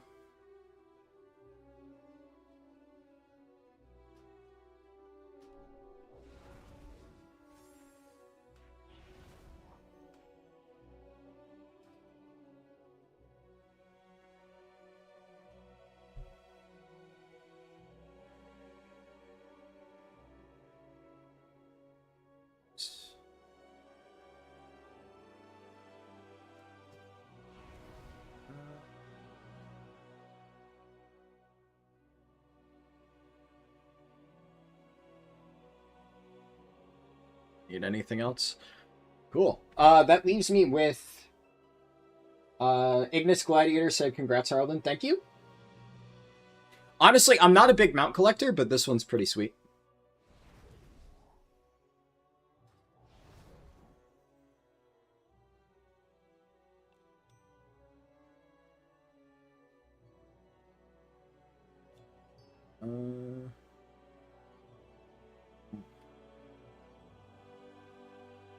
Honestly, since I bonus rolled this, I might actually swap to Sand Lane.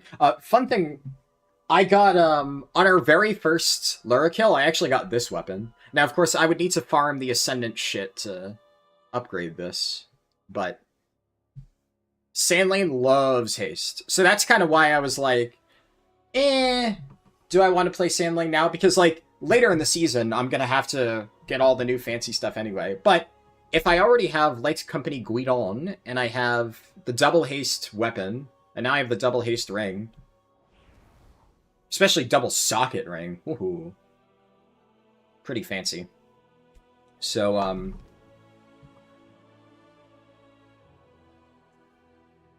I probably swap Sand Lane next week. The only thing that I really want still for Sand Lane is the Illyria necklace, but I have the double socket necklace, and even though this isn't high mastery, like, this is, or rather high haste, this is high mastery, low haste, compared to this thing, high haste, low mastery. So obviously this is missing a socket, but this has higher haste and the bonus effect, which obviously dealing shadow damage, like, most of my damage is shadow. So for Deathbringer, because Deathbringer doesn't love haste, I probably do want to use the current necklace that I'm using, the high mastery one. But Void Song Chain is probably Bis for Sand Lane. So I'll have to see. I don't know, maybe I might still just wait until the next patch anyway, but I figure definitely if I get this out of my vault, then I'll just say fuck it. And I'll figure out Sand Lane. I know how to play it, I honestly don't know how to min-max it. And it would change my CD timings a little bit, but overall. Tell Tranquil his Mog is nice, but it would be sexier with the Xavius shoulders. What is Will's Mog? I don't think I've seen it.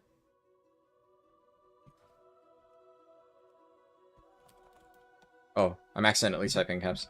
Shift out of bear form real quick so I can see your...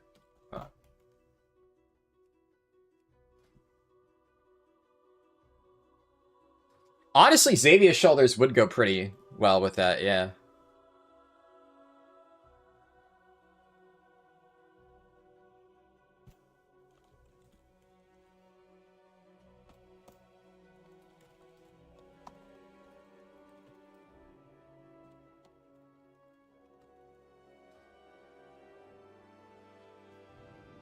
Why?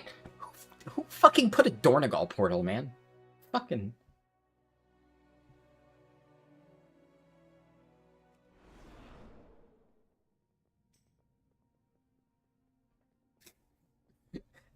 I told him, I relayed the message about using Xavius shoulders, and Will said... Will said, you knew the exact string of words to wound him mortally. You have no idea how many clears. I assume he's gonna say that he's been farming it. Also, Pixelina said W. Whose comics, at least it was an ancient dollar on? True.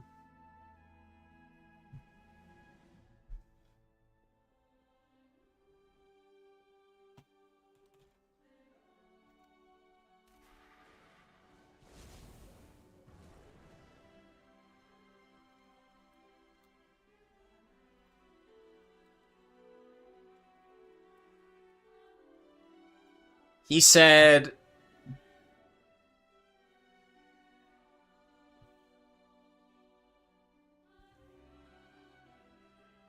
Yeah, my druid will be there.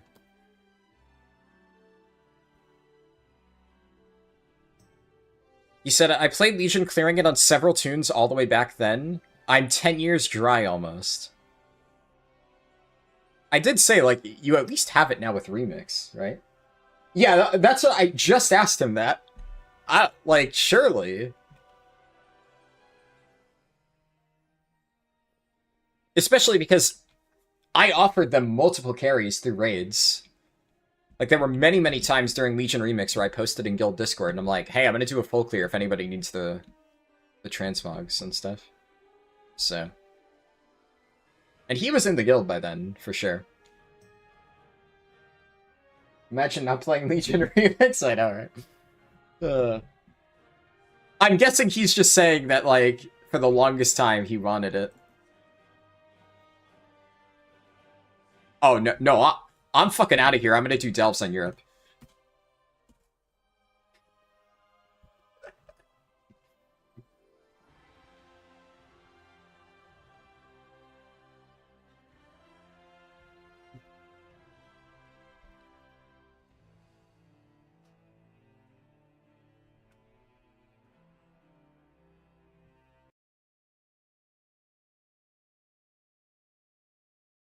God, I believe in you well. Goodbye. I'm not, they're like, oh, we should do like an alt run or something like that. I'm just like, nah, there's no chance. I have 1 hour to spam delves on Europe before the good variant gets away. Also, the game is initializing, so well, a good opportunity to catch up on chat. Hold on.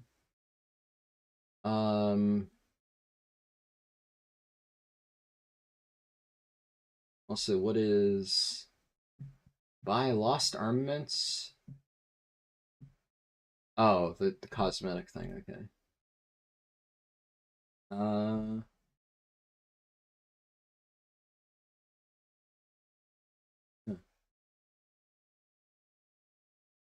Oh,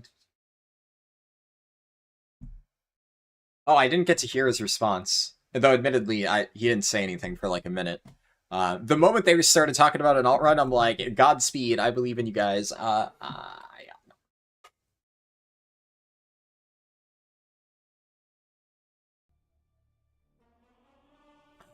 Okay. Delve time. If you didn't get it during Legion Remix, you didn't want it bad enough? I mean, honestly, true. Yeah. Where were we? Right, Evoker. Let's see where my gear is at. I mean, I have 1 hour to do as much as I can. I will say, by the way, I'm not going to stream for that long. At the very least, I'll be streaming for 1 more hour until the European daily reset. And up until that point, I can guarantee. After that, I don't know how much longer I'll stream. Really depends. Okay, so is there anything... I have a one-hander, right? So if I can get an offhand, that would be really nice.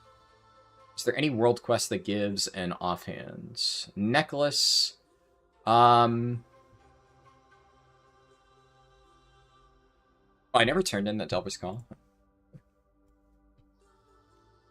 Let's see. Trinket. Cloak. Trinket. One hand.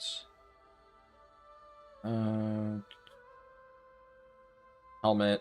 I have a champion helmet. And Void Storm. There's a chance that a PvP world quest gives me something good. Don't need that. Don't need that. No offhands, really? Fuck. I mean, it's not impossible I get it off this. Let me turn War Mode on, because so one thing I learned the hard way is the PvP world quests give different rewards depending on whether you're in War Mode or not. So there is a chance that one of them gives something, but I'll have to check. That's just really awkward that none of them are... I don't really have any good two-hand option. I mean, surely I have an offhand that I can use. Did I not get a single one while leveling? I could just buy a green. Honestly, that's what I'll probably do. Just so that I at least have it. What am I doing? What am I doing? What am I standing on? Okay. War Mode. And then... Okay, I'm not seeing any difference, but... Maybe if I actually enter the zone. Because I think technically I'm not counted as in War Mode when I'm still sitting in Silvermoon, so... We'll see.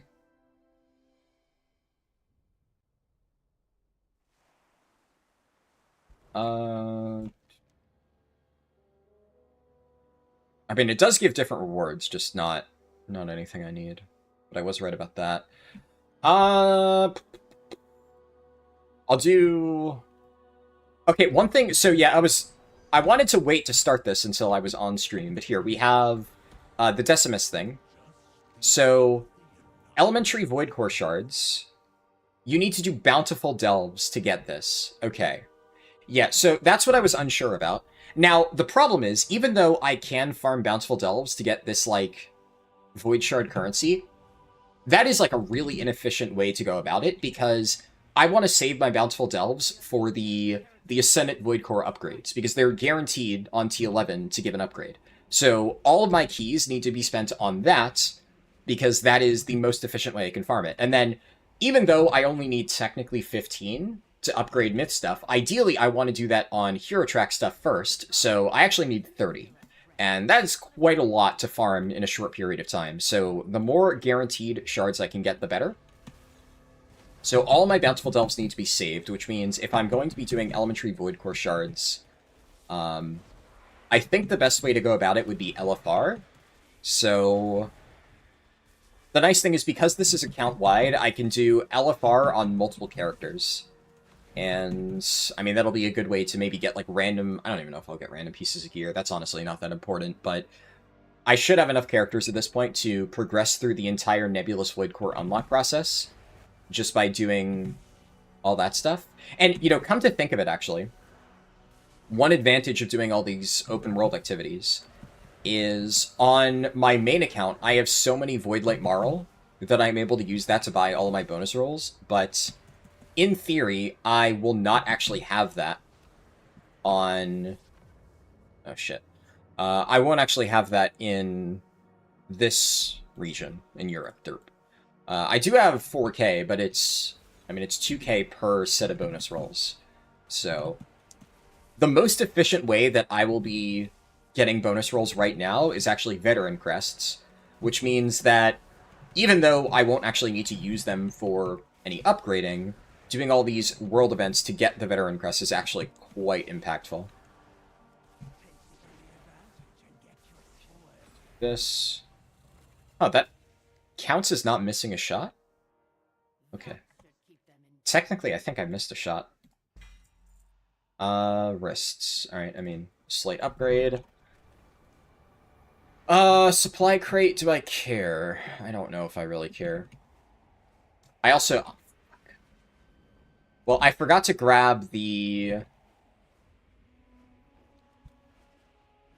Yeah, I forgot to grab the quest this week for 3... what's it called? Voidstorm World Quests. So I did not get credit from that, but I mean, it's fine. There's plenty of others I can do. Just I'll have to do another one to get it out of the way. I don't think I care about the War Supply Crate. Yeah, I want to do as much as I can. Let me double check. It is still on the A variant. Okay, so I should be farming as much as I possibly can before that goes away.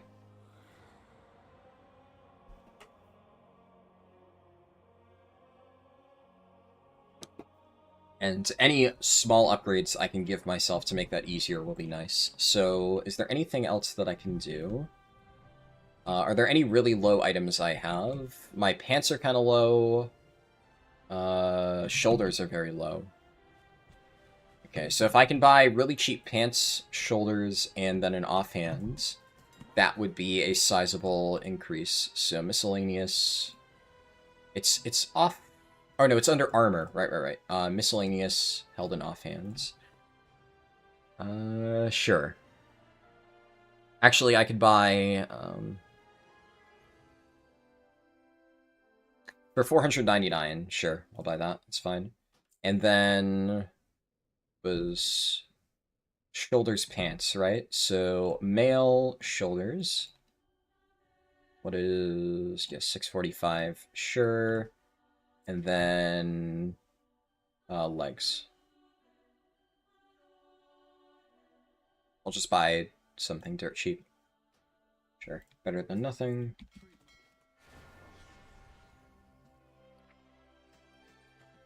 All right. This is all I have to work with. It's here.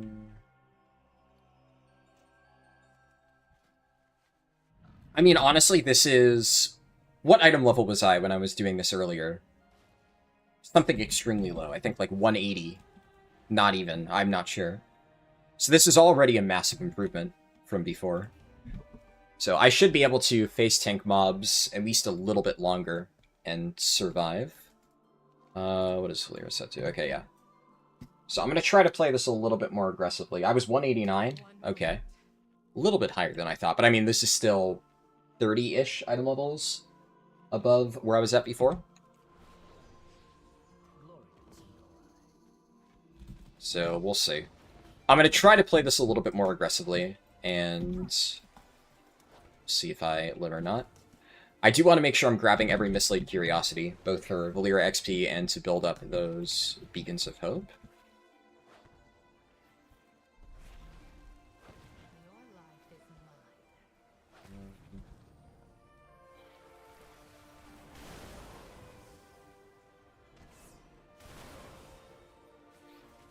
Okay, Valeera is probably going to keep me in combat here.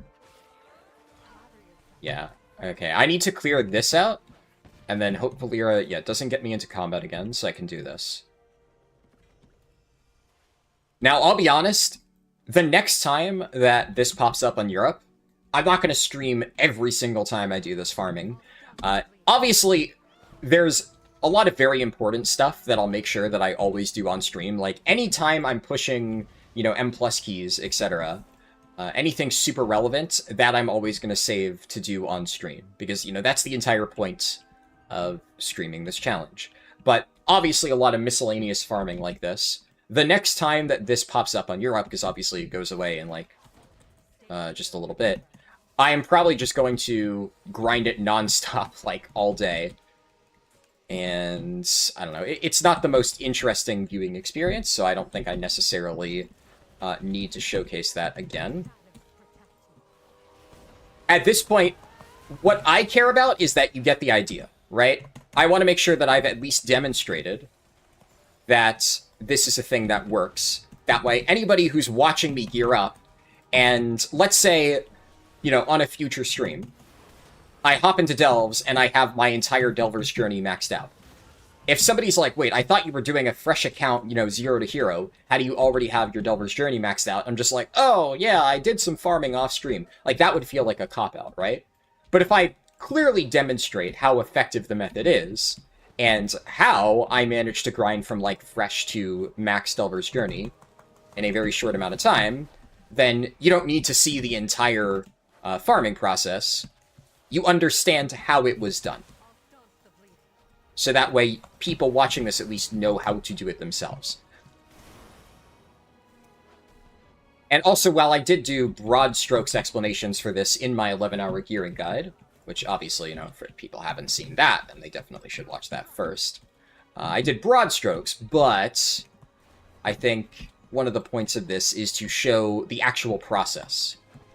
And not just to be like, and now, you know, draw the rest of the horse. Shit. Where's that grenade? Let's do this. Let's see, Valeera's doing actually quite a bit of tanking for me here. But yeah, now, I'm not getting dropped to half health with a single auto. The stump spreaders are still going to be pretty scary, but I think as long as I LOS them, I should be fine.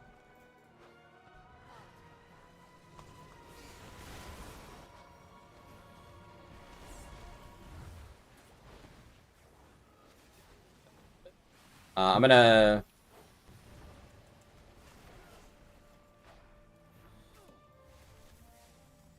Just gonna kite them in a circle. Stay here and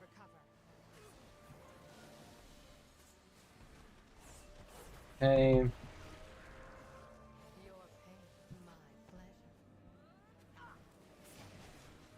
Do that.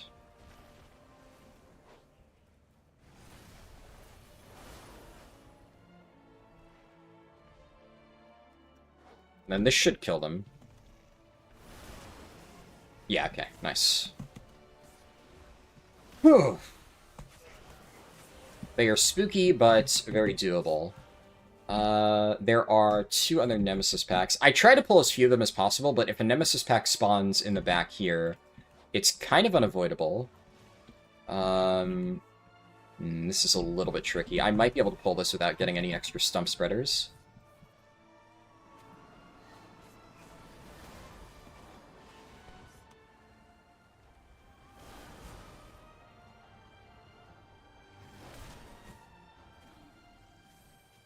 I'll start the bleeding.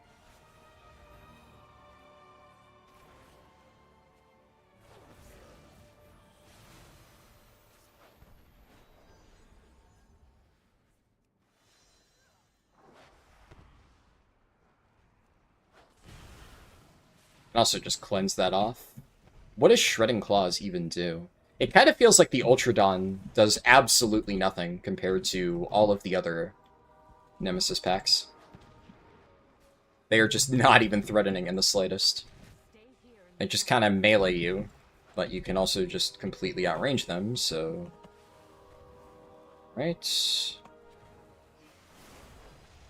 Honestly, these Thornmaw mobs are threatening.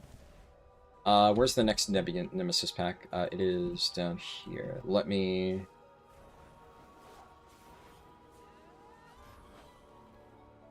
I might end up pulling that mob. Take strength from this. Ooh, I dodged the stump spreader. Okay, nice.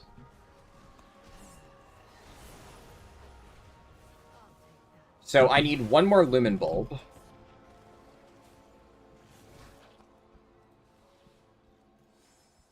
Yeah, that thing directly hit me with what is supposed to be a nasty bleed, and it did absolutely nothing. I am kind of chilling. There is a Mislead Curiosity over there.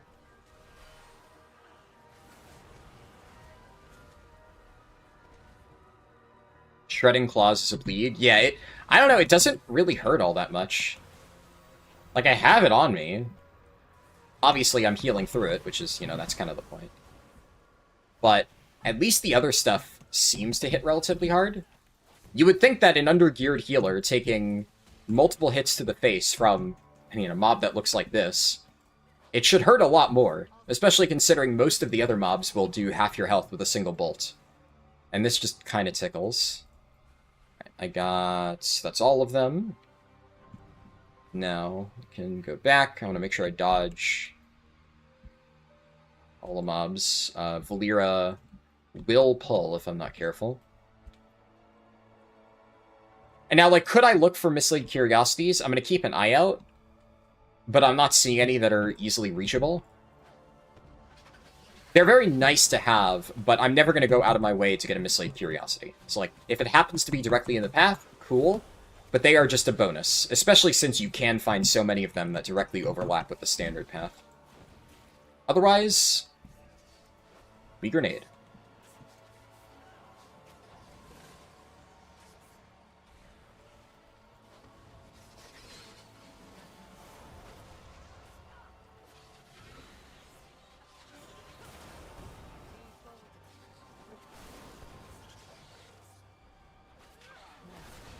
I don't even know if it's worth casting Chrono Flames, because it slightly delays the GCD. Or, yeah, it probably isn't. I think it's better to just get a faster grenade the moment it's up. Obviously, if I'm playing, like, a geared tank, then I usually weave 1 GCD grenade, 1 GCD grenade. But technically, you don't get grenade exactly off cooldown if you do it like that. We get 5 Hero Crests and 4k Valera XP. Nice. Then, did it pop up on screen that I got, I am getting... I'll verify on the next run. But I'll have to double check that this actually gives Delver's Journey progress. They may have changed that, because that was kind of broken. Worst case scenario, if it doesn't give Delver's Journey progress, then I can just farm it on some of my alts that I don't really care about. But obviously that would be a priority. I would want to make sure that I do that. So let me double check. So we are at 1350 right now. It's also possible... Ooh, I wonder if maybe while this is the Bountiful Delve, that's what causes the Nemesis boxes to give Delver's Journey on repeat runs. It's actually entirely possible that that is how it works, and I just never realized one time if that happens. But either way, like, yeah, I have more than enough item level to cruise through this. I have to be at least a little bit more careful. I can't do, like, entire room pulls like I do when I'm on my geared tanks, but we're already out of the portion of the, where did Furi go? We're already beyond the point where I need to do, like, super-duper baby pulls and worry about dying constantly, so this is pretty chill. Yeah, I'm probably not going to stream a super long time beyond this.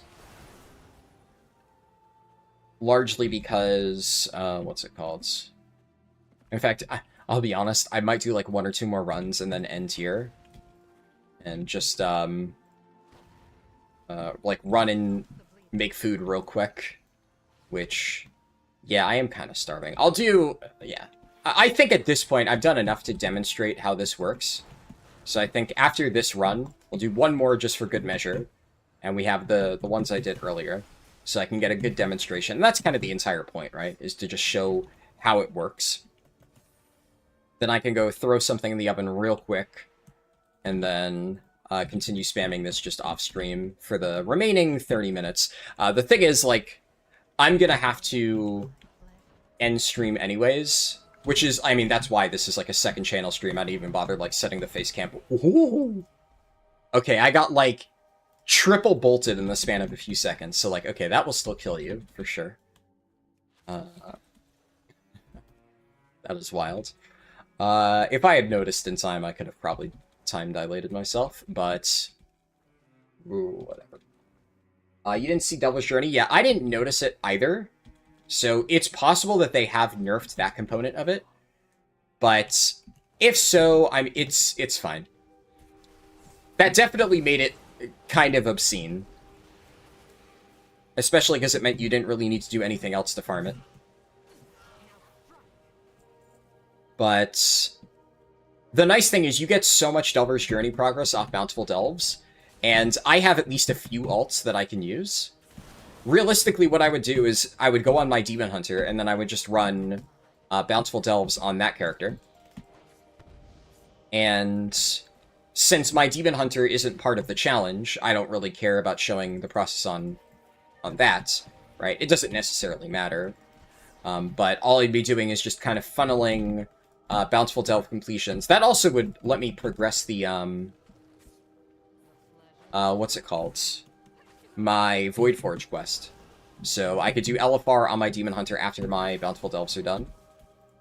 And then I would get progress on the track. The main thing, though, is I need to wait until the Ascendant Void Core thing before I do Bountiful Delves on any of my healers anyways, because I want to maximize the rewards on them. But also, you get better rewards if you wait to do them until the later stages of the track.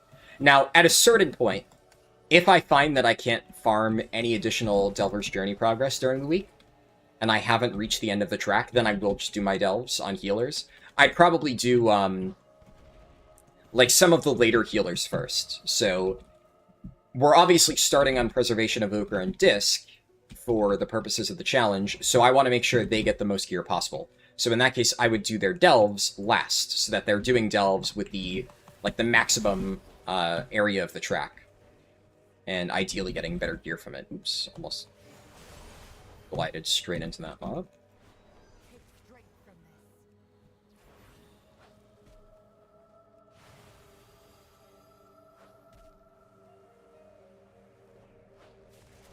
But we'll see.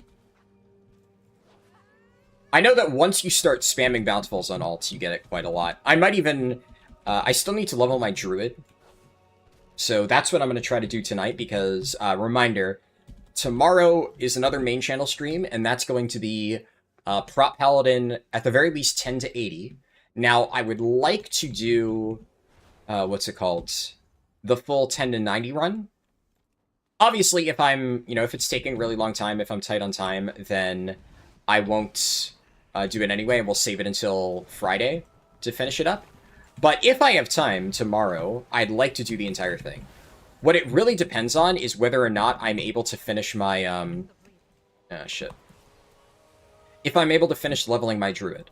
Which, I could very easily, like, tonight after stream, get my druid up to, what's it called? Level 90. Like, that's not hard at all. Obviously, I can do the route in 3 hours very consistently. Even without the full buff. And my druid's already level, like, 83 and a half. Problem is, I would like to level my druid as I complete the Harldan Sojourner module, just to kill 2 birds with 1 stone. But I don't know. I'll have to see. Maybe I just do that on my warrior. And just say, fuck it. Like, I get druid up now, just to get the buff, and that way I can start using druid to, like, collect endgame gear. And then I can level my warrior up by doing Harldan Sojourner. Because I would like to have my warrior at level 90 anyway, even if it's not technically being used for this challenge. I mean, no reason not to. It's another level 90 character. So, we shall see. Stay here and recover. Where are... They're there. And... Alright, I'm not getting out of, the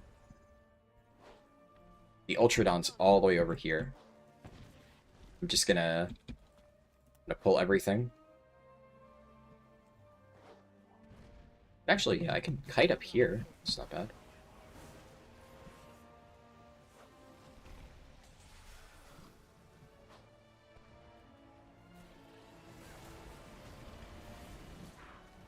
Ooh, that's a big clump.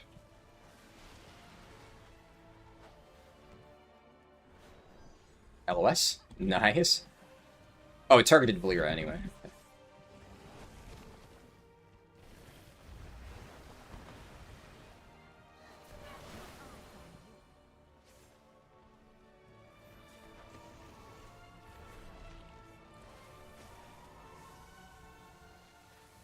I mean, if Valera's tanking, as long as I keep her alive, then she'll just keep eating the beams for me, presumably. Shadows protect you.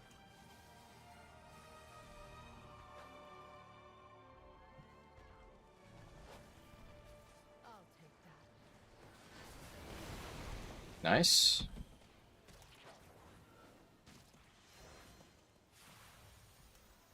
This.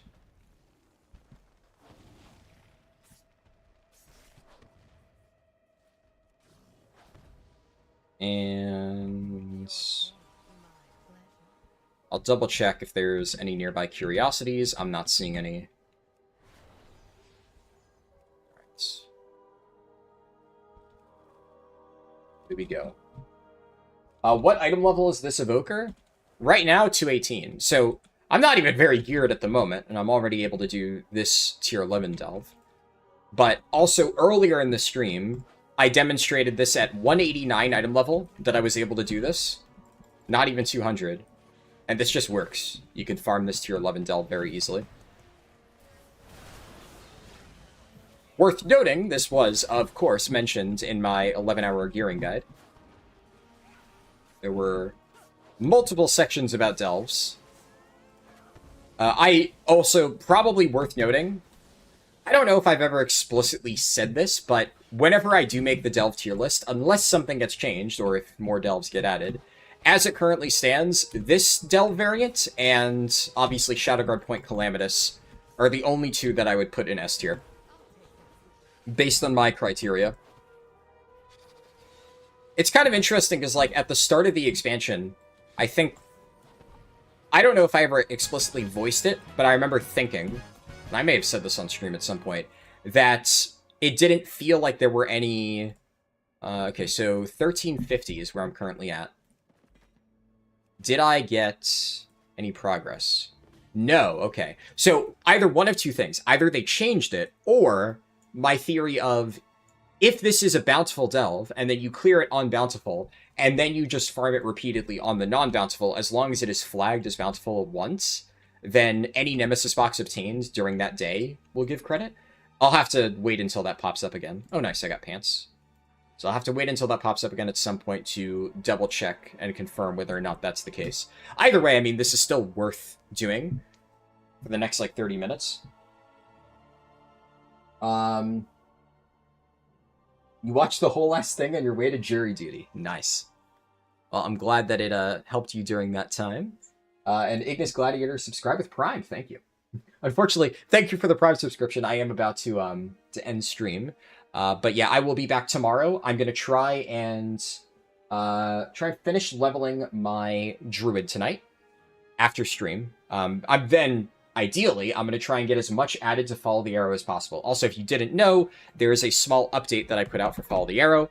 I added these little sections here, which, like, obviously, I'm not done with the 10 to 80 sections, but I've had a lot of people asking me, like, when is it coming out? So I said, you know, I'm hoping to have it done by end of June. And then also, since many people I found have discovered the add-on, but don't already know about all my video guides, I've put in, like, a little thumbnail, click it, pops up the video guide thing. So that way, anybody who found the add-on because of the 80 to 90 routes and is looking to level characters from 10 to 80. In the meantime, I have these sections here. There's like a 70 to 80 section, so there's that. I have a 12.0.7 section, which goes into all of the different details on what's happening in 12.0.7, what's changing, when am I going to update the add-on, etc., etc.